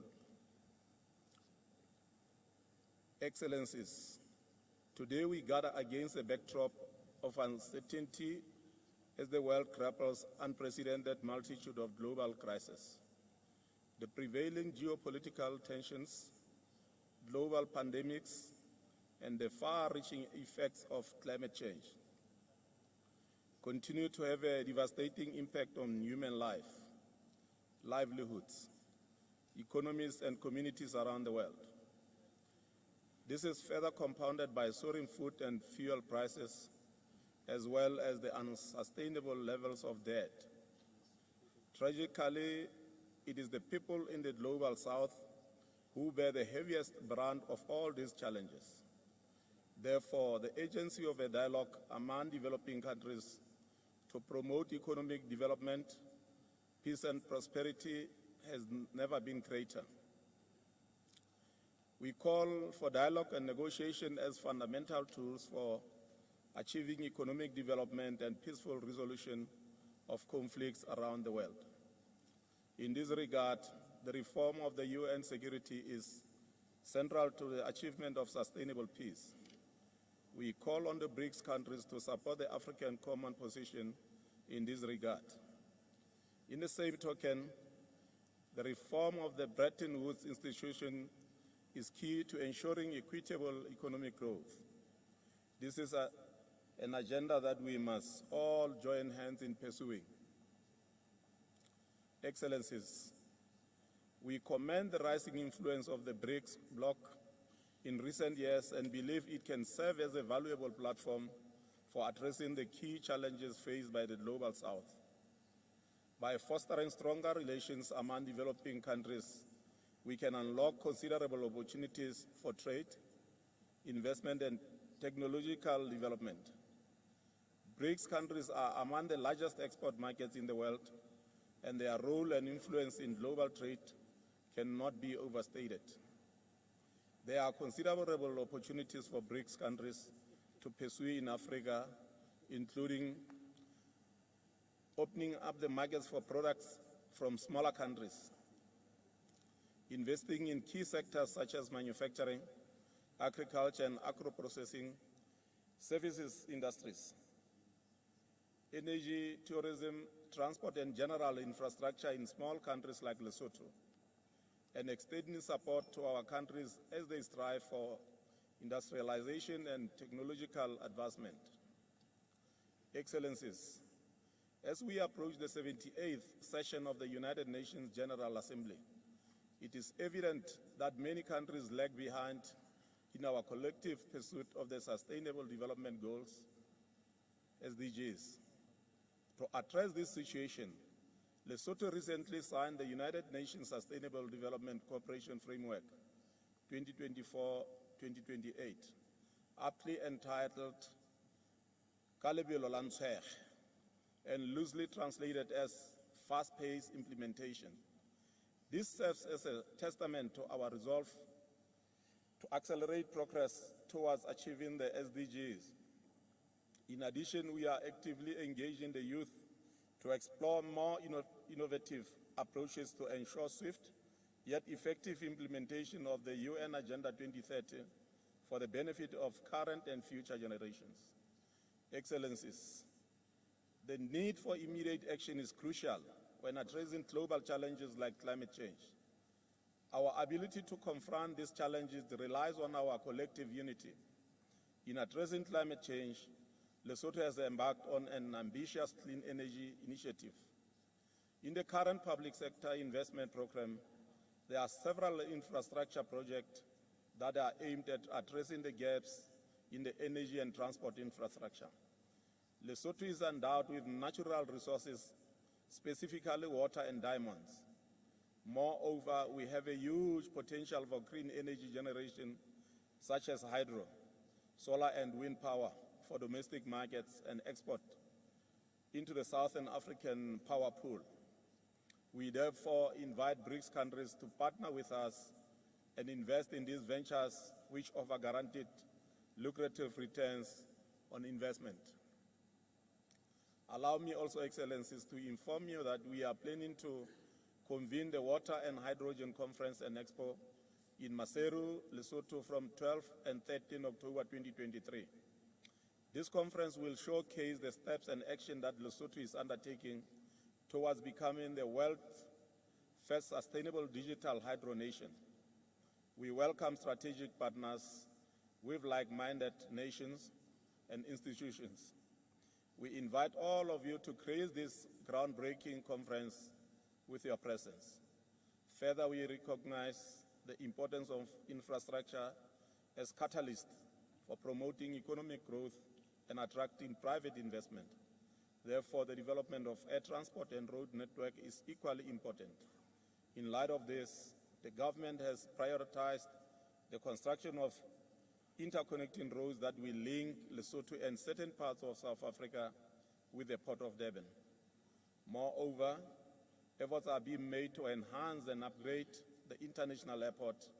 This presents an auspicious opportunity for investment and collaboration with the BRICS countries and the business sector. Excellencies, as I conclude my remarks, allow me to indicate that with the establishment of the new development bank, we anticipate funding opportunities to implement various agreements, such as the African Continental Free Trade Area Agreement and China and India Provincial Arrangement. These funding possibilities can facilitate real growth and meaningful participation in regional and global value chains. Even as that happens, we need to place greater emphasis on the three fundamental pillars underpinning BRICS, namely promoting financial and economic development through cooperation and openness, respecting the sovereignty of other countries and pursuing peaceful resolutions to conflicts, and working to ensure justice and representation in the global governance system. With BRICS and Africa in partnership, the better life for all is achievable. I thank you.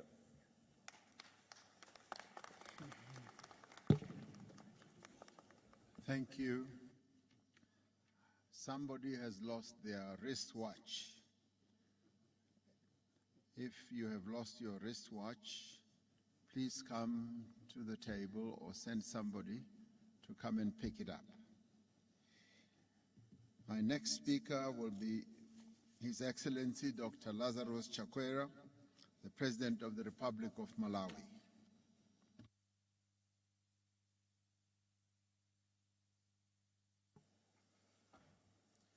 Your Excellency, Mr. Matamela Cyril Ramaphosa, President of the Republic of South Africa and Chair of the BRICS. Your Excellencies, Heads of State and Government, distinguished delegates, ladies and gentlemen, this BRICS dialogue comes at a critical time for us as nations in the global south, a time in which 3 consecutive global crises, namely the COVID-19 pandemic, climate change impacts, and the war in Eastern Europe, have exposed 2 harsh realities we can no longer deny nor find acceptable. First, they have exposed the extreme vulnerability of our countries to external shocks owing to weak infrastructural, food, health, environmental management, governance, educational, and social protection systems that we need to develop to make our economies more resilient. Secondly, they have exposed the global financial and institutional system's incapacity to respond to our needs speedily and fairly. So now that we know how vulnerable to shocks we are and how unresponsive to our needs the global financial system and multilateral institutions are, what remains is for us to do something about it. And we are more than capable of doing something about it, for not only is there strength in our numbers, because the nations gathered here represent close to half of the human population, but there is also abundance in our resources. For the nations gathered here are the custodians of the bulk of the natural resources the world needs for the creation of the digital and green economies of tomorrow. The place to start is for us to confront the barriers that have denied us a stake in global prosperity in the past. One such barrier is our own failure to build our own institutional and financial systems, systems that can better facilitate the implementation of instruments like the African Continental Free Trade Area, AFCTA, and the aspirations of platforms like the Forum on China-Africa Cooperation, FOCAC, the Russia-Africa Summit, and the India-Africa Forum Summit, IAFS. A second barrier we must confront is the monopoly that some countries enjoy of multilateral institutions like the UN Security Council, where we must insist that it is no longer acceptable for a handful of countries that claim to love democracy and equality to have the power to undemocratically make decisions about us without us. 5 months ago, as outgoing chairperson of the least developed countries, LDCs, I presided over the launch of the Doha Program of Action for LDCs for 2022 to 2031 in Doha, Qatar, under the auspices of the United Nations. And yet none of the 46 nations that are part of this program have a permanent representation on the UN Security Council, where decisions are made affecting its progress. This is unacceptable. 5 months ago, I led my nation in mourning the loss of over 1,000 Malawians, the displacement of over 500,000, and the destruction of crops and infrastructure that over 2 million depend on, following the devastation caused by Cyclone Freddy. And yet Malawi has no nation to permanently represent its interest on the UN Security Council, where the nations that are the greatest cause of climate change remain unaccountable for meeting their obligations for climate change mitigation, adaptation, and loss and damage. That is unacceptable.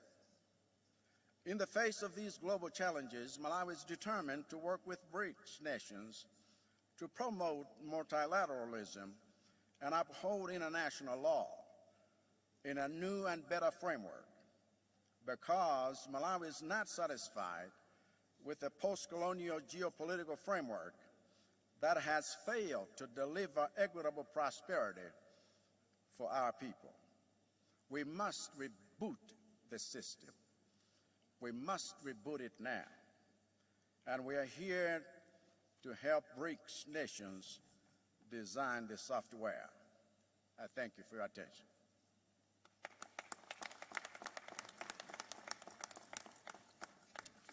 Thank you, President. I now call upon His Excellency President Filipe Nyusi, President of the Republic of Mozambique. Obrigado.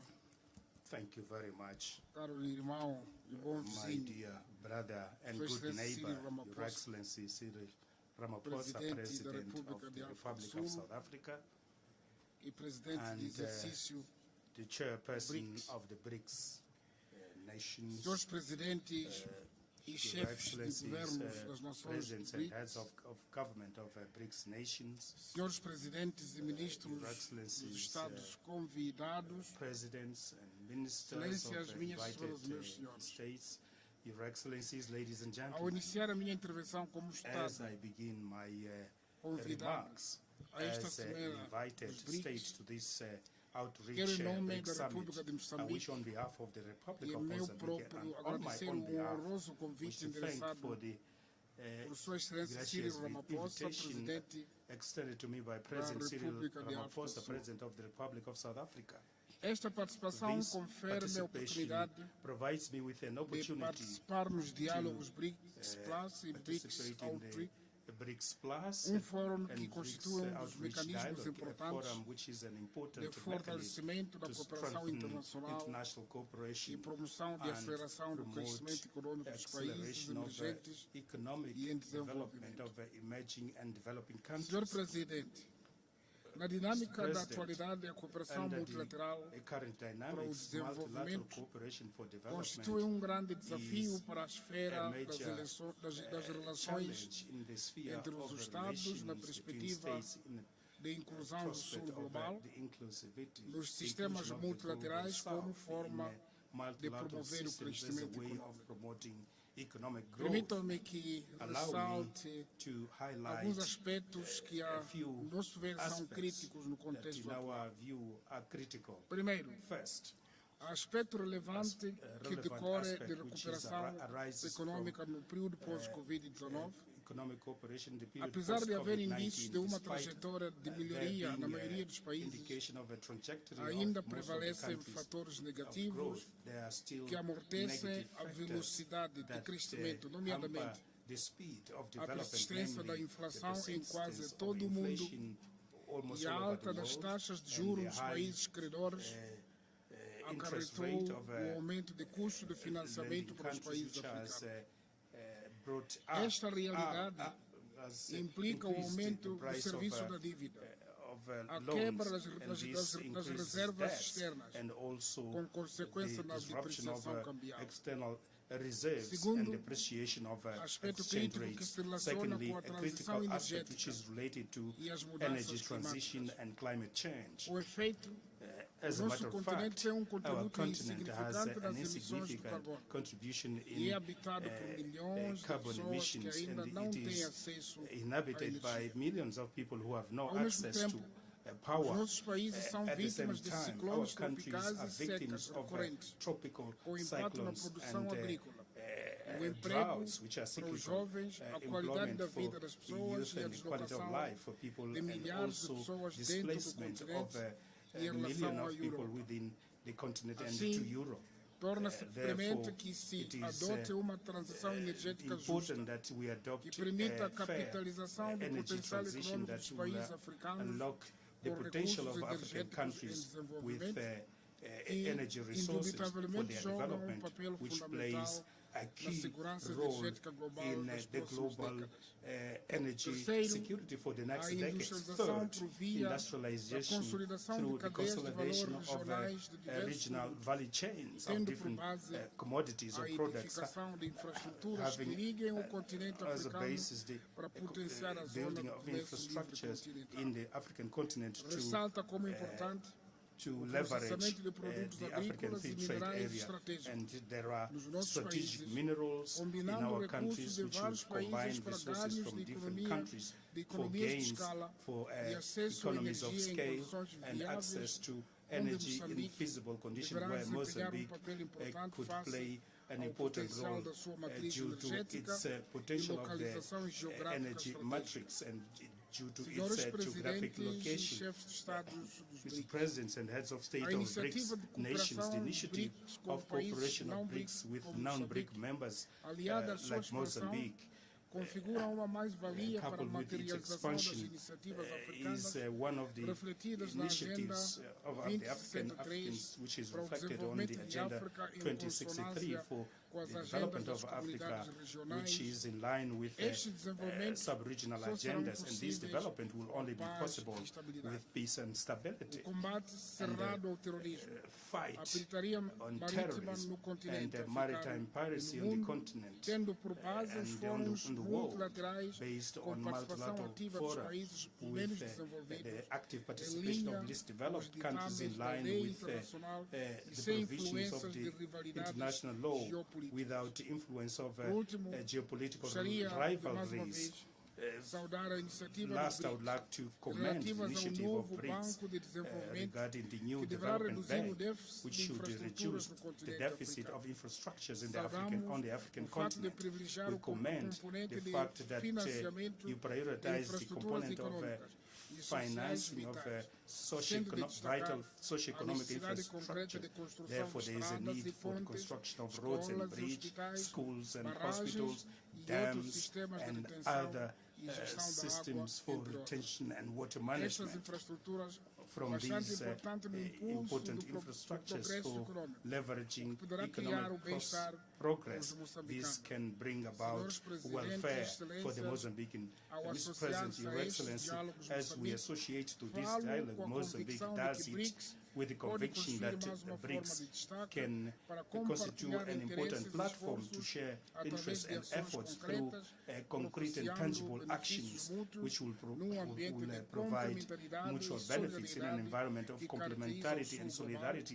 em that diversas characterize the questões de global interesse South on estruturantes different dos issues nossos of Estados. important issues of Muito our obrigado states. pela atenção. Thank you very much, Mr. President, for your attention. Thank you, President. My next speaker will be, and it is an honor to call upon President Hage Geingob, the President of the Republic of Namibia. Thank you, Your Excellency. Your Excellency Cyril Ramaphosa, President of the Republic of South Africa and host of the 15th BRICS Summit, and other excellencies who are members of BRICS, other heads of state and government, honorable ministers, ladies and gentlemen, I wish to express my gratitude and appreciation to President Cyril Ramaphosa for hosting this important BRICS Africa outreach and BRICS Plus dialogue.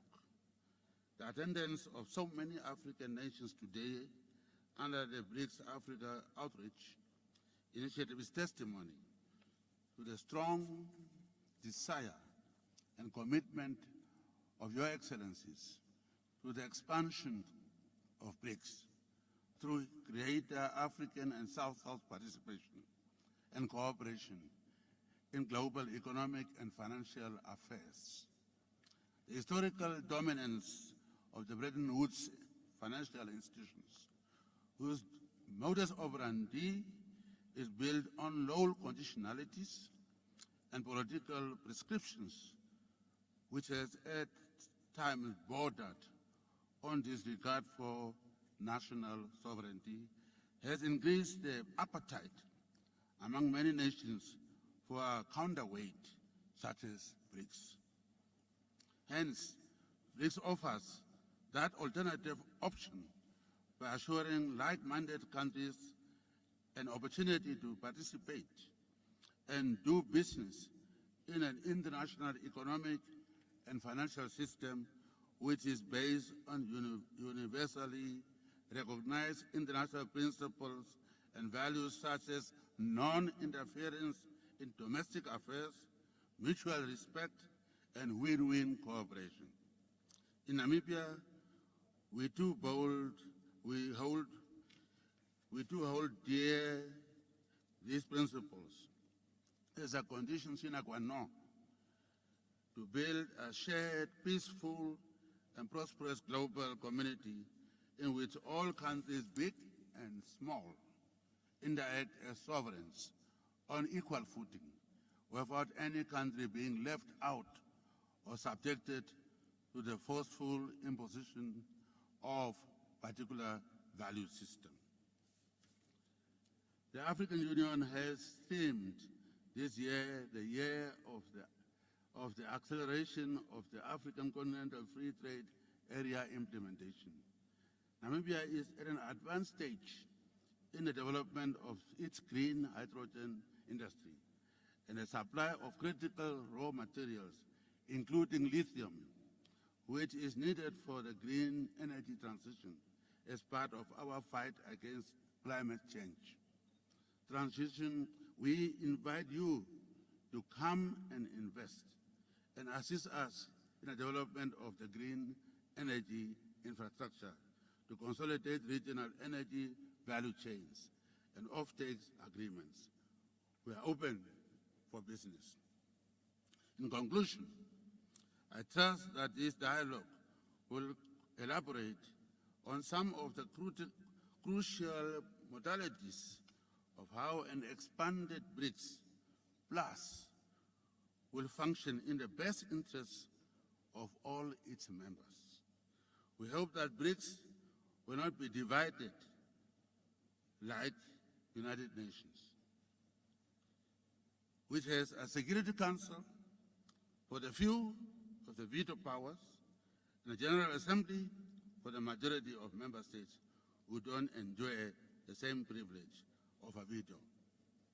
We believe that an important global grouping of nations such as BRICS, which is born from a collective desire of the countries from the South to make the international order more just and equitable and favorable to peace and development for all,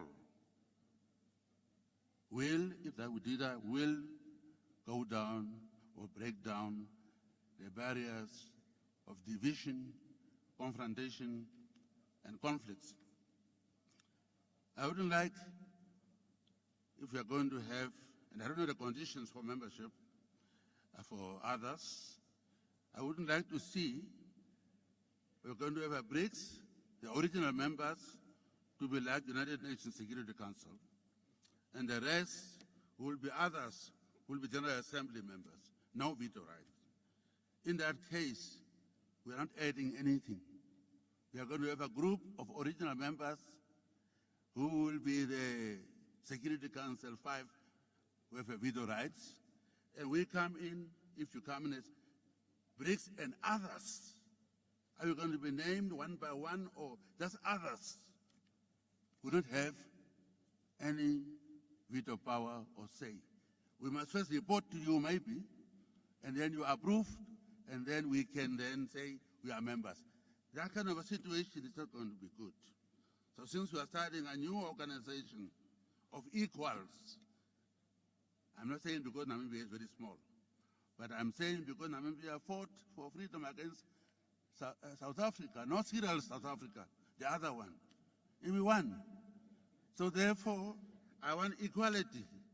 And I would like to know what are the conditions under which we, the small countries, will be members of reformed BRICS. With these very few remarks, I look forward to further engagement during this dialogue. And I thank you very much.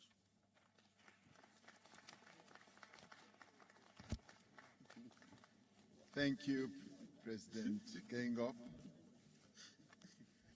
BRICS does believe in equality, and I can assure you there won't be any UN Security Council effect in BRICS, with some countries having a veto power.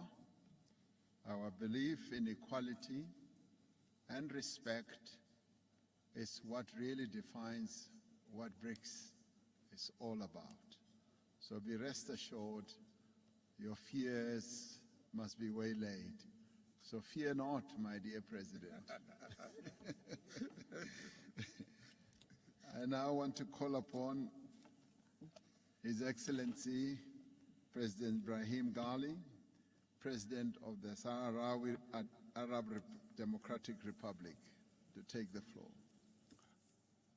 فخامة الرئيس السيد رامابوسا رئيس جمهورية جنوب أفريقيا الرئيس الحالي للمنظمة Your Excellency, Mr. Ramaphosa,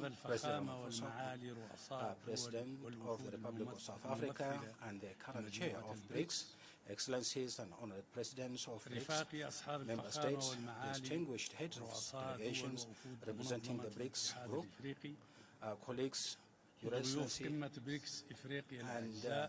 and the guests of Africa. Ladies and gentlemen, at the outset, I'm pleased to express my sincere gratitude and appreciation to South Africa, the country of Nelson Mandela, government and people, with his presidency of His Excellency Cyril Ramaphosa, for the gracious invitation that we have received in the name of the BRICS group. And also I wish to thank you for the warm reception and excellent arrangements that have been made for this important event to make this meeting a success. Africa is a continent that has immense potential, vibrant youth, and abundant resources. However, it has suffered and continues to suffer from marginalization, exploitation, and debt that has impoverished many of its countries, hindering their economy and social growth. The Sahrawi Republic believes that peace and stability in our continent depend on the responsibility of the international community, particularly the members of the Security Council, in enforcing respect for legitimacy regardless of double standards. فالجمهورية الصحراوية تخاطبكم من منطلق أنها تعاني اليوم في القرن الواحد والعشرين من ظلم صارخ وانتهاك سافر للقانون الدولي ونهب متواصل لثروات الطبيعية بتدخل مخجل من أطراف دولية تسعى لفرض خيارات أحادية ظالمة بما في ذلك على مستوى بعض أعضاء مجلس الأمن الدولي تحول دون تمكين الشعب الصحراوي من استكمال سيادة بلده على كامل ترابه الوطني.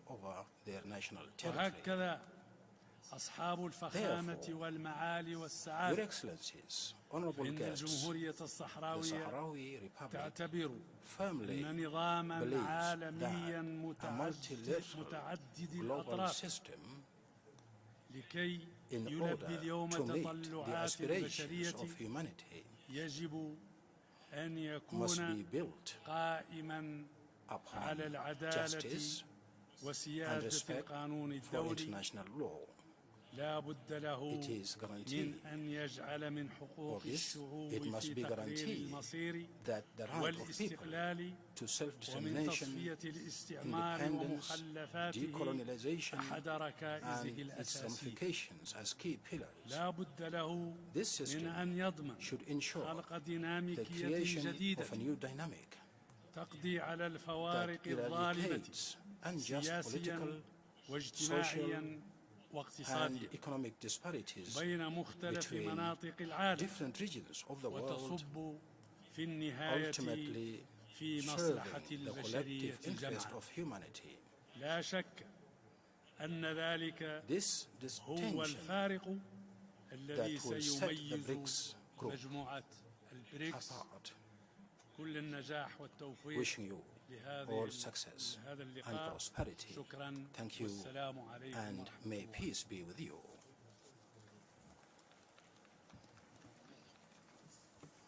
Thank you, President. My next speaker is His Excellency Carlos Villanova, President of the Democratic Republic of Sao Tome and Principe.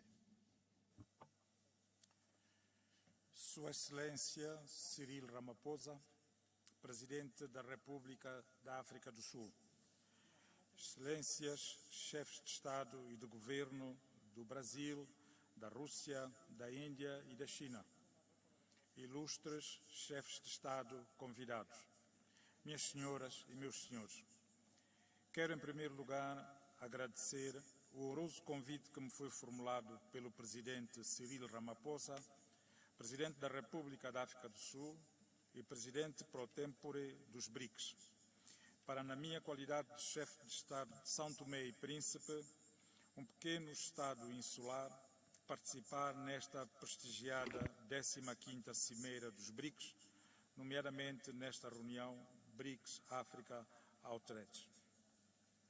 Quero igualmente felicitar o Presidente Ramaphosa pela excelente iniciativa de ocasionar, uma vez mais, o encontro BRICS-África.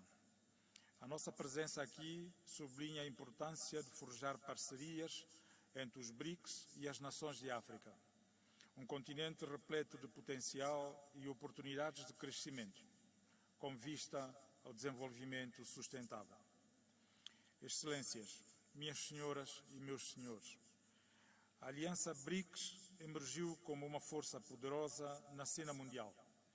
Representa não só a proeza econômica, mas também o compromisso de promover a colaboração entre nações com histórias, culturas e aspirações diversas. Ao reunirmos-nos, reconhecemos a importância de aproveitar o nosso potencial coletivo para enfrentar os desafios que abrangem continentes e sociedades. O meu país, São Tomé e Príncipe, personifica a resiliência de uma nação que convive cotidianamente com complexidades dos recursos limitados e das restrições geográficas. Encaramos as nações que compõem os BRICS como parceiros valiosos da nossa caminhada rumo ao crescimento e ao desenvolvimento sustentável. Acreditamos que, ao combinarmos os nossos pontos fortes, podemos encontrar soluções inovadoras para desafios comuns, como as alterações climáticas, a redução da pobreza e o desenvolvimento de infraestruturas.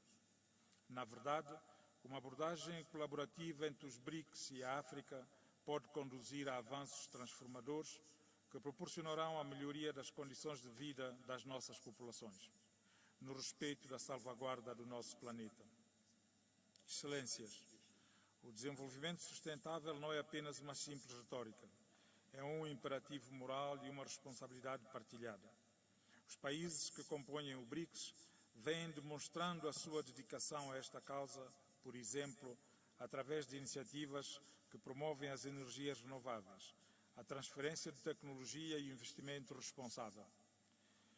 Estas são algumas dentre muitas áreas em que a cooperação BRICS-África reveste-se de extrema relevância. Com efeito, ao alargar essas iniciativas às nações africanas, podemos promover um crescimento econômico inclusivo que ajude as comunidades mais vulneráveis. O meu país, por exemplo, pode servir de centro de experimentação de energias renováveis, demonstrando como as práticas sustentáveis podem ser integradas mesmo nos ambientes geograficamente mais limitados. Através do compartilhamento de melhores práticas e cooperação em políticas, poderemos adotar abordagens mais eficazes para enfrentar desafios socioambientais.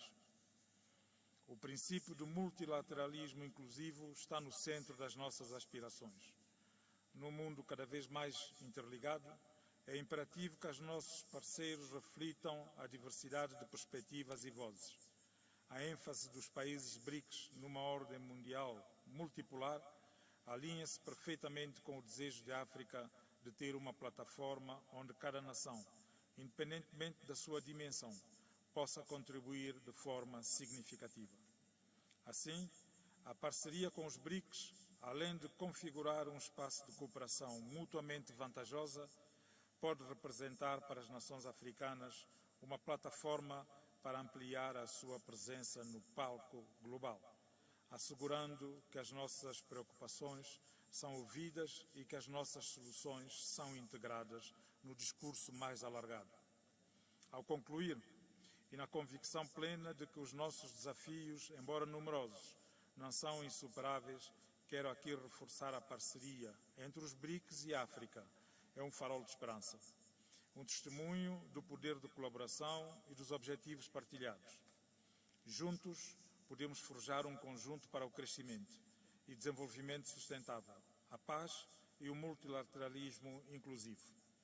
Agradecendo uma vez mais o convite que me foi formulado para participar neste importante evento, faço votos que as conclusões e deliberações aqui chegadas sejam válidas contribuições para construirmos um futuro em que as nossas nações e os nossos povos prosperem e o nosso mundo se torne um lugar mais justo e equitativo para todos. Muito obrigado pela vossa atenção.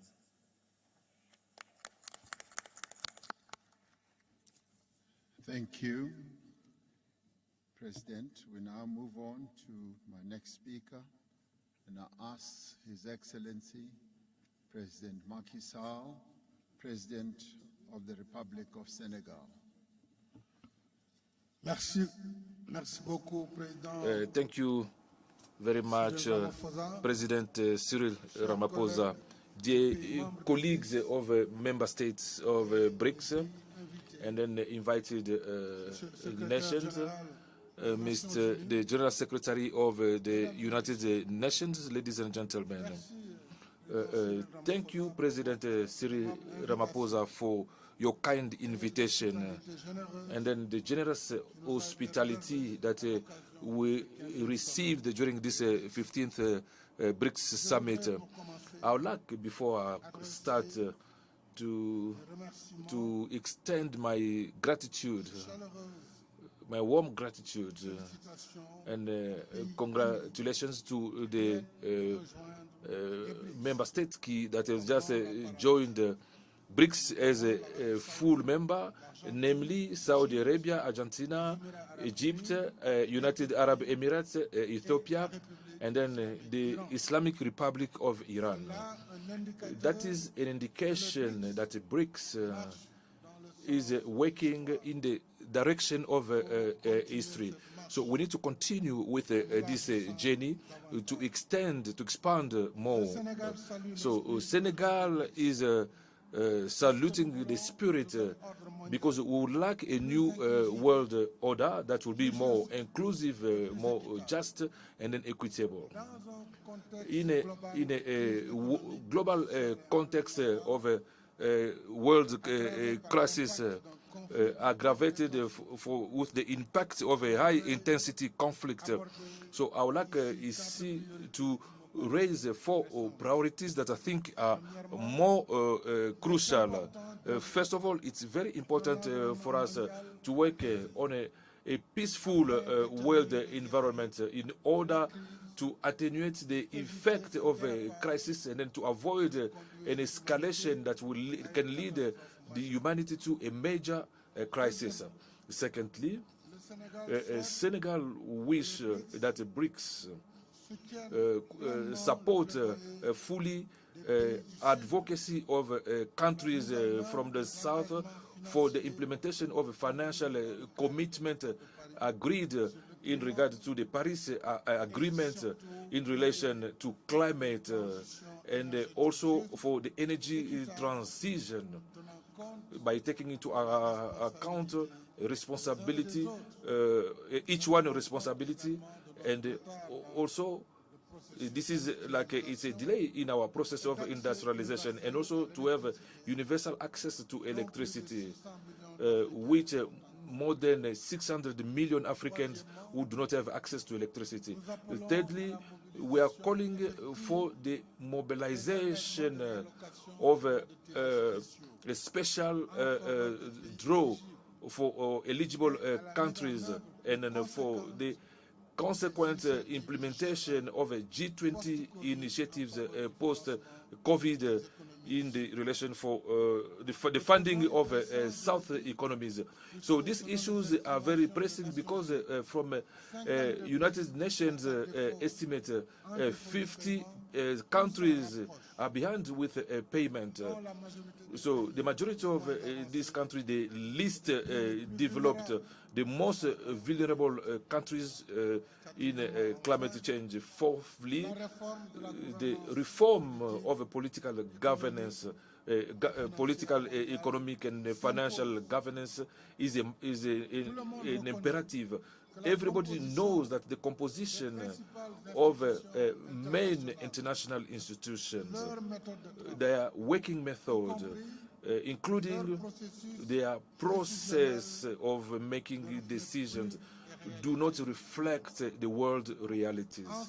So together we should work for the evolution of the United Nations Security Council so that it could become more representative and then represent the interests of all member states. It's the same for the reform of the valuation systems in practical, mostly the over-evaluation in countries, in developing countries, in particular in African countries. That's lead and then lead to consequences to have a loan cost that are abusive, that goes even up to 80%, 8 times superior to developed countries. So I'd like to finish to thank our friend for BRICS for their support for the candidature of the African Union to G20.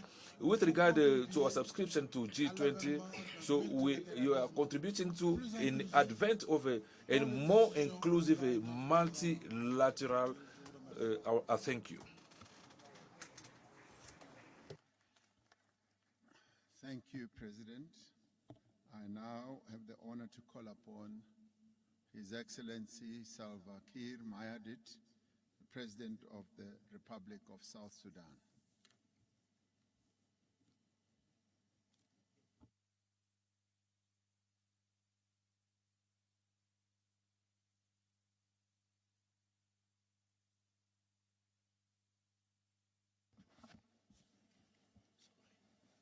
Thank you.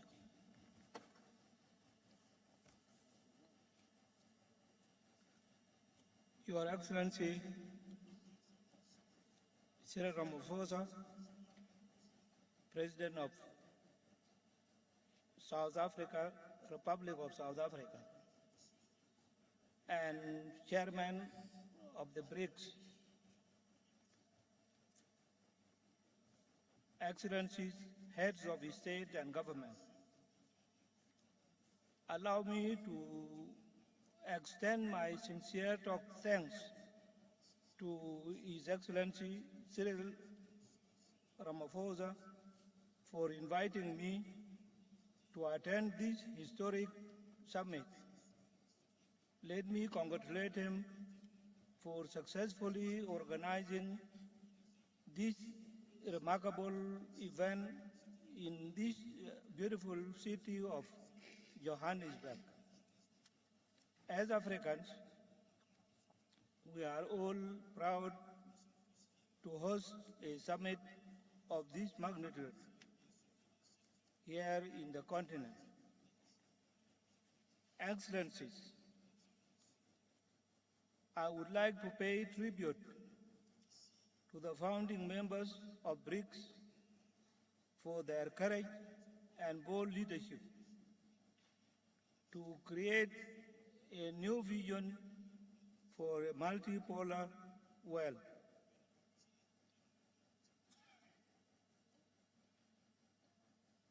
The world that is governed by inclusive and genuine economic interdependence. The theme of this historic summit, BRICS and Africa, partnership for mutually accelerated growth,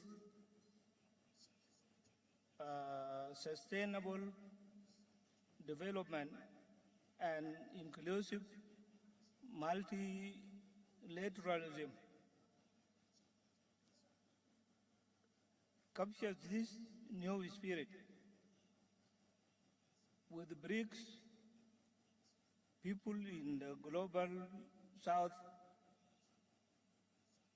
can now imagine a new world where nations can cooperate and trade on mutually acceptable terms. With BRICS countries, we can enter into economic cooperation without any fear of strategic considerations of certain powerful states coming in between the mutually agreed economic and trade arrangements. Your Excellencies,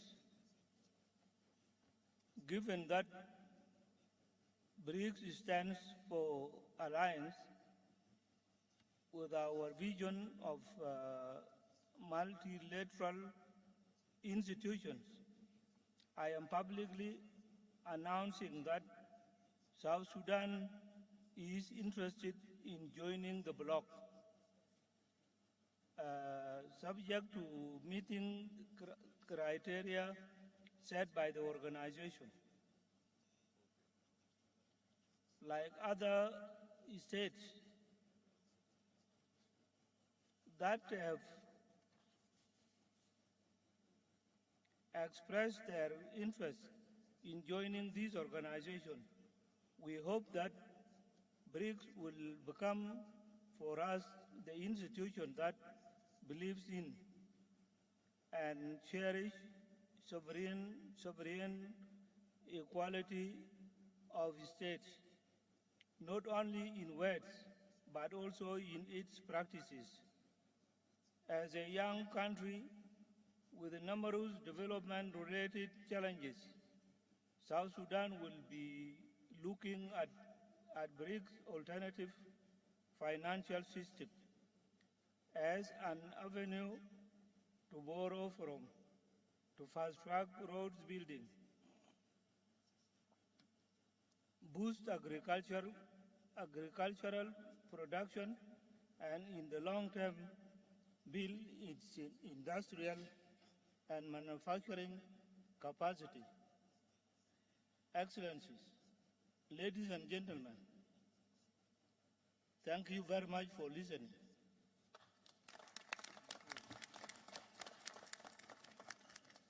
Thank you very much. It's now my honor to call upon Her Excellency, President Samia Suluhu, President of the United Republic of Tanzania.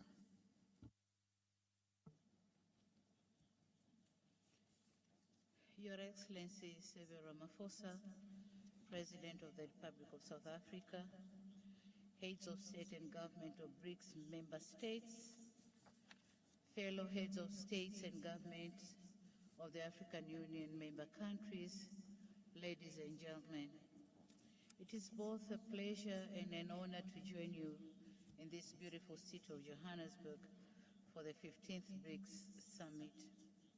Mr. Chairman, allow me to use this brief time allotted to me to applaud you, members of the BRICS, for keeping this association going since its establishment in 2009.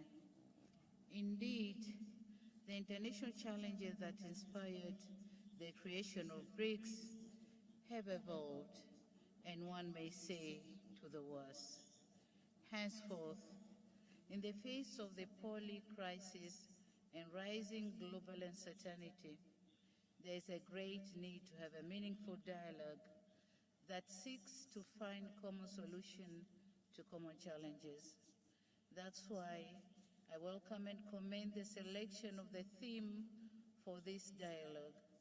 I'm very optimistic that this dialogue will advance deliberations geared toward resolving the complex challenges which our countries are facing both individually and collectively. Excellencies, one aspect which I personally consider critical in the course of the dialogue is the call to redouble efforts and take concrete actions to address the North-South divide so as to deepen strategic, financial, trade, investment, and economic partnerships based on a just international economic order. It is gratifying, however, to note that amidst these challenges, the BRICS offer a possibility of coming up with a more equitable, balanced, and fair mechanism to deal with an international economic order that has thus far remained unattainable and an elusive aspiration. It is on these grounds that BRICS African Partnership needs to focus on unlocking potential opportunities on the continent towards realization of both Agenda 2063 and the Sustainable Development Goals, which include the operationalization of African Free Trade Area. Forging ahead, Tanzania envisages the BRICS African Partnership that supports African endeavors in promoting and strengthening regional value chains, and furthermore, partnership that can promote or help African producers to be able to gain access to broader export markets. Excellencies, the second issue which I wish to underscore is the continued relevance and validity of multilateralism. I note with satisfaction that this has been captured in the theme of this summit. Indeed, multilateralism stands as the major tool in addressing most of global geopolitical challenges. And in this regard, as we convene in multilateral fora such as this one, we should not lessen our efforts to strengthen the United Nations. At its 78th years of existence, it remains the sole body with universal membership. And so, Tanzania, at this point, would wish to reiterate this in the strongest voice on the need to reform the UN Security Council to make it fairly representative, effective, and reflective of the current geopolitical realities. Excellencies, ladies and gentlemen, as I conclude, I would wish to commend the Republic of South Africa for the excellent hosting of this summit. I should also commend the BRICS countries for their efforts geared toward the advancement of the South-South as well as the African agenda for growth, development, and integration. It is Tanzania's hope that African issues and concerns as well as priorities will continue to feature in the upcoming BRICS engagements. The United Republic of Tanzania is and remains a staunch supporter of multilateralism, more inclusive and fair global system, a well-functioning financial architecture, and a deeper South-South cooperation. This regard, to remain a true friend and partner of BRICS in all its interventions. I thank you very much for your kind attention. Thank you, Mr. Thank you, President. Please accept my apology. I have to step out for a while. Deputy President Paul Mashatile, Deputy President of South Africa, will take the meeting forward as I now call upon His Excellency Dr. Joseph Dion Ngute, Prime Minister of the Republic of Cameroon.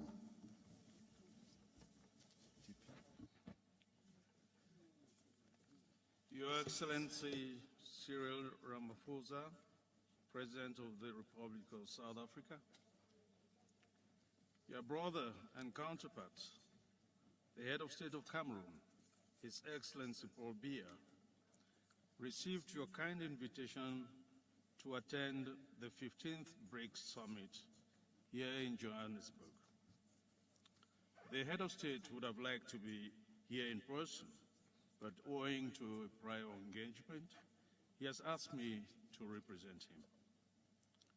I hereby take this opportunity to express our sincere thanks to you, to your government, and to the friendly people of South Africa for the very warm welcome given to us since we arrived here, and of course, of the excellent arrangements you've made for this summit. At this moment, I would like to pay a vibrant tribute to the leaders of BRICS, their excellencies, Luis Inácio Lula da Silva of the Federative Republic of Brazil, Vladimir Putin of the Russian Federation, Narendra Modi of the Republic of India, whom we heartily congratulate for the successful landing of the space vessel on the south side of the moon. Excellency Xi Jinping of the People's Republic of China, and of course our host Cyril Ramaphosa of the Republic of South Africa. I wish to emphasize that Cameroon has excellent cooperation ties with each of your countries.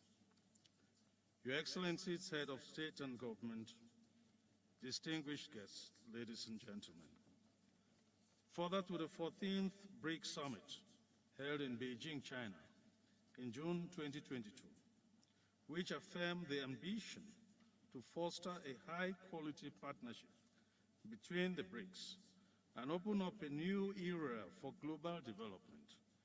The BRICS leaders are at this 15th summit discussing the BRICS Africa Partnership for mutually accelerated growth, sustainable development, and inclusive multilateralism. The challenge is to ensure that we continue to work together to build solidarity around the core values that motivated the establishment of this important group. Our world is currently facing many challenges, including, amongst others, insecurity, terrorism, climate change, cybercrime, the militarization of space, and the malicious use of social media. Faced with these global challenges, the hopes and expectations of our people continue to grow.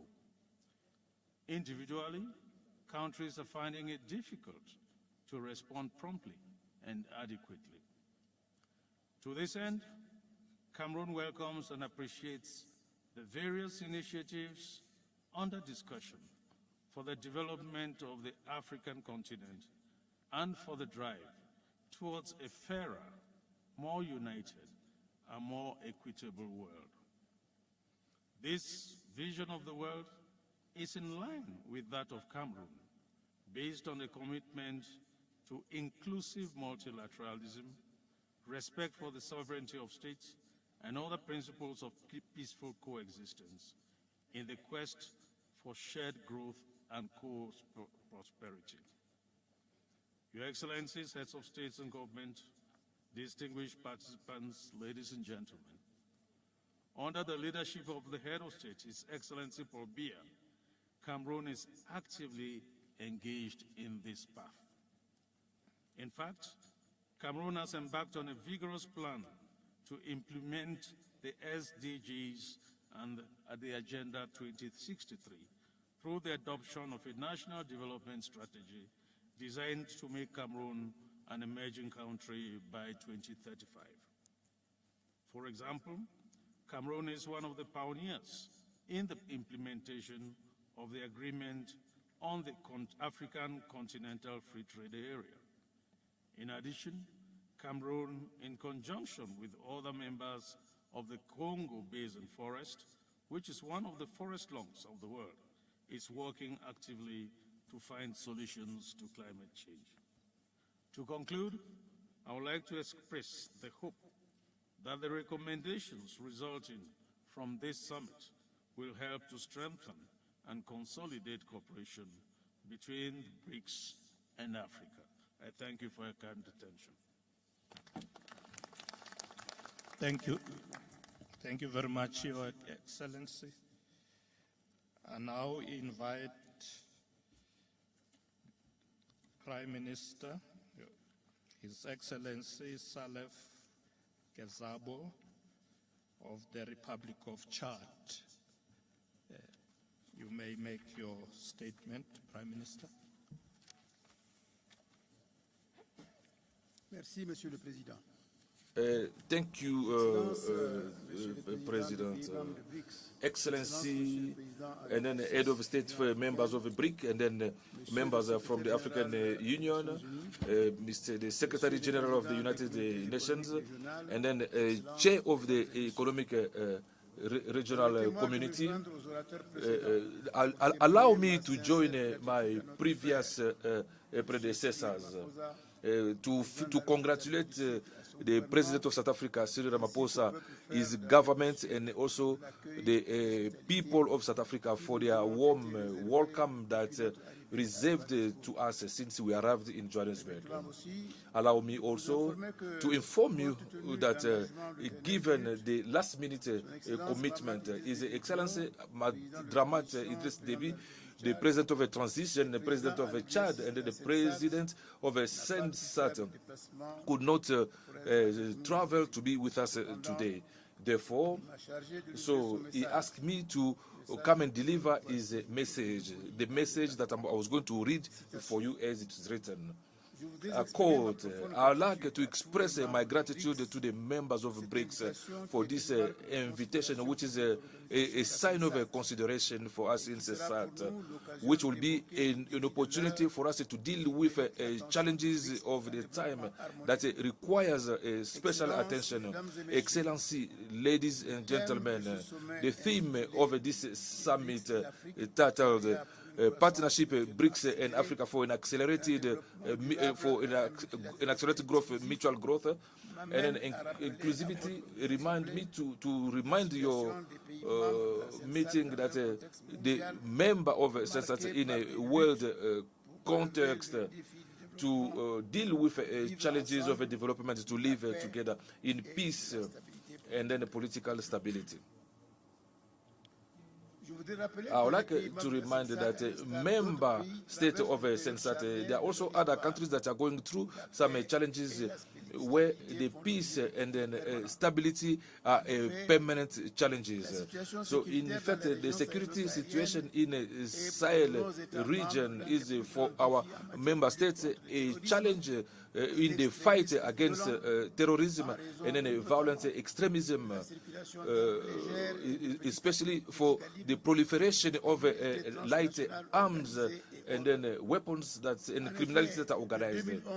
From 2011 to 2023, we have all witnessed the degradation in Libya that was caused by international powers, which the consequences are still visible in the Sahel. The security situations in our respective countries is progressively degrading. one after the other. The last example is the Sudan, which is living one of the worst period of its history, with the million of people who have been displaced, especially in my country, Chad. Those refugees need urgent help. So we are trying to mobilize. It's now time to ask BRICS and then all of the international communities to be more human by showing solidarity. The member states of CENSAT are facing this situation with responsibility and then determination in order to ensure their part in history and then their contribution on human development. Regardless of these challenges, member states of CENSAT, especially Chad, are a country of economic opportunities that will interest all the BRICS countries. We've got a young population which got a lot of future ahead of them. Excellency, ladies and gentlemen, member state of our regional economic community possess a lot of economical resources, especially in farming, and also on top and then under the surface. Our countries could be excellent partners for BRICS enterprises in these areas that I've just cited. Our countries need to be accompanied so that they can exploit their resources. So BRICS, with their actions, could help member states of CENSAT to increase their living standards. So in terms of mineral exploitation and also in the area of agriculture. Ladies and gentlemen and Excellency, nothing can be achieved in an area where there's uncertain economic growth. Nothing of now concrete can be achieved. For this, we're inviting BRICS member states to ask their commercial banks to come and open offices in our countries to facilitate exchange, facilitate development and infrastructure in the backdrop of a world. It's here the place to salute the birth of the new development bank of BRICS. Excellencies, ladies and gentlemen, around us we are observing that the world is changing. So we should not remain a spectator to suffer the old laws that is not favoring us. We need to have the courage to question all the institutions that came after the World Cup that were created without taking our interests and then the interests of our population. Yes, the world is changing. All those institutions, all those type of development, all those architecture were designed not for us, but for us to be exploited. In these conditions, so we need to put an end to this. For instance, for the conference of Bandung, we need to put in place a new solidarity currency or thought, and then so we are supporting BRICS. So we've got a subscription from African countries like Egypt and Ethiopia. So I declare to you that Chad is ready to adhere to the BRICS. I thank you. Thank you. Thank you very much, Your Excellency. I now invite His Excellency Mr. Jean Michael Sama Lukonde, Prime Minister of the Democratic Republic of Congo. You may now deliver your input.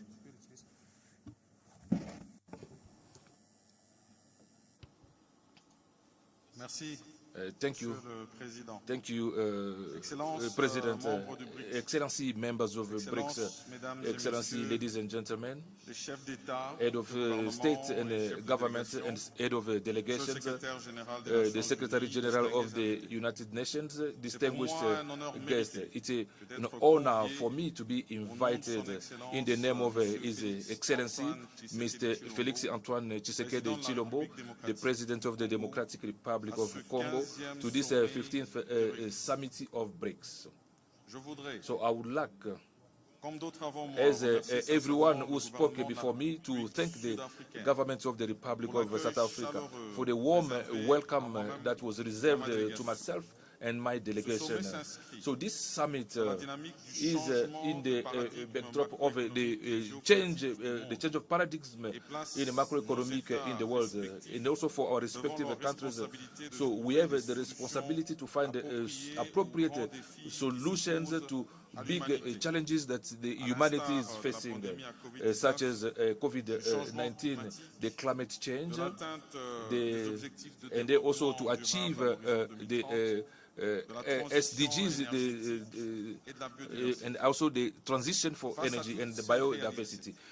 Facing all these realities, there's a need to say that a Kati number in Russia in 2019, in Johannesburg in 2023, there are steps that have been realized, namely the one for the existence of the new development bank and then a common fund for exchange of BRICS in order to consolidate the optimism to face the challenges that humanity is faced with.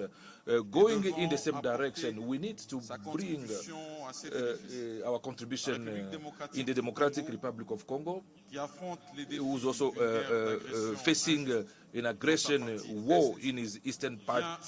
So he's coming to this summit as a solution country, a country that will solution because the Democratic Republic of Congo has a potential what would be very important for the challenges that I've just listed. First of all, taking from its space, it's a big space, 2,345,000 square meters, having 80% of arable land, which is essential for the development for big agricultural projects.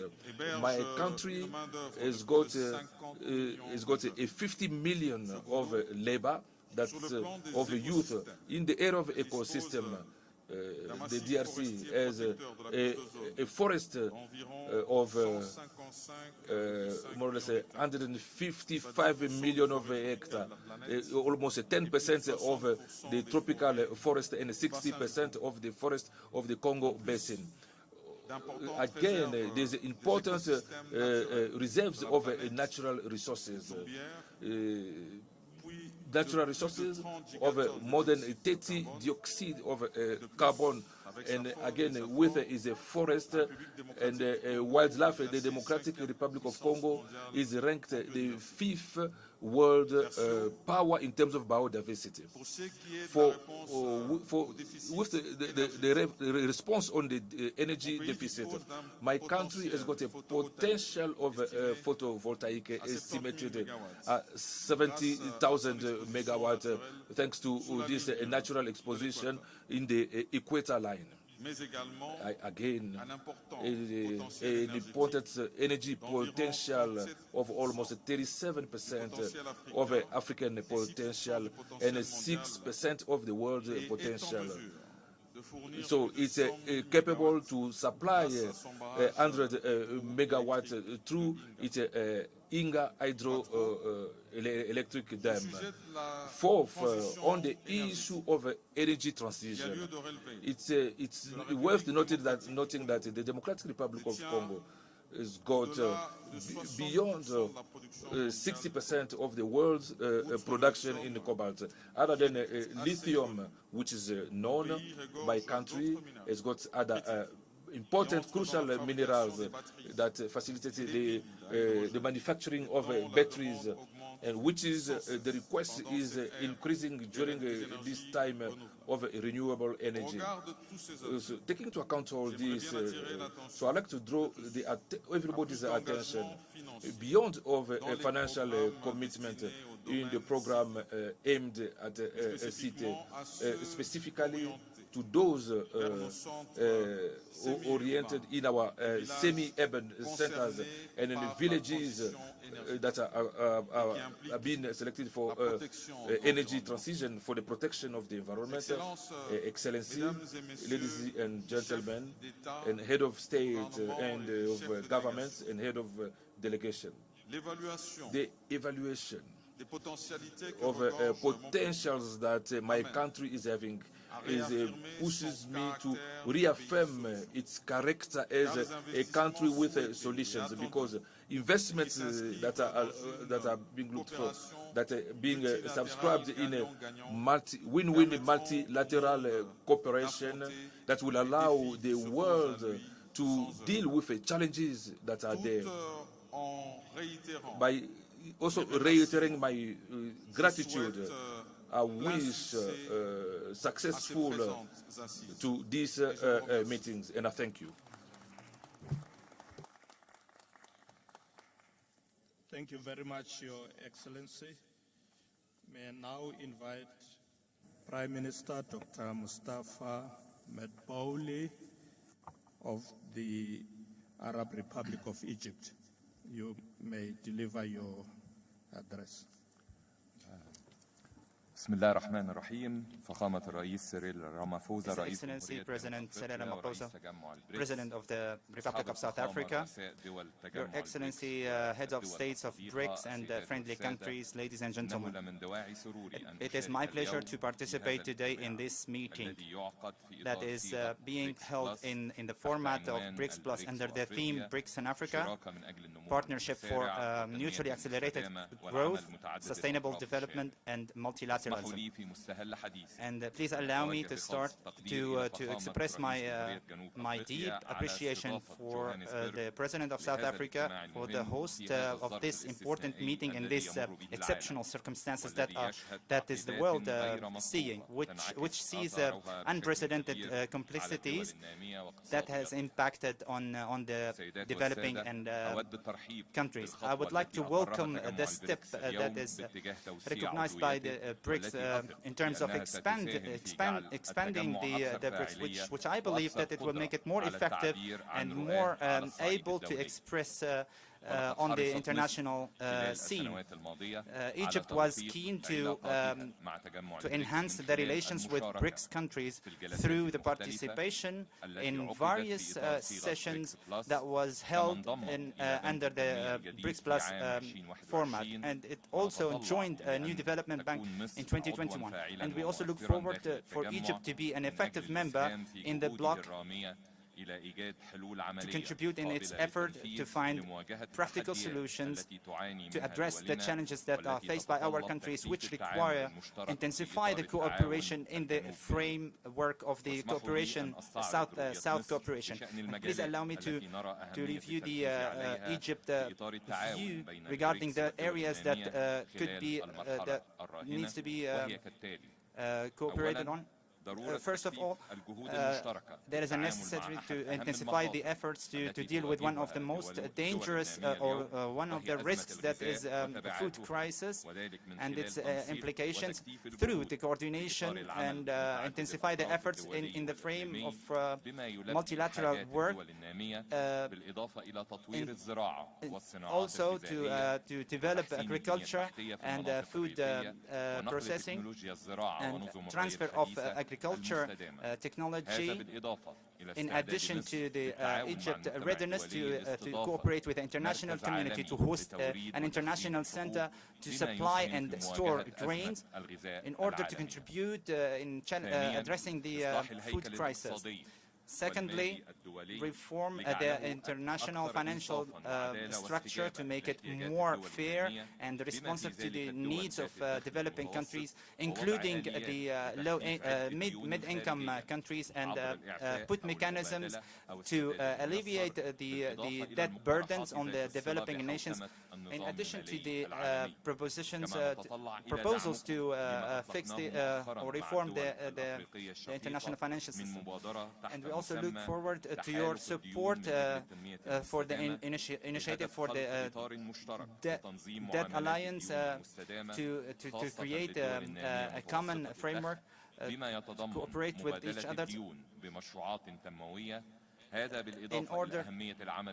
addition to the importance of common work to encouraging the equal deals and trading in local currencies between the BRICS countries and the developing countries, and also with the African countries. Thirdly, importance to build on the COP27 results that was hosted by Egypt in 2022 and enhance the role of the development banks, multilateral development banks, and financial institutions in funding the climate work, and also to implement the outputs of the Sharm el-Sheikh conference, and support the efforts of just transition to renewable energy. And in this context, we appreciate the importance of balancing the needs of our countries from energy and to address the climate change.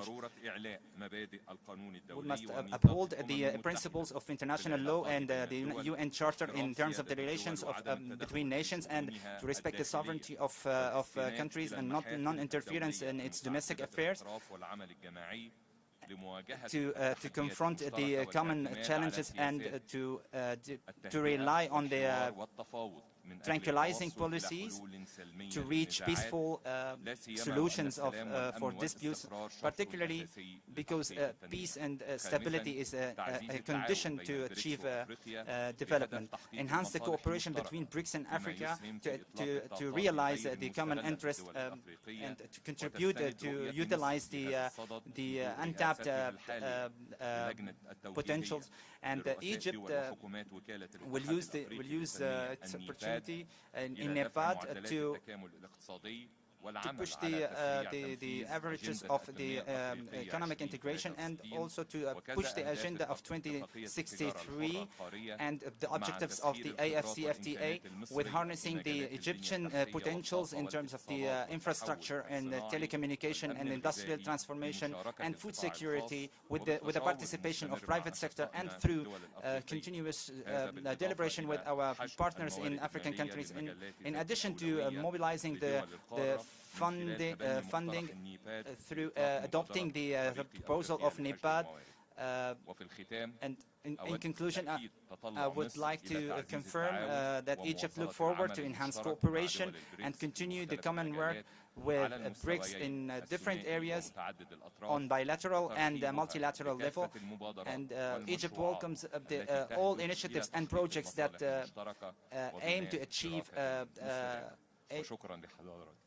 mutual interest. And thank you very much. Thank you. Thank you very much, Your Excellency. I'd like to now invite His Excellency Mr. Kashim Shettima, Vice President of the Federal Republic of Nigeria. You have the floor, Your Excellency. Your Excellency Cyril Ramaphosa, President of the Republic of South Africa and Chair of the 15th BRICS Summit, Your Excellencies, distinguished heads of state and governments of the Global South, ministers, distinguished ladies and gentlemen. Gathered here for the third BRICS Africa Outreach and BRICS Plus Dialogue, alongside the 15th BRICS Summit, I convey warm greetings from His Excellency President Bola Ahmed Tinubu of Nigeria. Regrettably, due to pressing official matters at home, he couldn't join us today.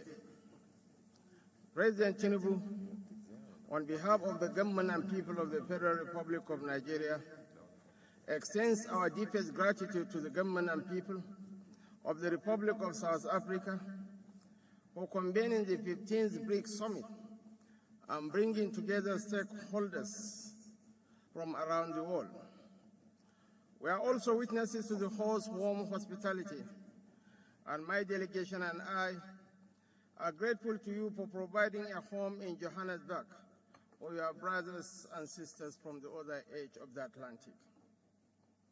The prevailing theme of this summit, BRICS and Africa, partnership for mutually accelerated growth, sustainable development, and inclusive multilateralism, resonates as a compass guiding the trajectory of the world.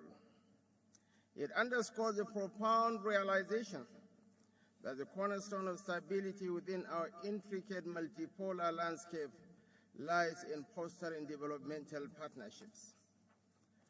Your Excellencies, the disruptive events of the past and present years have rendered emerging economies and many developing countries vulnerable, leaving them in search of beneficial alliances. But I assure you that Nigeria is committed to shaping and fortifying the global framework and governance concerning all major international issues, particularly in the fields of economics, finance, environment, climate change, bridging the digital divide, adopting a comprehensive strategy towards debt alleviation, addressing food and energy insecurities, instituting post-pandemic recovery measures, and fostering financial inclusion within developing countries. Your Excellencies, the international global governance structure to which we currently adhere was established prior to the independence of the African continent and many countries in the global south. So it's indeed imperative to reform global governance to align with the realities of today's world and to acknowledge the necessity for partnerships that ensure shared prosperity, inclusivity, and sustainable development. Your Excellencies, the trajectory of President Tinubu's economic reforms and diplomatic alliances is intended to attract investments and partnerships to Nigeria, while aligning with international and regional cooperation that corresponds with the government's objectives. The new government, which began less than 3 months ago, is examining the variables and evaluating the scope and level of regional and global cooperation to pursue in order to establish Nigeria as a desired friend and partner. The government's final decisions will be determined once our ongoing in-depth discussions within the Economic Advisory Council, the National Assembly, and the Executive Council are concluded and adopted. It is needless to add that Nigeria is Africa's largest economy, and with a population of 220 million people, is undoubtedly the most populous country in Africa.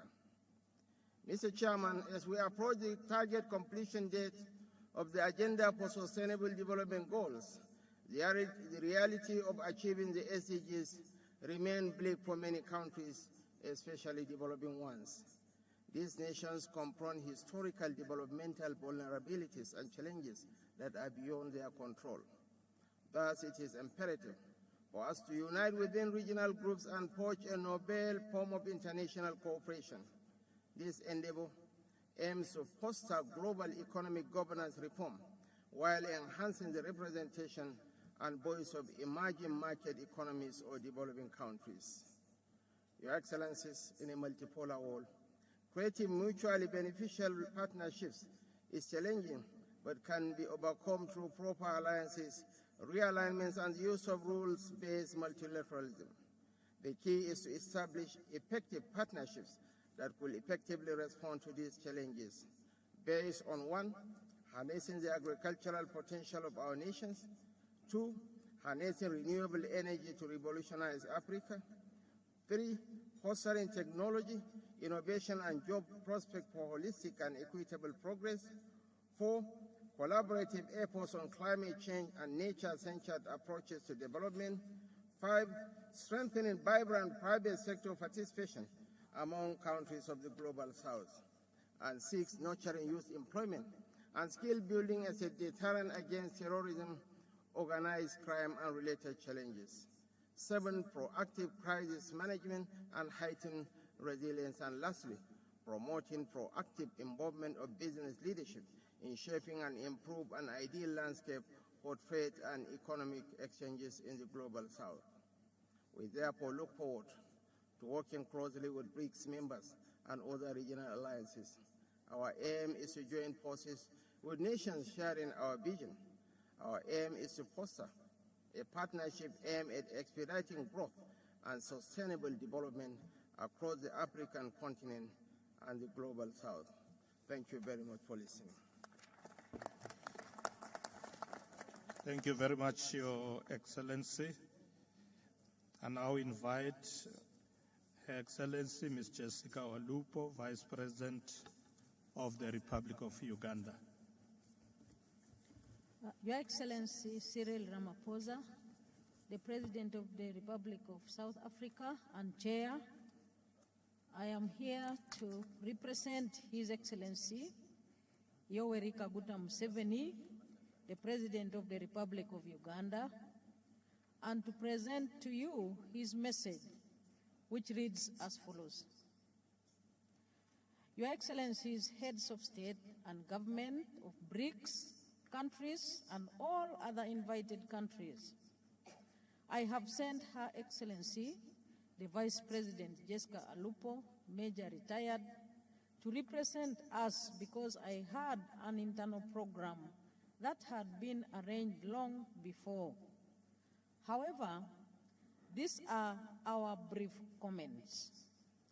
The human race has been here for 4.5 million years, ever since man evolved into Homo sapien from lower primates. During all that time, man has faced two major oppressions. These are oppression by nature, e.g., disease, hunger, droughts, floods, earthquakes, etc., and oppression by fellow man, e.g., slavery, imperialism, aggression, feudalism, dictatorship, etc. Man has been responding to both oppressions. He has been responding to oppression by nature through scientific discoveries and better socio-economic organization. Hence, the discovery of fire 1.5 million years ago, the domestication of crops 10,000 years ago, the domestication of animals or livestock 10,000 years ago, the invention of the steam water pump in the year 1698 by Thomas Savery, and the invention of the steam engine in the year 1823 by George Stephenson, etc., etc., are all the phenomena that enabled man to handle better the oppression of man by nature. These are steps that the whole of the human race should welcome and share. Unfortunately, on account of ideological bankruptcy and parasitism, these advances in human knowledge are more often than not used to reinforce the oppression of man by man. That was the situation with the invention of the use of iron tools and weapons, the invention of gunpowder, etc., by some communities that pioneered these advances against those communities that were still lagging behind in respect to those inventions. God equipped man with three characteristics that have enabled him to find solutions to the two oppressions against man mentioned above: oppression by nature and oppression by fellow man. The three characteristics are a superior brain, bipedalism or ability to walk on two legs, and a hand that can do work, create tools and use them to do work and create more complicated tools and machines. Therefore, oppression of man by nature, e.g. by droughts, floods, diseases, should not be a problem anymore if it was not for the parasitism which leads some actors not to share knowledge with others or use knowledge to oppress others. This is a distortion that needs to be combated. Your Excellency, by sharing scientific knowledge and management practices, many problems caused by nature to man would be solved if we also banish parasitism. The danger to the environment is, for instance, caused by greed and parasitism of some actors in the world and individual countries. Your Excellencies, the struggle against oppression of man by fellow man has been progressing, but again with unnecessary interruptions caused by imperialism in the last 600 years, feudalism and other forms of dictatorships. In the fight for freedom from oppression of man by fellow men, it is important to remember what the Bible teaches us. In the book of Acts of the Apostles, chapter 17, verse 26, it goes as follows. And he has made from one blood every nation of man to dwell on all the face of the earth, and has determined their pre-appointed times and the boundaries of their dwellings, so that they should seek the Lord in the hope that they might grope for him and find him. I close quotes. Therefore, Your Excellencies, nations and the boundaries of those nations are the work of God, and nobody should interfere with the work of God. Imperialism is therefore a heathen, unchristian idea. Therefore, in the fight for the emancipation of man from oppression of man by fellow men, we should respect the choices of the different nations and countries. The Bible again states in the book of Matthew, chapter 5, verse 16, I open quotes, "Let your light so shine before men that seeing your good deeds, praise our Father in heaven," I close quotes. In other words, influence people by example and not by coercion, manipulation, etc. Your Excellencies, bearing the foregoing in mind, you can see the relevance of the BRICS effort.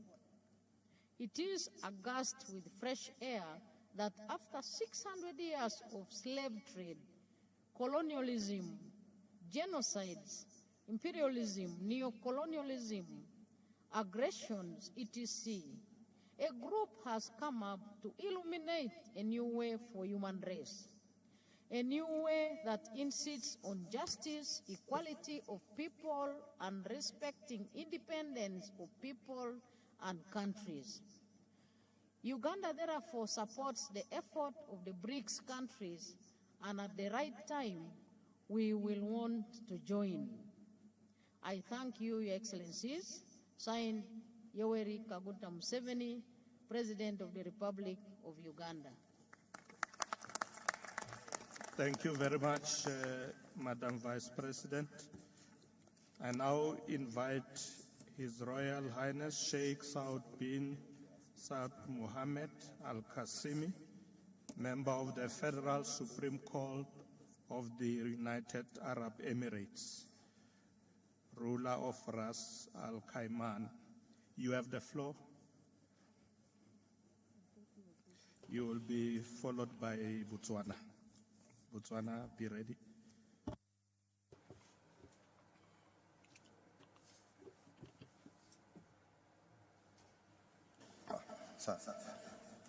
فخامة سيريل رامافوزا رئيس جمهورية جنوب أفريقيا أصحاب الفخامة والمعالي رؤساء الدول والوفود السيدات والسادة السلام عليكم ورحمة الله وبركاته. I would like in the beginning to thank His Excellency Cyril Ramaphosa for the successful organization and the hospitality that we have received from the people of South Africa. We appreciate the position of the BRICS members to include the UAE into this group.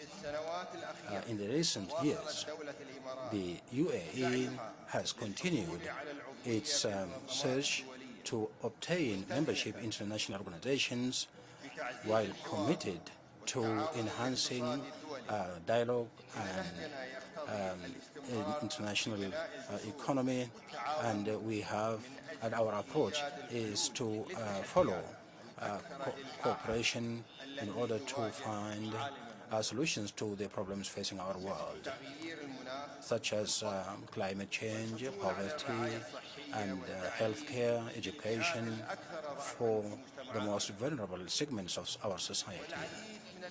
Many loopholes, economic loopholes or developmental loopholes in other areas, and we would like to take the opportunity to communicate with other countries and peoples within this group and outside the group in order to achieve prosperity at large space that includes all the people of this world.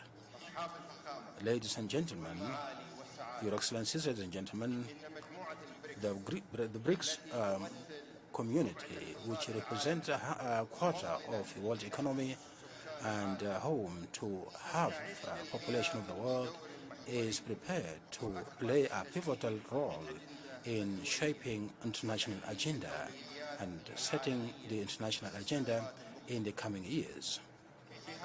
In this regard, I see that it is most important to emphasize that the United Arab Emirates is considered one of the most of commercial partners, investment partners to the members of the BRICS group, as the non-oil trade has reached $750 billion and investment $38 billion between the year 2018-2023. It is worth mentioning that the United Arab Emirates is the second country that is not founder to join the new development bank in 2020. This emphasizes our understanding, a very early understanding of the role that BRICS can play in enhancing international development and economic growth for all. On the other hand, the United Arab Emirates has shown a strong commitment to political participation and close diplomatic participation with the BRICS countries, and in a wider area, using an open approach to international affairs, whether the framework of partners with regard COP28, which was going to be held in Dubai in November, or other forums of multi-parties. Your Excellencies, ladies and gentlemen, the meeting of today in Africa indicates our joint objective, which aims to build something more than multilateralism. The United Arab Emirates is keen to benefit from international forums, including BRICS, to establish new partnerships and to support development agenda in the global south, in the sense that it is a trade partner and investor in the African continent. Ladies and gentlemen, allow me to reiterate that the United Arab Emirates, being a country that lies in the crossroads of trade routes, is very keen to enhance peace and stability, prosperity in the Middle East, and aspires to enhance partnerships wider partnerships with BRICS today and tomorrow. I am very happy with regard to our discussions today, and I would like once again to reiterate my appreciation of having invited me to participate in this platform. Thank you very much. Thank you very much, Shukran. Royal Highness. I now invite His Excellency Slamba Tsohwane, Vice President of the Republic of Botswana. Thank you, Mr. Chairman. Mr. Chairman, allow me to recognize His Excellency Mr. Matamela Cyril Ramaphosa, President of the Republic of South Africa and Chair of BRICS, and his deputy. Allow me, equally important, to observe that the BRICS leaders have already been recognized. Allow me to deem protocol as observed.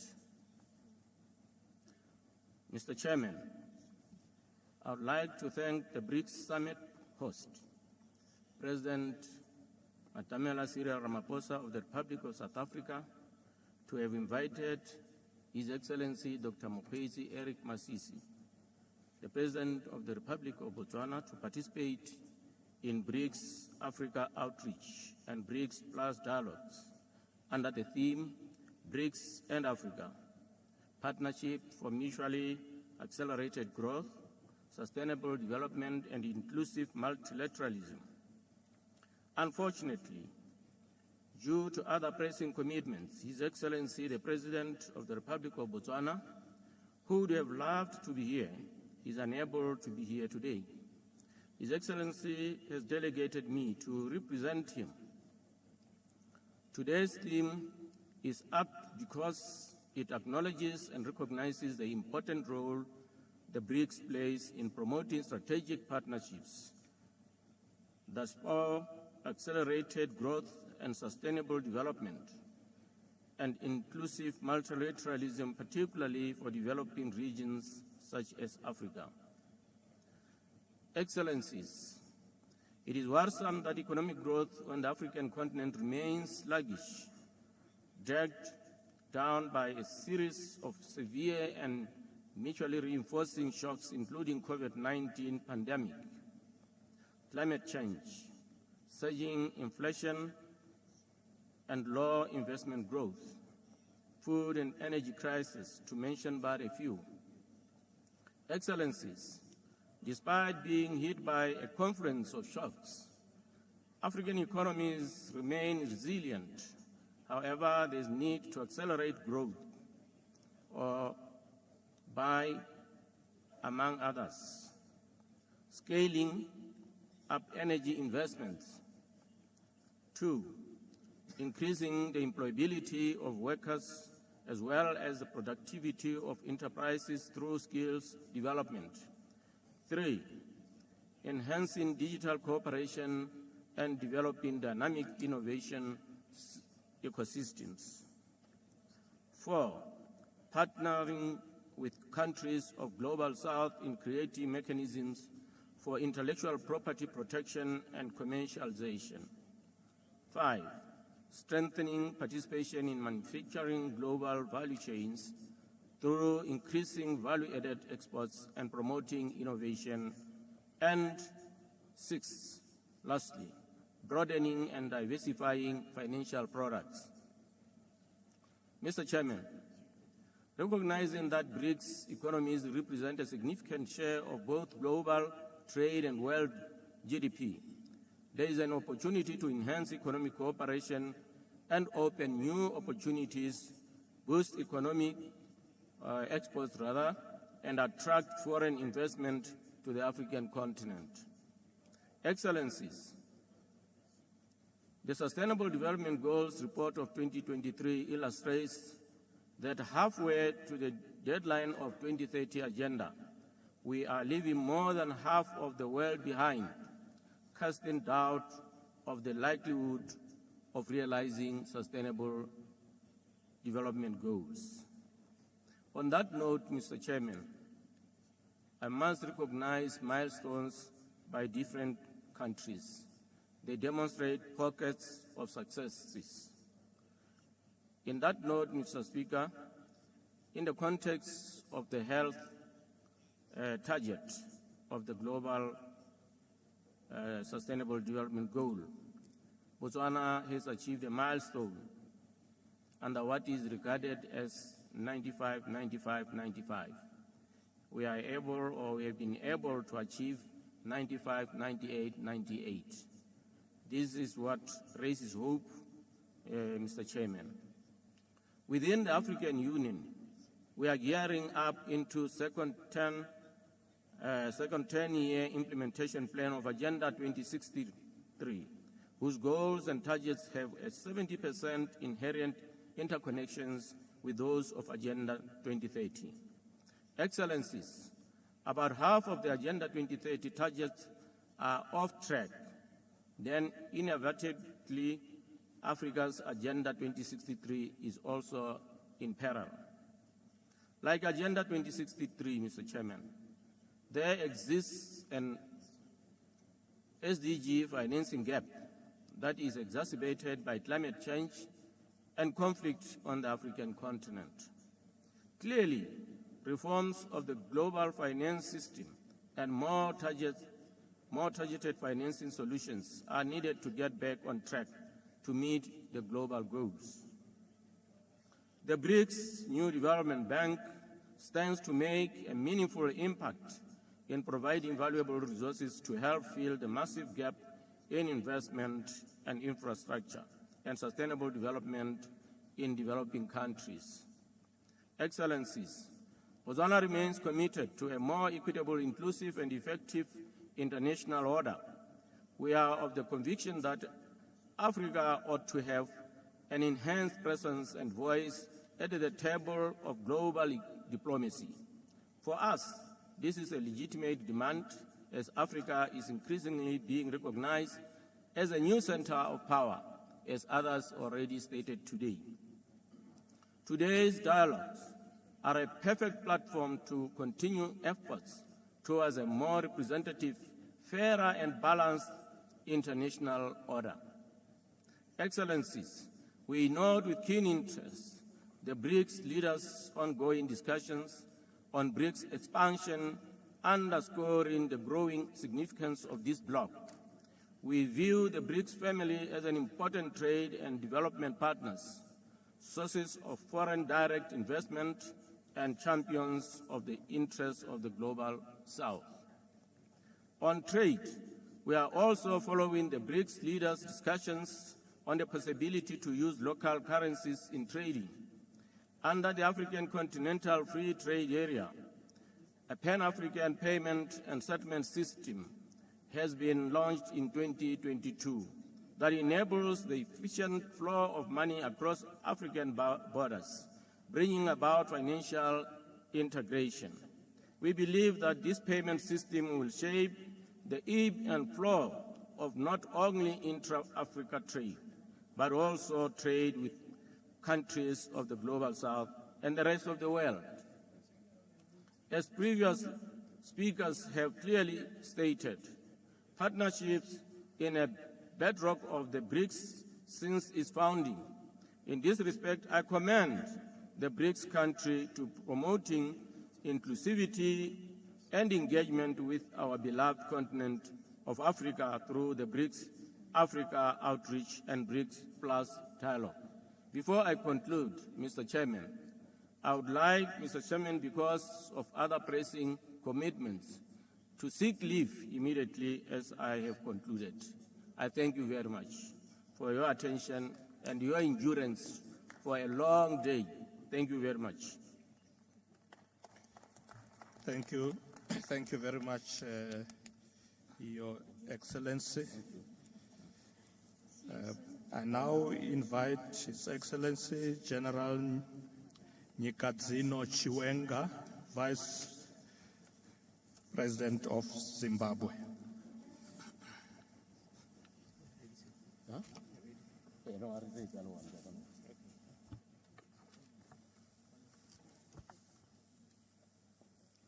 Thank you. Thank you, Your Excellency, President Cyril Matamela Ramaphosa, President of the Republic of South Africa and Chair of the BRICS, Heads of States and Governments, Honorable Ministers, Your Excellencies, Shareholders of the New Development Bank, distinguished guests, ladies and gentlemen. I am representing His Excellency, the President of the Republic of Zimbabwe, Dr. Emerson Dambudzo Mnangagwa, who could not be here because of we are running currently, we have got an election currently going on in our country. And I quote his message.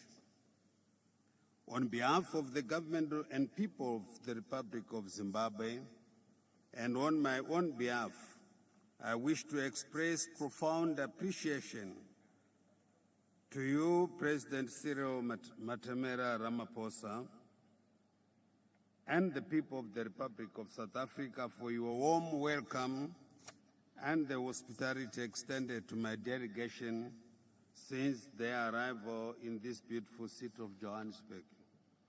Let me commend you, Mr. Chairman, for inviting me and other leaders of the African countries to attend this auspicious summit and to engage in the dialogue with the BRICS leaders. Your efforts to ensure that the African continent is placed on the agenda of BRICS are highly commendable. Mr. President, your lobbying for concrete support from the BRICS nations towards Africa's development is indeed an attestation of South Africa's commitment to the ethos of the Pan-Africanism and South-South cooperation. Excellencies, this summit comes at a time when some countries from the global north are politicizing and weaponizing the global economy at the detriment of small and developing nations. The world is under pressure from multiple complex and interconnected crises, which the strong take advantage of the most vulnerable among the community of nations. Actions that incite conflicts, distort international norms, are now sacrosancted, whilst the Cold War mentality broke confrontation, protectionism, unilateralism, and the imposition of illegal, unilateral, politically motivated coercive measures ensue, encouraged by the powerful countries in the global north. Distinguished delegates, ladies and gentlemen, although global development has suffered major setbacks due to the evolving security challenges, this group of emerging economies has upheld the spirit of peace than of war, the spirit of progress than regression, the spirit of openness than isolation, the spirit of cooperation than confrontation, inclusiveness and win-win cooperation. This group has practiced true multilateralism and achieved solid results in pragmatic and mutual coexistence. To us, BRICS is family, and it is our hope that with the joining of more developing countries, BRICS will represent the global south with a louder voice on the world stage. Developing countries should stand together and refuse to be intimidated by imperialist behavior. We should reject zero-sum games, power politics, and unite towards the main goal of building a community with a shared future for mankind. Excellencies, Zimbabwe, like many other countries in Africa, is committed to pursuing a path of sustained economic growth and transformation through continental integration. We are pleased to be working with the BRICS partners to successfully implement our market integration objectives. All African countries and BRICS nations share similar views and interest in improving and reforming the current international order and global governance system. The world needs a just global order which provides the future we want, which leaves no one and no place behind. Excellencies, let me take this opportunity to express the strong and unwavering intent of Zimbabwe to join the BRICS alliance. Zimbabwe as a nation recognizes the immense value and potential that BRICS holds for the economic and political development of our country and the African continent as a whole. As a country, Zimbabwe perceives how BRICS represents a formidable alliance that fosters a multipolar and inclusive world order. Joining this alliance would provide Zimbabwe with a unique opportunity to collaborate with like-minded nations and harness the benefits for collective strength.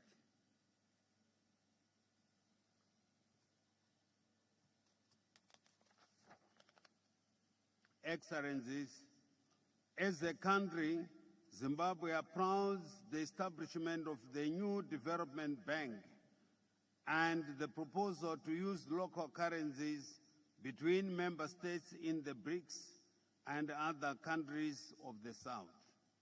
Like other countries of the South, Zimbabwe hopes to benefit from the new development bank as an alternative source of funding for developmental projects.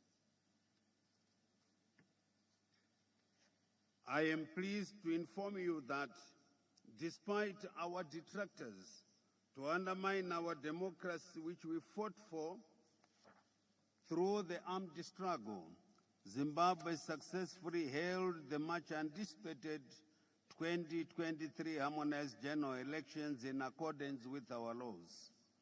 We are also guided and informed by the SADC principles and guidelines governing elections, as well as the AU Declaration on Principles Governing Democratic Elections in Africa.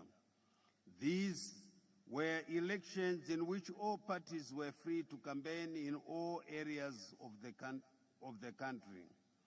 Elections which competing ideas were discussed and debated freely and openly. I took it upon myself and other opposition leaders to preach the message of peace, non-violence, harmony, love, and unity before, during, and after the elections.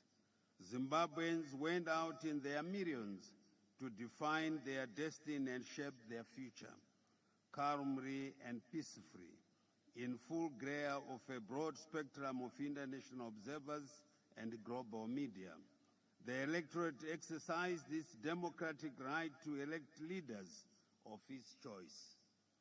Let me assure you that Zimbabwe will continue to be peaceful as we wait for the announcement of the harmonized general election results by the Zimbabwe Electoral Commission in line with our laws. In conclusion, let me assure you that as a country, we are fully behind BRICS in its role on Africa's development, in line with the theme of this summit, BRICS and Africa, Partnership for Mutually Accelerated Growth, Sustainable Development, and Inclusive Multilateralism, cross-court, and I thank you. Thank you. Thank you very much, Your Excellency. And now invite His Excellency Don Pramudwinai, Deputy Prime Minister and also Minister of Foreign Affairs of the Kingdom of Thailand.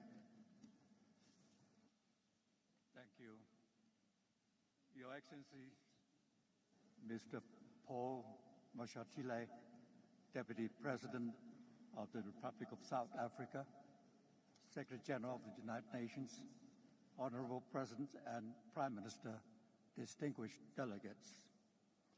I wish to thank the government of South Africa for hosting this BRICS Plus meeting at a time and juncture where vision, courage, and leadership are so needed to meet the increasingly complex challenges of our world. BRICS provides a foreground for the growing clout and role of emerging economies that could rise above the political and ideological divide. It represents a novel type of cooperation that not only recognizes but respects each nation's sovereign rights.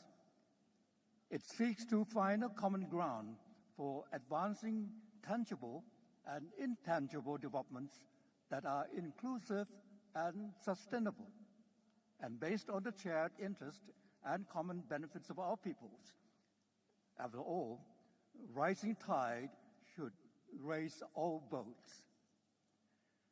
Thailand welcomes the decision of BRICS leaders to expand the grouping's membership so it truly represents the world's diversity and inclusive development. On our part, Thailand has partaken in all three BRICS Plus meetings since it was launched in 2017. Our participation is not just to show up, but to demonstrate our shared vision with that of BRICS and our commitment to quality development as a unifying and enabling factor of world peace and common prosperity. On the matter of African outreach, our engagement with Africa dates back over a few decades. We have projects in more than 50 African nations, providing scholarships, sharing our development models of sufficiency economy philosophy that focuses on sustainability and grassroots participation to foster that sense of ownership. We share our experience in the new bio-circular green economic model that highlights the complementarity between development and environmental equilibrium. Two facts evident in BRICS and BRICS Plus efforts is the importance of multilateralism and cooperative competition, or co-opetition, that leads to the constructive outcomes for all involved, because its primary motivation is not to win at the expense of others, but rather to gain and optimize knowledge of relative competence for development and cooperation. Your Excellencies, Mr. Deputy President or President at this juncture, distinguished delegates, Thailand shares the same fundamental policy direction with BRICS and BRICS Plus of enhancing the role of emerging economies and South-South collaboration in addressing the global governance, as well as the multifaceted human security, being it in the realm of economy, finance, infrastructure, food, energy, or climate change, etc., etc. We seek to further engage with BRICS and all partners in furtherance of the fulcrum for peace, growth, and sustainable development and inclusive multilateralism. Our parting plea to this congregation now here today and the world at large is that we all should strive for peace and unity and turn our differences into our strength for development, not the justification for war and conflicts. I trust that the goal and objective of every government is the betterment of the livelihood of our peoples, not the infliction of sufferings and deprivation. Such is not an unattainable lofty ideal, but our guiding realism as envisioned by the Secretary General of the United Nations in his new agenda for peace. Thank you, BRICS. And thank you, Africa. Thank you. Thank you very much, Your Excellency. I now invite His Excellency Dr. Ziad Abu Amin, Deputy Prime Minister of the State of Palestine. His Excellency President Cyril Ramaphosa, the President of the Republic of South Africa.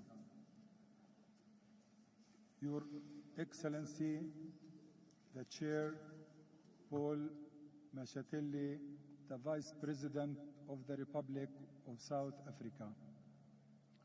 On behalf of President Mahmoud Abbas, the President of the State of Palestine, I convey the warmest regards and deep gratitude to Your Excellencies for inviting Palestine to this summit.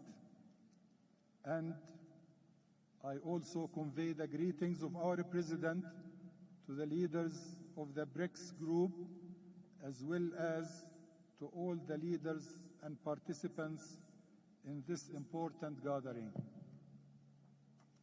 Excellencies, as we gather here today at this momentous summit, we are reminded of the remarkable resilience demonstrated by South Africa in its long journey towards freedom and justice.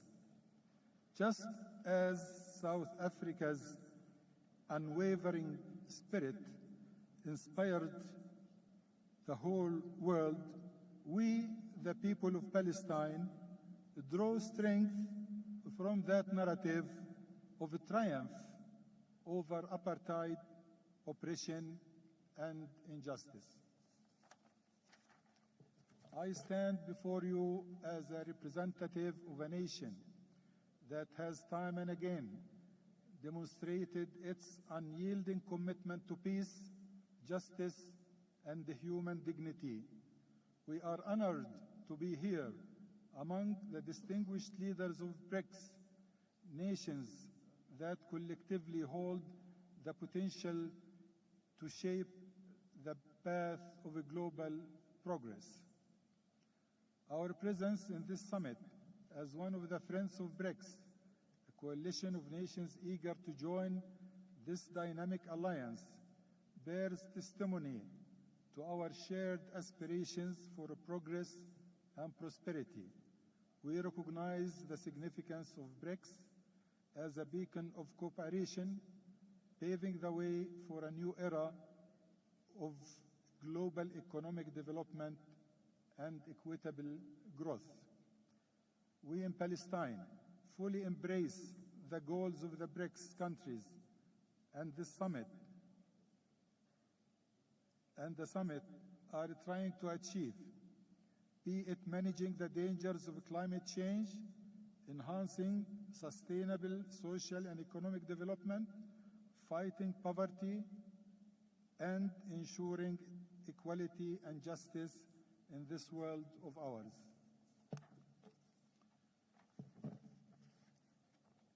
While respecting the BRICS' unique conditions for entry, Palestine hopes that the BRICS nation would consider at some point our request to become an observant or an associate member in this strategic dialogue. We wish to stand shoulder to shoulder with you, so please keep the door open for us to become a part of this vital alliance. We are firm believers in justice, mutual respect, and shared prosperity with the BRICS leaders and countries, which the BRICS leaders and countries are promoting.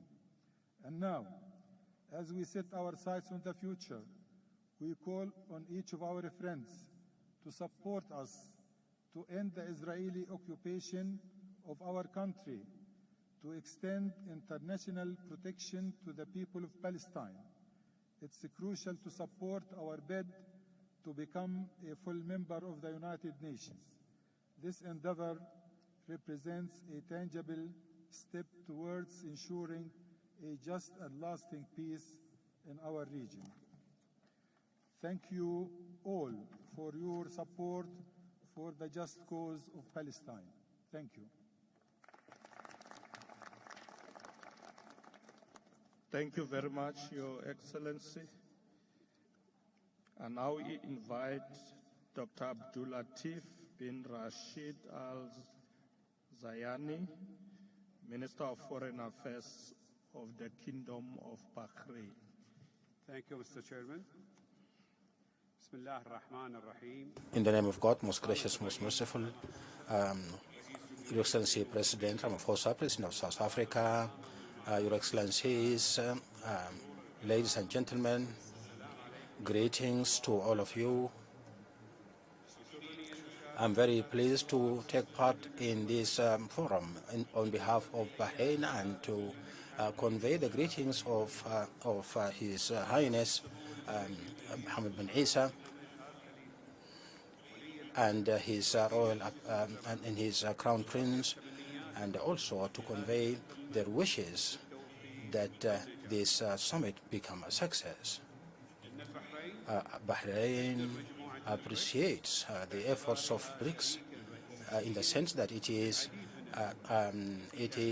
a partner in many countries, to many countries, in enhancing stability and sustainable development in the world, and it welcomes the vision for a fair world and prosperous world for all. We have seen the achievements of the BRICS in various areas, such as NDP and the partnership of BRICS in the new industry. And this enhances cooperation in the digital transformation and many other areas. The challenges that we are facing today, it requires stronger cooperation between many countries as possible. And as we have seen in responding to COVID-19 and its repercussions that affected economic growth for many countries all over the world, and we have to appreciate, to commend the BRICS group and the help they are given to many countries in the world.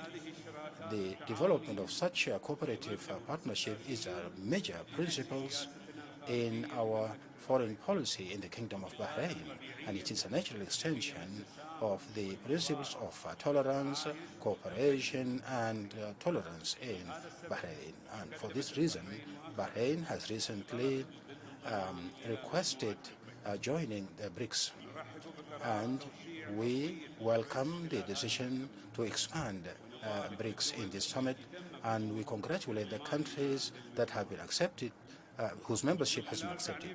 And by deepening cooperation between countries of same views on the basis of international law, mutual respect, and comprehensive multilateralism, we can enhance our interests and our joint aspirations in various fields. And we see that there are potential for working together and exchange of expertise, building individual and collective capacities in various areas such as trade and sharing of technology, healthcare, and tourism. And we can be able to achieve this by realizing benefits to our countries and also to accelerate prosperity and strategic cooperation which transcends geographical boundaries. Your Excellencies, ladies and gentlemen, I would like to reiterate our commitment in the Kingdom of Bahrain to enhance our relationship with the BRICS group and also the countries that are taking part in BRICS Plus today. We also emphasize that we are very keen to actively engage and participate in the next meetings, and we express our confidence that this summit is going to be a landmark in enhancing continuous cooperation in favor of the whole world. In conclusion, I wish the nations of the countries taking part in this summit and to the nations of the world, we wish them peace, prosperity, and prosperity and peace. Thank you very much. Thank you very much, Your Excellency. I now invite His Excellency, Mr. Sergei Alenik of the Republic of Belarus, the Minister of Foreign Affairs. You have the floor. Thank you, Mr. Chairman. Mr. President Ramaphosa, distinguished heads of state and governments, dear colleagues and friends, ladies and gentlemen. On behalf of the President of the Republic of Belarus, His Excellency Alexander Lukashenko, we congratulate the Republic of South Africa on its successful BRICS chairmanship and warm hospitality provided to all of us. Belarus highly appreciates the first-time opportunity to be a part of the BRICS Plus and BRICS Outreach dialogues. The historic significance of the 15th BRICS Summit and these dialogues is obvious not only for all those present here, but also for the majority of the countries in the world. At the times of global transformation, a key role should be played by the structures that do not multiply the dividing lines, but recognize the shared responsibility for the present and common future of the humanity. It is now more than ever the world needs organizations and platforms which seek ways to improve cooperation, to ensure development, and move forward rather than oppose each other. This is how Belarus sees BRICS. We are impressed by its inclusiveness and focus on common interests, equality and solidarity of all its members. This is the future we are seeking, whilst the discrimination and neo-colonial approaches should be left in the past. A growing number of countries wishing to join the association is a vivid proof of BRICS' appeal in the region and the world. Belarus is not beyond the pale of this process. Moreover, we maintain a high level of bilateral relations with all the member countries of BRICS. In May this year, President of Belarus officially expressed the intention of our country to join BRICS group. We hope that our application will be favorably considered and accepted. Of course, I would like to take this opportunity to congratulate all the countries which have been approved by BRICS members for the full-fledged membership. We have something to offer, and we are ready to work actively on all issues of its agenda. Belarus supports and generates initiatives aimed at building a more fair and safer world in the global and regional dimensions, and consistently advocates a diversity of ways for countries and people to progress. We are ready to consolidate the efforts and work closely together with the BRICS member countries in these most important areas. We do not pose a threat to anyone and do not generate tension. We advocate peace, creation, and sustainable development. As many of you know, Belarus has been actively involved in peacekeeping efforts in our region for nearly a decade now. Despite an unprecedented illegal pressure my country is facing nowadays, Belarus is strongly committed to the principles of just world order, peaceful coexistence, indivisible security, and mutual respect among all state actors. Belarus is one of the world leaders in exports of IT services per capita. It's a significant producer of engineering, mining, agricultural machinery, chemical and petrochemical products, as well as food. We are a reliable partner for mutual trade and investment for the implementation of joint projects with BRICS members and with all the countries in Africa. We are ready to share our knowledge, and we are rely on joint mutually beneficial work and cooperation. We are ready to make a significant contribution to maintaining international food security, including in the countries participating in today's dialogues. Belarus is one of the world leaders in production of potash fertilizers. Until 2022, our country's share in global potash trade was 20%. Last year, it dropped to 9%. This happened due to illegal restrictions on its transportation imposed by a number of Western countries. As a result, there was a shortage of fertilizers in the world, and their prices went up. In 2022, Belarus' share in the African potash fertilizer market fell from 42% to 3%. As a result, 16% drop in the African grain harvest.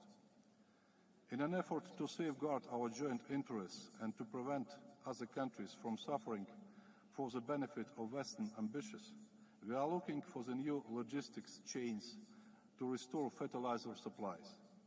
However, this requires non-standard solutions and new tools.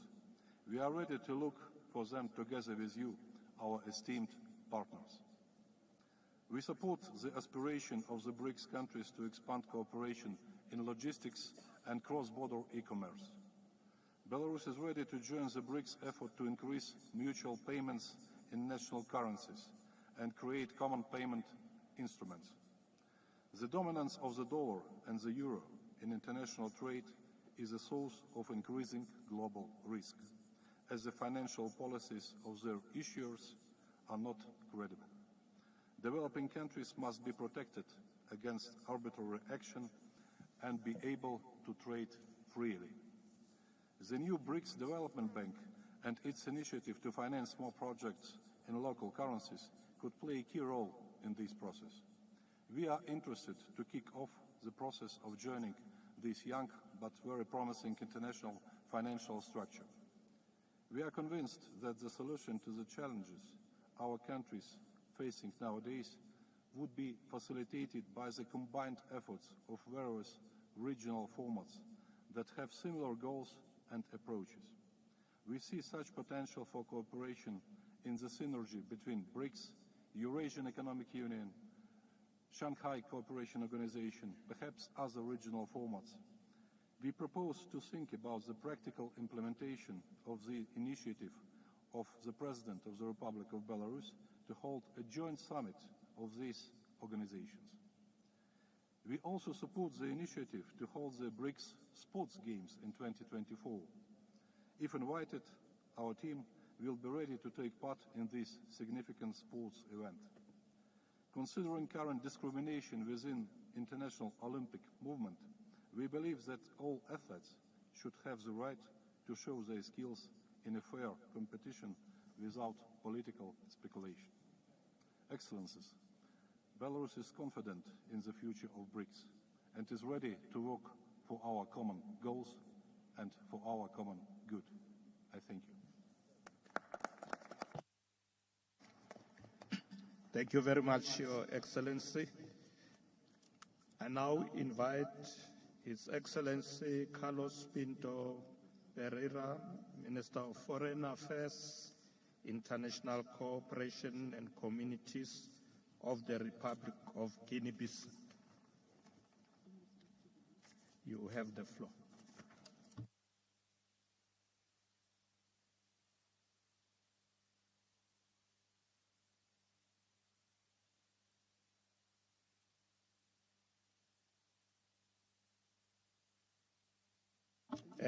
Our Minister of Foreign Affairs, Guinea-Bissau.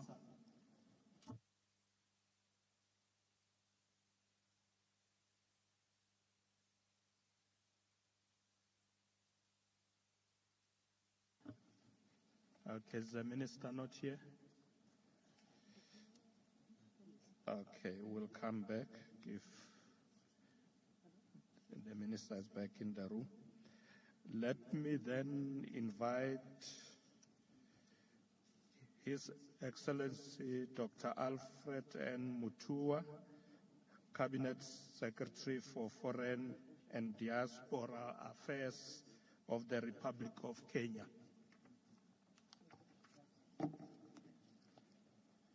Thank you, Mr. Chairman. Your Excellency Cyril Ramaphosa, President of the Republic of South Africa and Chair of BRICS, Heads of State and Government from Africa and the Global South, Excellency Ministers, all protocols observed, ladies and gentlemen. From the outset, allow me to express my utmost appreciation to you, Mr. Chairman, and the BRICS leaders for extending an invitation to His Excellency Honorable William Ruto of the Republic of Kenya, who could not be here today, but conveys his best wishes for a successful summit. When the great King Shaka Zulu was expanding his empire from Natal to Bulawayo here in southern Africa, my ancestors in Kenya were walking long distances to the Indian Ocean coast to bring goods to other traders from the Middle East, Asia, and beyond. The currency of choice then, whether here or the East African coast, was based on what one needed.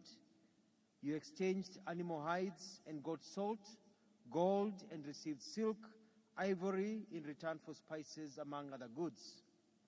Today, listening to the discussions here at the BRICS Summit and remembering the way we traded in the currency system, which is pegged against most of us, I tell myself that the issues are no longer about if, but when we will adopt a fairer, predictable, and reasonable way of transacting with each other. My ancestors would be shocked, for example, if they woke up today and found that Kenyans cannot use the Kenya shilling to buy goods in the neighboring beautiful country of Her Excellency Samia Suluhu of the United Republic of Tanzania without using an external currency, resulting in high foreign exchange interest and monies lost. Quite ridiculous, to say the least. Last night, during the colorful cultural performances and dinner hosted by Excellency Cyril Ramaphosa, the President of South Africa, he said that our diversity is our greatest strength. This meeting is showing us that our unity, especially the unity of purpose, is the only way forward if we are going to have to change that and be able to benefit from it all. President Lula da Silva, with a Pan-African tone this morning, enumerated the challenges we face in this African continent despite the available opportunities. This has also been echoed very well by the African Union Chair, President Azali Ousmani of the Union of Comoros. They have also stated very well, and many have repeated the same, that what we need is action. Truth be told, for example, many African nations are suffocating in debt that is becoming more difficult to repay. This modern-day slavery of our livelihoods cannot be solved with nice words, but concrete implementation of ideas. The global economy continues to feel the heat from soaring inflation, high cost of debt, and the rising risk of debt distress, slow growth of credit, persistent, disproportionate, and multidimensional impacts of COVID-19 pandemic, as well as the disruptions in the supply chain and the effects of climate change. We propose a systematic resolution of the developing country debt overhang rather than case-by-case debt defaults workouts under the G20 common framework. This debt overhang is a big threat to developing countries' ability to finance development. Now, for avoidance of doubt, we are not saying that we want our debts to be forgiven and forgotten or that we do not wish to meet our obligations. What we are saying is that with the effects of COVID, climate change, and international geopolitics, it is impossible for many nations to pay their debts and have anything left for development. That is just the truth. A proposal is for the debt repayments to be renegotiated and suspended for a period of time, say 10, 15, or 20 years, so that the monies that are available are used for development. We do not want to keep on borrowing because all the monies we have are tied to debt repayments. We have to break the cycle. After the deferred payment period, nations will have developed their economies to such an extent that paying the debts will be easy. Excellencies, ladies and gentlemen, we deeply regret that increased financing gap in developing countries is as a result of an unstable international financial system. Indeed, the unpredictable and insufficient development financing continues to push its economies to the brink. As President Hakainde Hichilema of Zambia put it this morning, the cost of capital has to be addressed. Kenya, like many other developing countries, has consistently expressed concern with the existing world development order, characterized by an asymmetrical international financial system that is discriminative to the developing world. There is no vivid example of inequality and discrimination in the world order as of exclusion in the permanent seat of the UN Security Council. Kenya stands with the sentiment expressed by many, including His Excellency the President of Eritrea, Lesotho, Ghana, Malawi, Namibia, Senegal, and others. At the very least, this situation, this status in the UN has to change. There is an urgent need to broaden as well as strengthen the voice and participation of developing countries in the decision-making and global economic governance as well. We do not want to be participants, but also want to be shareholders. Excellencies, ladies and gentlemen, economic development cannot occur without a stable government. We must all stand together in condemning undemocratic regimes which usurp the will of the people by overthrowing democratically elected governments, as happened in Niger. We cannot go to an era of coups. Peace, security, and the resultant stability are critical for desired development. In conclusion, ladies and gentlemen, Your Excellencies, allow me to inform you that His Excellency President William Ruto, President of the Republic of Kenya, in his capacity as the chairperson of the Committee of African Heads of State and Government, extends a warm invitation to the African Climate Summit, which is scheduled to take place from 4th-6th September 2023 in Nairobi, and collectively champion and chart a sustainable path in the fight against climate change. The Nairobi Summit will not be business as usual, but will be the beginning of a revolution that will change with climate change is managed and funded. We welcome you all. See you in Nairobi. Thank you. Thank you very much, Your Excellency. I now invite Her Excellency Ms. Yvette Giuliani Sila, Minister of Foreign Affairs of the Republic of Madagascar.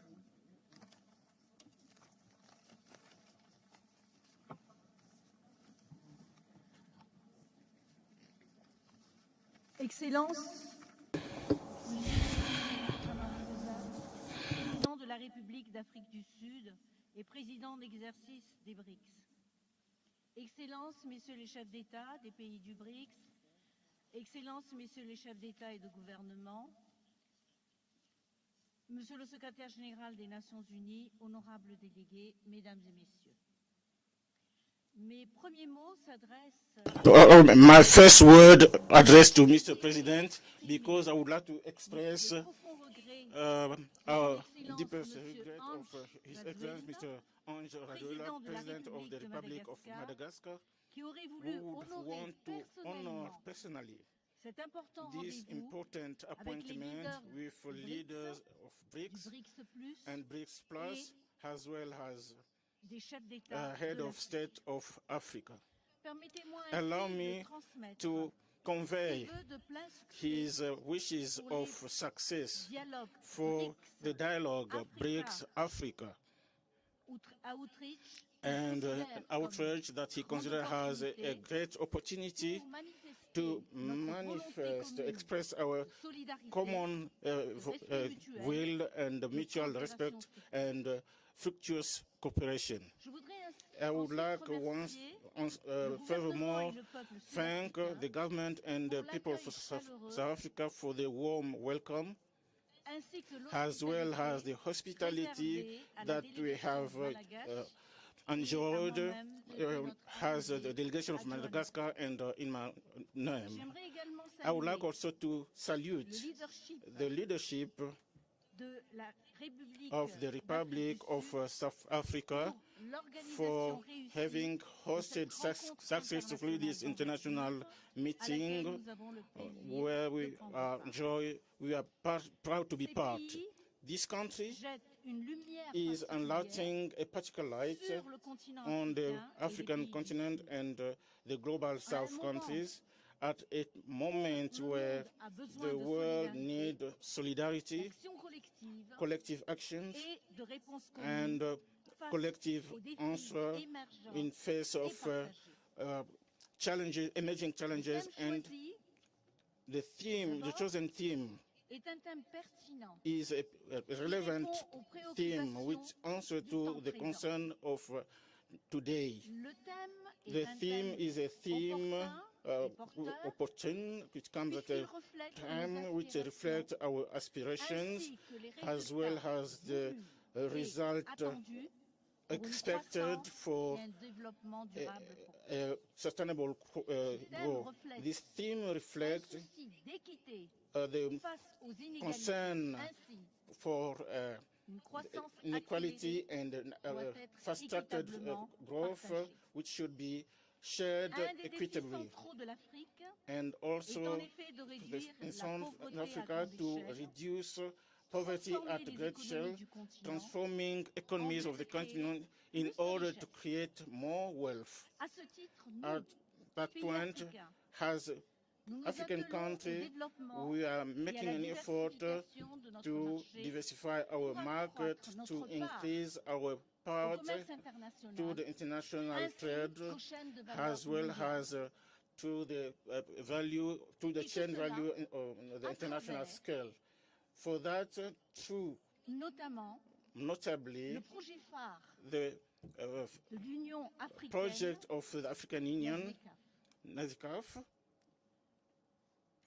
Aujourd'hui, Today, nous célébrons we la are celebrating the cooperation with BRICS. Que nous apporte donc cette What coopération? that cooperation bringing to us? La coopération entre The l'Afrique cooperation et les BRICS between Africa and BRICS nous countries permettent allows us de bénéficier d'un to soutien technique et benefit financier. of technical and financial support. Par ailleurs, On the l'Afrique other hand, Africa relies sur l'augmentation on the de ses increasing échanges of its commerciaux, commercial des trade, investissements étrangers directs, of foreign direct ainsi que de investment, l'aide as well publique au as développement en foreign provenance de nos support partenaires to émergents. development with our partner in Pour developing Madagascar, countries. For nous nous Madagascar, réjouissons we particulièrement rejoice de particularly la coopération with the entre cooperation Madagascar between et les pays Madagascar membres du and BRICS BRICS dans des country domaines members in du développement key tels sectors que, of entre autres, development such les as infrastructures, infrastructure, l'agriculture, le agriculture, renforcement de capacité et encore capacity le commerce. building, as well as trade. Once again, L'objectif de Madagascar the aim, l'État the objective malgache of this the Madagascar is to realize the et ambitions les and aspirations du inspirations peuple, of the people. celle de voir They want to see Madagascar Madagascar sur le chemin de on the path l'industrialisation, of industrialization, d'être un pays to be compétitif a competitive et attractif. country and attractive. Dans cette optique, For that nous avons objective, opéré we des have réformes made porteurs some de changement reform en for faveur de change, mesures incitatives favoring incitative qui ont été measures initiées en which vue were initiated in d'attirer order les to investissements attract massifs investment sur Madagascar in Madagascar dans tous les domaines in du all développement, development sector, agriculture, l'industrie minière, mineral ainsi que la industry, promotion as well as the promotion of industrialization, all this to support the creation of jobs and to bring value added to our products. L'Afrique Africa regorge de has a lot of wealth, natural resources. possède des ressources Africa has inimaginables et inimaginable inestimables. resources and Les inestimable pays as du well. BRICS et les Countries pays from du BRICS Sud and of the global gagneraient donc à South travailler will étroitement de gain concert to work dans une confiance jointly in a mutual confidence. dans l'industrie In minière, par exemple, mineral industry, for instance, Madagascar is de travailler avec les pays planning de to l'Afrique. work with countries from Africa. Tout à l'heure a été Just évoqué now, someone la mentioned nécessité de the changer de need to paradigme. change the paradigm. Changer de paradigme, Changing the paradigm c'est oser is le to changement be avec bold audace. enough to Osons bring about également changes penser and avec also audace. think En boldly. effet, In fact, la financiarisation the à outrance de l'économie financing of the economy exclut nos sociétés exclude our societies as well as our de economies l'économie mondiale. from the world economy. Heureusement, Thankfully, l'Afrique that Africa se cherche de nouveaux partenaires is looking for a new partner pour satisfaire to les facteurs meet clés de réussite key factor dans of sa trajectoire success in its dynamic path. This factor of success is access to financing. Africa will win to extend its partnership with the new Development Bank of BRICS to support the government to implement sustainable development projects such as renewable energy, which represent for us a priority in order to respond to the weak access to energy. We also have another factor which is extremely important. That's one.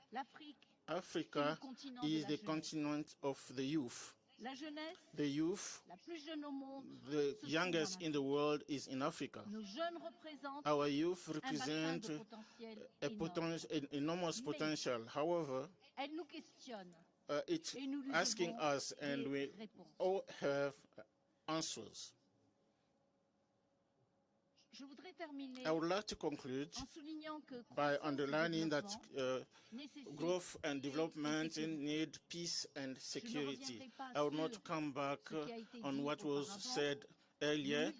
The multilateralism, which is inclusive, is an efficient means to be able to reach sustainable peace, but also create a path so that international rights will have priority. We are writing a new history, page of history, notably the history of Africa. I thank you.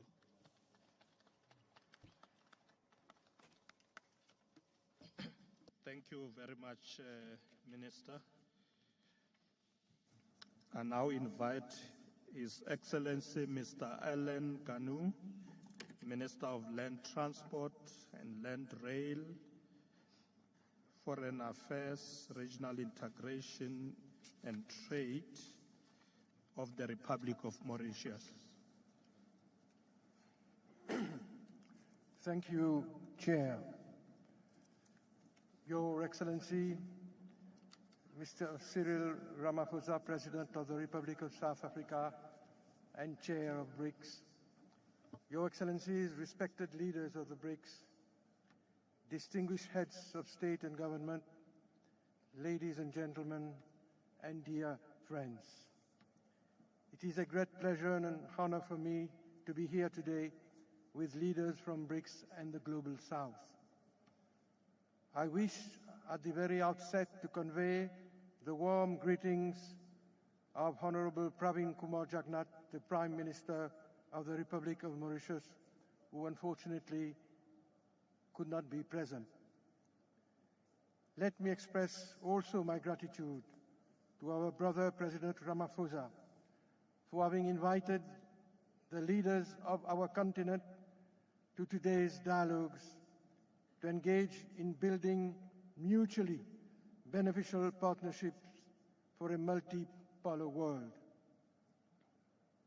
The BRICS outreach to Africa is a significant and milestone initiative because I am sure you will all agree with me that the current global environment often leaves the impression that Africa's realities and issues are not sufficiently being given due attention.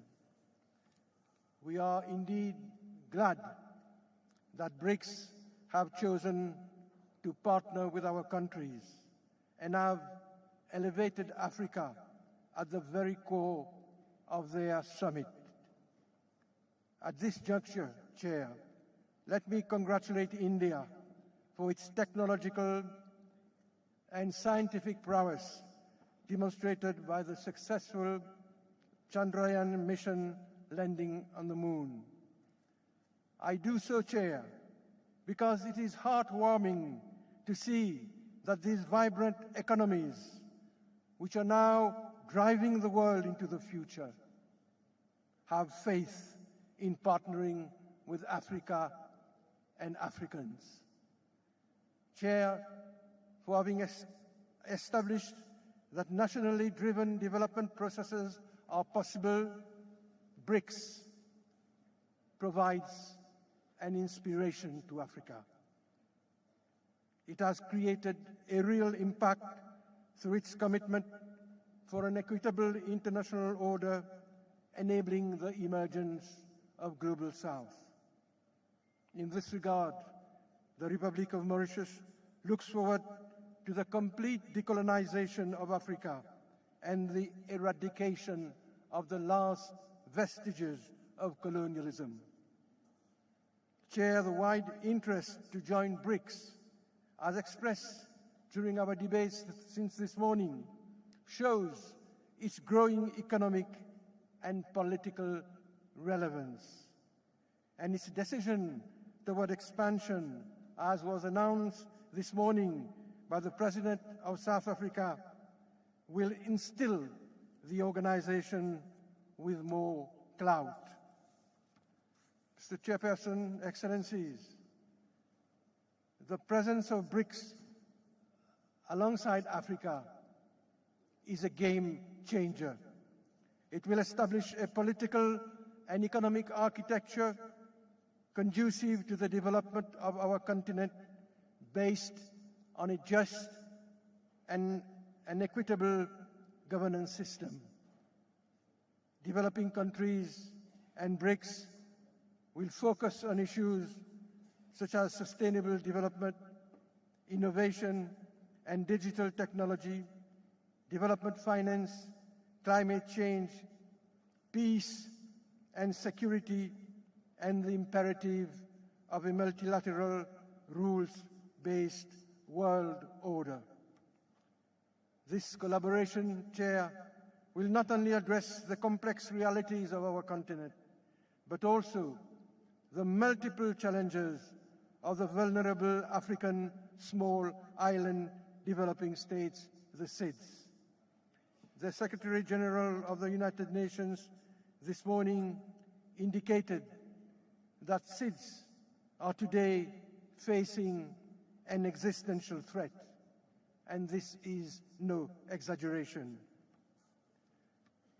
Chair, while Africa can look forward to business proposals from BRICS, African economies can offer large and affluent markets. BRICS can also provide investment finance, which was once the monopoly of the developed world. Mauritius, as the rest of Africa, expects mutually beneficial trade, investment, and economic cooperation. Africa can benefit from the expertise which has propelled BRICS' robust economic growth through technology transfer and development policies. As a strong organization promoting diversity and inclusivity and sharing the values of developing countries, BRICS has rekindled the hope for a multipolar world. Together, we have the opportunity of reshaping the rules and the global governance structures so that they become more responsive to the aspirations of our countries and peoples. Indeed, Chair, many of the long-standing arrangements which determine trade and development do not adequately serve the interest of developing countries. The international financial system is an obvious example and a clear illustration. Our food security, energy security, and even the security of our people are often the first casualties of international events. Close collaboration with BRICS will therefore enable us to collectively chart major decisions in the interest of our welfare and of our common future. Chair, Excellencies, Mauritius believes in regular consultations between BRICS and Africa, which will strengthen our partnership and address issues on the global agenda for a better and brighter future. We are confident that the South African chairmanship of the BRICS will continue to be the voice of the Global South and promote inclusivity. Let me conclude, Chair, by reiterating our deep appreciation to the government of South Africa for its invitation to the summit, for its warm welcome and its hospitality. I have done, Chair, and I thank you for your attention. Thank you very much, Minister. I now take this opportunity to invite His Excellency, Mr. Abzir Omajama, Minister of Foreign Affairs and International Cooperation of the Republic of Somalia, Federal Republic of Somalia. You have the floor. Your Excellency, honorable delegates of the BRICS nations, distinguished guests, ladies and gentlemen, Assalamu alaikum wa rahmatullahi wa barakatuh.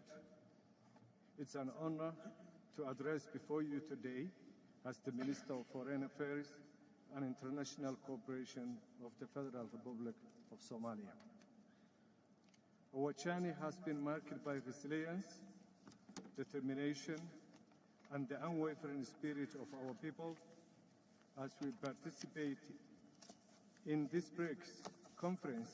We are reminded that collaboration and mutual understanding hold the key to forging a brighter future that transcends borders and benefits all humanity. In Somalia, we are gradually transforming the scars of our past into stepping stones towards progress. Our economy is emerging as a beacon of hope, a testament to the boundless potential that resides within each of our nations.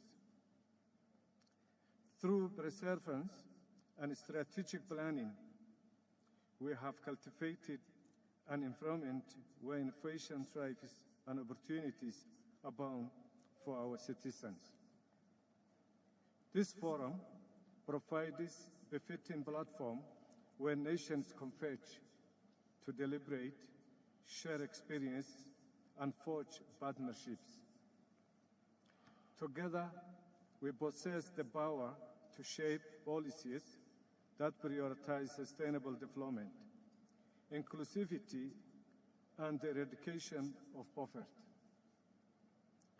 Your Excellencies, as we navigate the complex web of international relations, let us remain mindful that our shared values and aspirations unite us more closely than our differences may divide us. Our diversity is our strength, and by pooling our expertise, resources, and wisdom, we can tackle the most pressing challenges of our time. From climate change to economic inequality, from technological advancement to public health crisis, our cooperation can be a force for positive change. By building bridges between our nations, we create pathways for cultural exchange, trade, and the exchange of knowledge. It's through these exchanges that we learn to appreciate the richness of our differences and to build a world where every voice matters. Your Excellencies, the road ahead is not without obstacles, but we stand united in our commitment to overcoming them. Let us work collaboratively to ensure that our economy becomes an engine of sustainable growth, generating prosperity for our people. Let us strive to create an environment where innovation is nurtured, where the fruits of development are equitably shared, and where no one is left behind. Having said that, I conclude by reminding all of us that as we engage in dialogue and cooperation, Let us be guided by principles of fairness, justice, and compassion.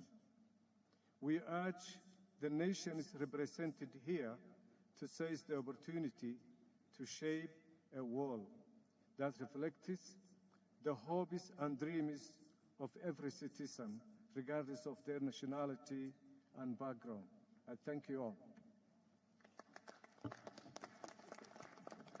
Thank you. Thank you very much, Your Excellency. Your Excellencies, we are now left with 6 statements. Let me just indicate who they are so we make sure we don't miss anybody. So it will be the Republic of Algeria, Republic of Angola, Republic of Gambia, the State of Kuwait, Republic of Mauritania, and lastly, the Republic of Rwanda. Those are the remaining statements for this afternoon or early evening. So what we're going to do is I'm going to ask Minister of Agriculture and Land Reform, Minister Togo Titis, to facilitate the remaining statements. And after that, I will return to close the session. Thank you very much.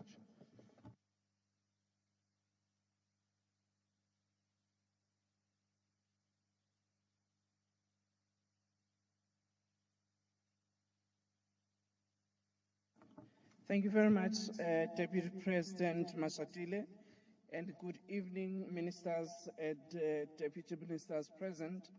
I would now like to invite His Excellency, the Minister of Finance of the People's Democratic Republic of Algeria, Mr. Lazil Fayed. Over to you, sir. سيد الرئيس، أصحاب السمو والمعالي والسعادة، أيها السيدات والسادة الأفاضل، اسمحوا لي في البداية أن أنقل لكم تحية الأخوية لرئيس الجمهورية الجزائرية السيد عبد المجيد تبون، وأخص بالذكر قادة الدول مجموعة البريكس وعلى رأسهم أخيها رئيس جنوب إفريقيا ماتاميلا سيريل رامافوزا على دعوته الكريمة للمشاركة في هذا المنتدى، حيث تناقش أهم الرهانات العالمية المترابطة وترتسم معالم مستقبل واعد لتعاون وتضامن الدوليين.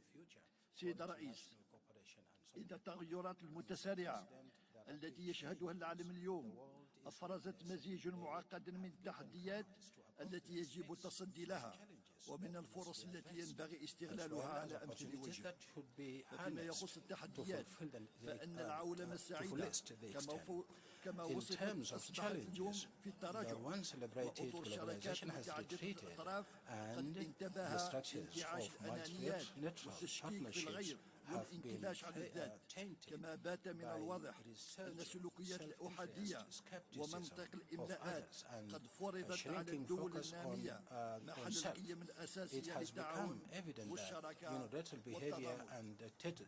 أمام هذه التجاذبات فإن الموضوع الذي اختارته رئاسة جنوب إفريقيا لهذا الاجتماع يستوقفنا جميعا ليعبر على ضرورة الملحة لإعادة الترتيب النظام الدولي من منظوم الاستدامة والشمولية من خلال الارتكاز على مبادئ العدالة والإنصاف والتعددية القطبية المتناسقة. إن الجزائر تتقسم هذه المبادئ الأساسية مع مجموعة البريكس التي تبرز اليوم كمحرك للتغيير الإيجابي في العالم، حيث تشكل مقاربة الشراكات التي تقدمها الدول المجموعات بديلا مجديا للتوترات والانقسامات التي تميز العالم اليوم، وفرصة لبناء نظام دولي منصف ومتعدد الأقطاب قائم على الاحترام المتبادل.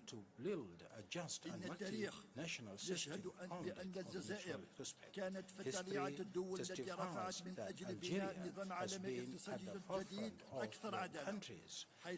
of the countries بمناسبة انعقاد الجمعية العربية على حركة عدم الانحياز بالجزائر في سبتمبر 1973 بأن جميع وسائل التحكم في الاقتصاد العالمي هي حكر على أقلية من الدول المتقدمة داعيا بذلك إلى نظام دولي قائم على مبادئ العدالة والإنصاف وعليه فنحن نرى أن رؤية مجموعة البريكس ما هي إلا Algeria calls for an international system based on principles of justice.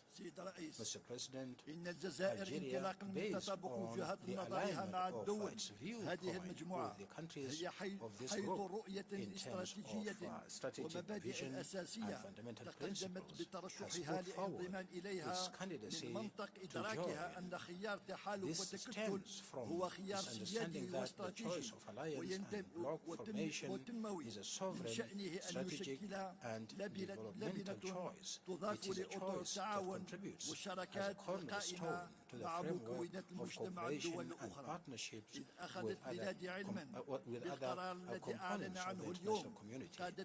As my country has learned of the decision announced today by the leaders of BRICS group, inviting 6 new countries to membership as a first phase and the intention to open the door for other countries in the near future. Our conviction remains steadfast that Algeria, with its glorious history, rich assets in various fields, and its geostrategic location, offers clear advantages in seeking membership.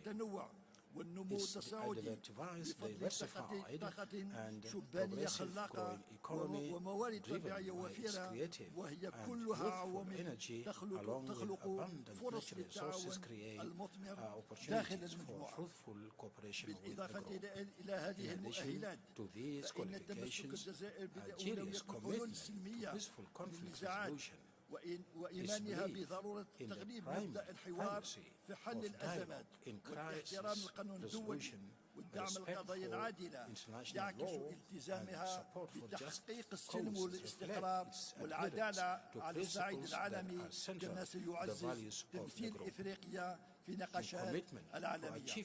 سيد الرئيس، في الختام بودي أن أؤكد مجددا استعدادنا على العمل مع مجموعة البريكس لتأسيس شراكة متينة ودائمة وفق التصور التكاملي يعزز التعاون جنوب ويوثق روابط الأخوة بين الدول الأعضاء يكون فيه الاحترام المتبادل القاعدة الأساسية في تفاعلاتنا. أشكركم على كرم الإصغاء والسلام عليكم ورحمة الله تعالى. Thank you very much for your kind listening. Thank you very much, Your Excellency. We'll now move to His Excellency Mr. Jose Liva Mosano, the Minister of Economic Coordination of the Republic of Angola. Over to you, sir. Thank you. Sua Excelência, Sr. Cyril Ramaphosa, Presidente da República da África do Sul, Excelências Chefes de Estado dos BRICS, Excelências Chefes de Estado e de Governo, Ministros e representantes de organizações internacionais, altos funcionários e membros do corpo diplomático, minhas senhoras e meus senhores. Em nome de Sua Excelência, Sr. João Manuel Gonçalves Lourenço, Presidente da República de Angola, gostaria de agradecer a Vossa Excelência, Sr. Presidente Cyril Ramaphosa, pelo convite e pela calorosa hospitalidade que nos foi reservada. Compreendemos que a realização deste importante encontro sobre a extensão BRICS África e diálogo BRICS Plus, que nos coloca reunidos aqui hoje, reconhece a oportunidade para uma cooperação multilateral equilibrada e o fortalecimento de parcerias mutuamente vantajosas entre países e comunidades que perseguem objetivos comuns de desenvolvimento socioeconómico. As diversas crises que vivemos mundialmente neste século deixam a clara importância do desenvolvimento sustentável para o continente africano, que tem perto de 18% da população mundial e onde cerca de 60% tem menos de 25 anos, mas que ainda apresenta níveis elevados de pobreza, não obstante as potencialidades económicas que se reconhecem em cada um dos nossos países. A República de Angola é bem conhecida dos BRICS, porque mantém relações diplomáticas e económicas de longa data, que consideramos estratégicas e de imenso valor. Entretanto, para benefício de muitos outros participantes neste evento, e tendo em conta o tempo que me foi atribuído, farei uma breve introdução do nosso país. Angola é o 7º maior país da África, com uma área territorial de 1,2 milhões de quilómetros quadrados, contando com cerca de 34 milhões de habitantes. Pese embora apresentar um PIB anual de cerca de 120 mil milhões de dólares e os inúmeros recursos naturais de que dispõe, Angola enfrenta ainda o desafio da diversificação económica e do crescimento sustentável e inclusivo. Assim, entre outros objetivos, definimos como prioridades o desenvolvimento do capital humano para proporcionar melhores oportunidades de inclusão social e de geração de renda. E temos na segurança alimentar o veículo estruturante de prosperidade nacional. Engajamos-nos na melhoria da nossa infraestrutura de base em todas as dimensões, que também concorre para a dinamização da nossa indústria. E implementamos diversas reformas macroeconómicas nos últimos 5 anos, tornando Angola mais acessível e atrativa ao investimento. São imensas as oportunidades, desde a agricultura à pesca, exploração de madeira, mineração, produção industrial, turismo, banca, seguros, construção, telecomunicações, etc. Mas gostaria de destacar a nossa grande extensão de terras férteis, o clima favorável à agricultura, os muito grandes rios que atravessam o nosso país e que representam uma boa base para o alcance da segurança alimentar com o apoio dos BRICS e dos parceiros de cooperação aqui presentes. Por último, mas não menos importante, sublinho que Angola é um país que se mantém firme no compromisso com a paz e com a cooperação internacional, baseada na soberania dos Estados e no respeito mútuo entre nações. Gostaria de terminar esta minha breve nota estendendo um convite para visitarem Angola e explorar as oportunidades que temos para partilhar no espírito da plataforma BRICS. Muito obrigado. Muito obrigado. Thank you very much, Your Excellency. Just to apologize to everyone, my colleagues, that we did not have the translation in Portuguese. Thank you very much. We now move to His Excellency Mr. Boubacar Osmania Diouf, the Minister of Trade, Industry, Regional Integration and Employment of the Republic of the Gambia. Over to you, sir. Your Excellencies, Heads of State of BRICS countries, Your Excellencies, Heads of State from African countries, Your Excellency, the United Nations Secretary General, Honorable Ministers here present, members of the Diplomatic and Consular Corps, ladies and gentlemen. It is indeed an honor and privilege to join the BRICS family as representative of His Excellency Adama Barrow, President of the Republic of the Gambia, who could not attend the summit due to other domestic commitments. Please allow me, on behalf of His Excellency, the President, to thank President Ramaphosa of South Africa for inviting the Gambia to attend the BRICS Africa Outreach and BRICS Plus dialogue. In addition, I want to take this opportunity to further thank the President of South Africa and the people of South Africa for the hospitality and excellent facilities accorded me and my delegation since my arrival in this beautiful city of Johannesburg. Chairperson, BRICS nations have become a strong engine of South-South cooperation. The most significant outcome of the emergence of BRICS is the shift they have brought to the balance of power in global affairs. The past decade has steadily accelerated commercial and strategic engagements between BRICS and Africa. The BRICS countries constitute Africa's largest trading partners and are home to their newest investors. BRICS has nourished Africa's economic emergence and elevated the continent's contemporary global positioning. A BRICS-Africa partnership would be important for Africa's journey towards structural transformation, to achieve green industrialization, and to leapfrog towards cleaner technologies. For sustainable and inclusive development, we must pursue a transformational agenda that is aimed at reconciling economic growth with ecological limits and social equity. Chairperson, ladies and gentlemen, the 15th Summit of the BRICS is happening at a time when the world is facing multiple crises ranging from post-COVID-19 pandemic impacts, climate change, to geopolitical crisis with untold suffering for our people, threatening global peace and stability. We must therefore be resolute in confronting this crisis with all our strength and resources at our disposal.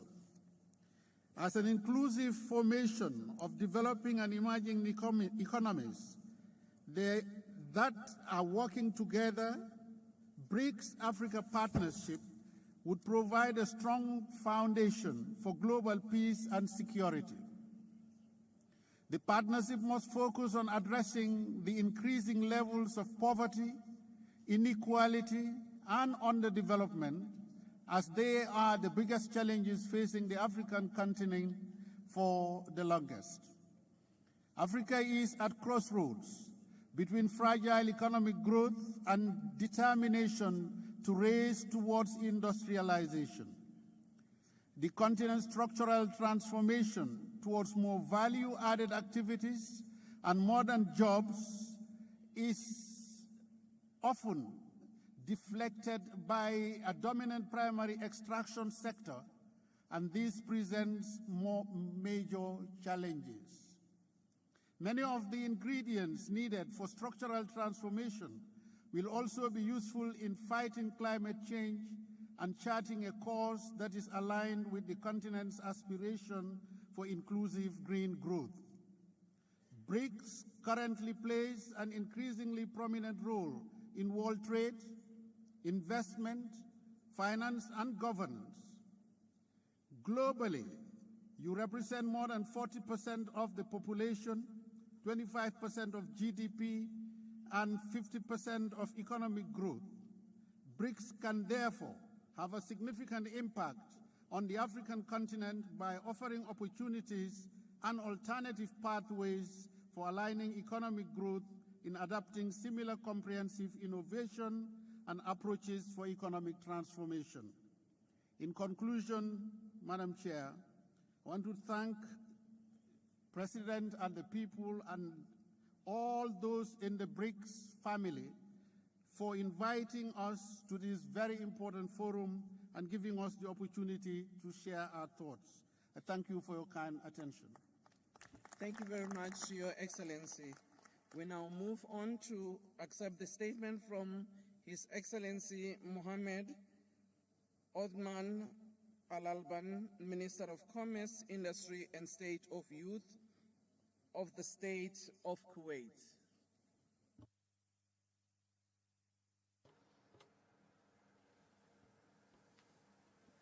Over to you, sir.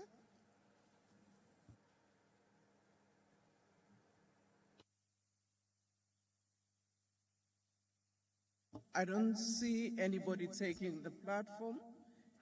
Do we have Kuwait in the room? If not, we will come back, but for now we will move to His Excellency Mr. Mohammed Saleh Abdesalam Ahmed, Minister of Economy and Sustainable Development of the Islamic Republic of Mauritania.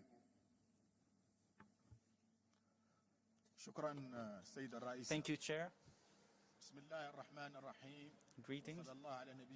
Peace be upon the Prophet Muhammad sallallahu.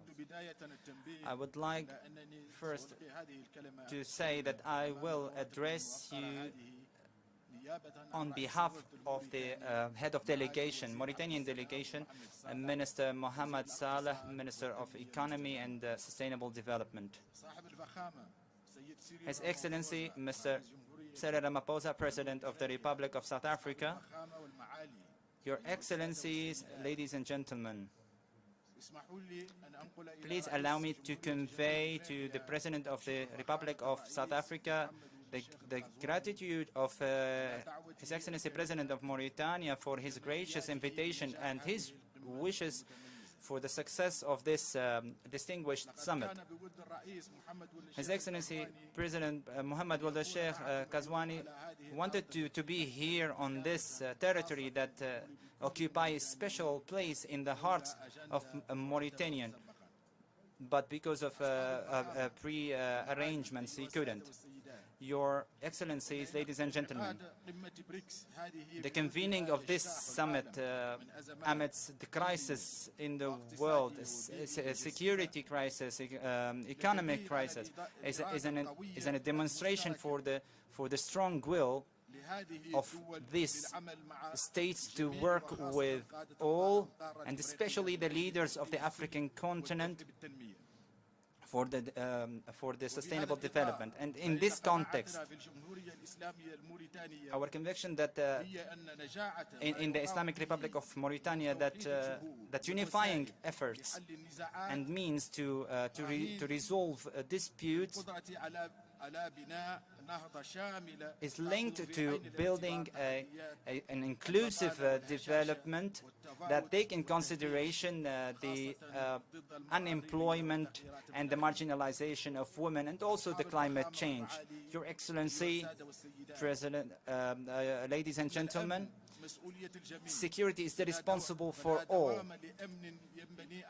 and there is no security that could be built on the account of others, and it can't be a sustainable security without the security of all. That's why we are in the Islamic Republic of Mauritania.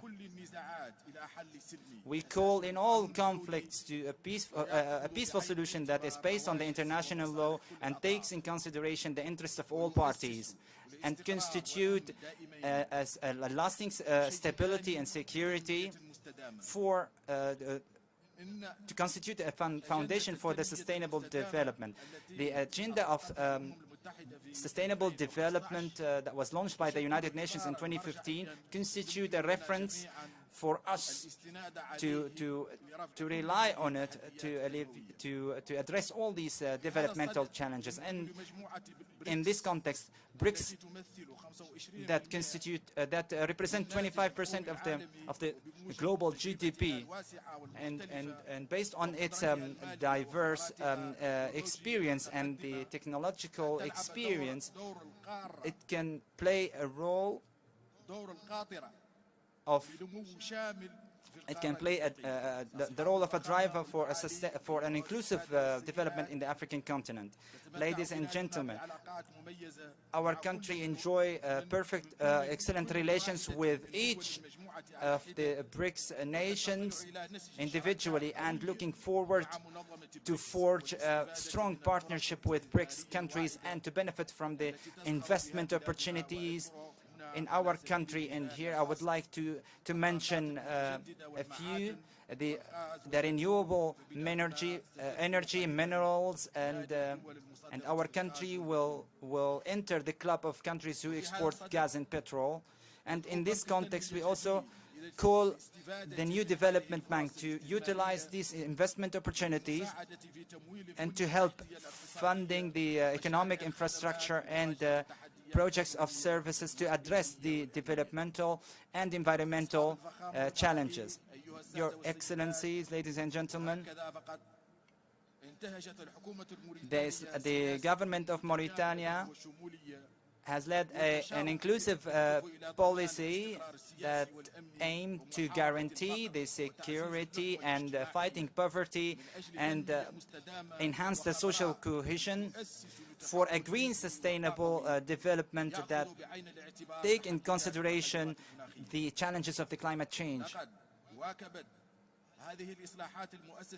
These reforms, institutional reforms, made a framework that encourage business and supporting the private initiatives, and we are confident that these reforms will give fruitful results, and we count very much on collaboration with friendly countries, and in particular BRICS. Please allow me, before concluding, to congratulate President Ramaphosa and the government and the people of South Africa for convening this successful summit, and the good organizing of and the warm hospitality. And I thank you very much. Thank you. Mr. Mohammed Saleh Abdesalam, Minister of Sustainable Development. Thank you. Thank you very much, Your Excellency. I now would like to call upon His Excellency Professor Nshuti Manasseh, Minister of State in the Ministry of Foreign Affairs and International Cooperation of the Republic of Rwanda. Over to you, sir.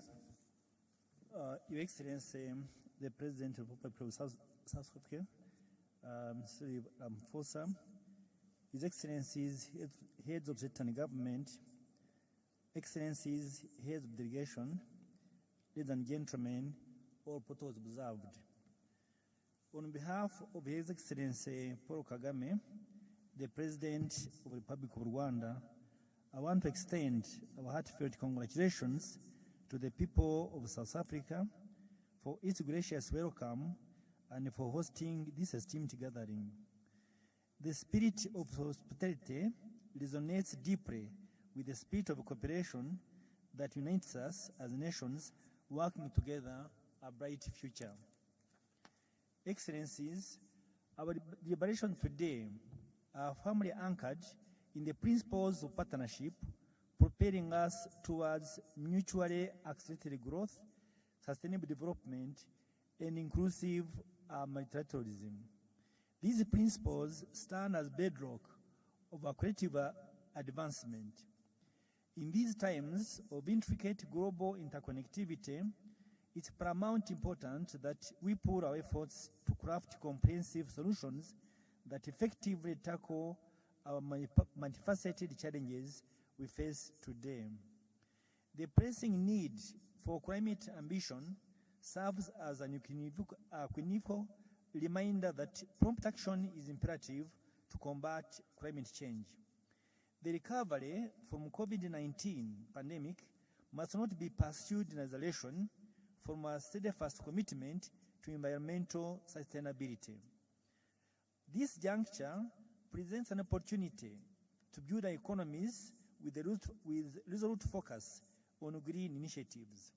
Our investments should center on renewable energy, sustainable infrastructure, and fortification of resilient communities. Excellencies, while we deliberate on the pivotal subjects, we must not overlook the profound digital divide that persists between our countries in the global landscape. The pandemic has undeniably spotlighted the stark inequalities in technology access and internet connectivity. Bridging this digital chasm is a prerequisite step to ensure equitable participation for our nations, particularly those most vulnerable in this digital age. This inclusivity allows the broadening of access to education resources and the benefits to technological advancement. Esteemed leaders, the matter of financing or development remains a pressing concern. The global economic recovery mandates sustainable investments, necessitating collective efforts to establishing financial mechanisms that are not only impartial and transparent, but also responsive to the needs of developing nations.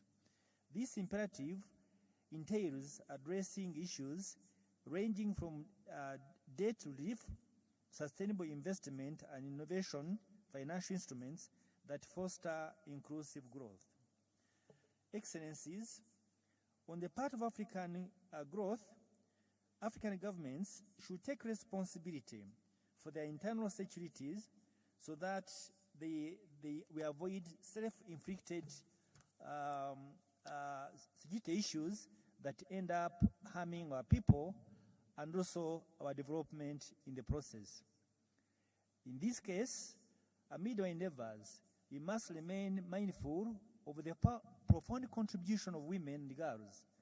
Let us acknowledge their pivotal role in the process of the development, and that empowerment of women is an assurance for the full participation of our economic agents in our development agenda.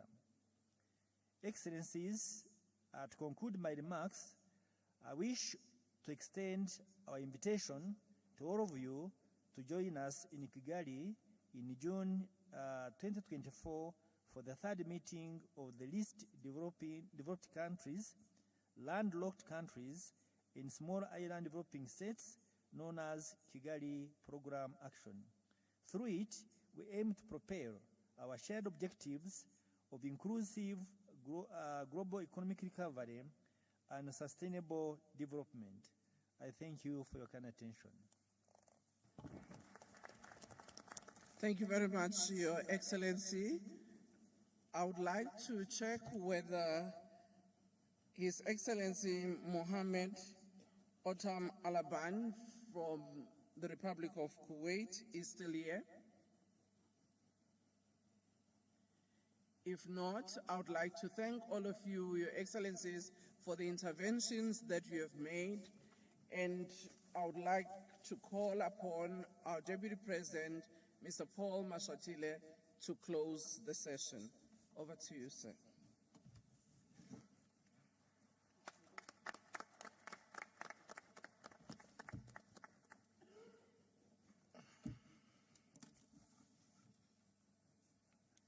Thank you very much, Minister.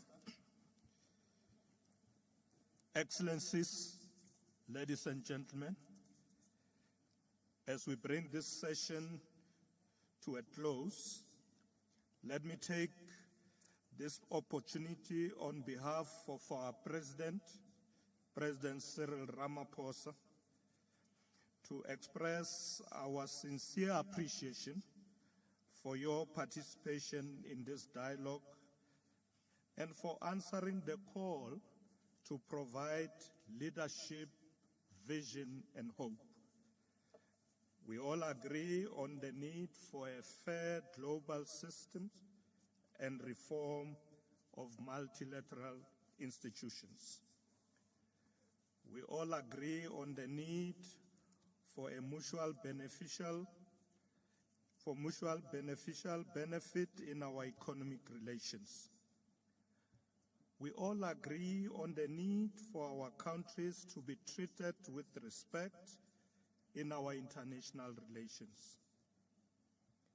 Let us move forward united in our effort to address our common global challenges.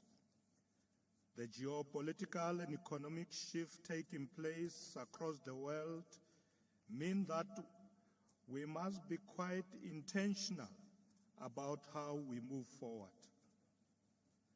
We have always been clear that BRICS should champion the core interests of the Global South, especially in overcoming economic, financial, and political marginalization. There is broad consensus on the need for the reform of the architecture of global relations. Without that reform, the vision we set out will not be realized. We need to increase the representation of Africa and the South in all global structures. There should be nothing about us without us. We must continue to champion multilateralism with the United Nations and international law at its core. Actions that seek to limit our policy space, to make us conform to one worldview, to limit our foreign policy independence, or to entrench vested interests are an obstacle to multilateralism. Discriminatory trade barriers, policies, and border adjustment measures must be eliminated. These include punitive measures designed to reduce the competitiveness of countries of the Global South. There must be equal opportunities for Africa and the countries of the Global South to access finance, supply chains, trade and investment opportunities. Africa and the Global South must be fully represented in all management bodies, governing councils, institutions, and structures. There should no longer be job reservations on the basis of one's nationality. The world has changed. Global governments must also change.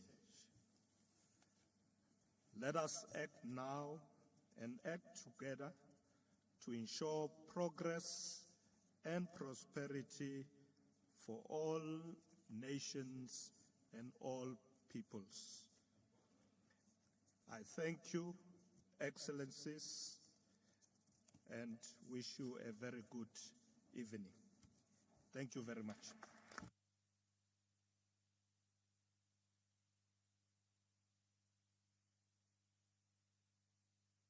The session is adjourned. Congratulations. We nearly stayed. I could see you are still sitting down. With your support. Yeah. Thank you.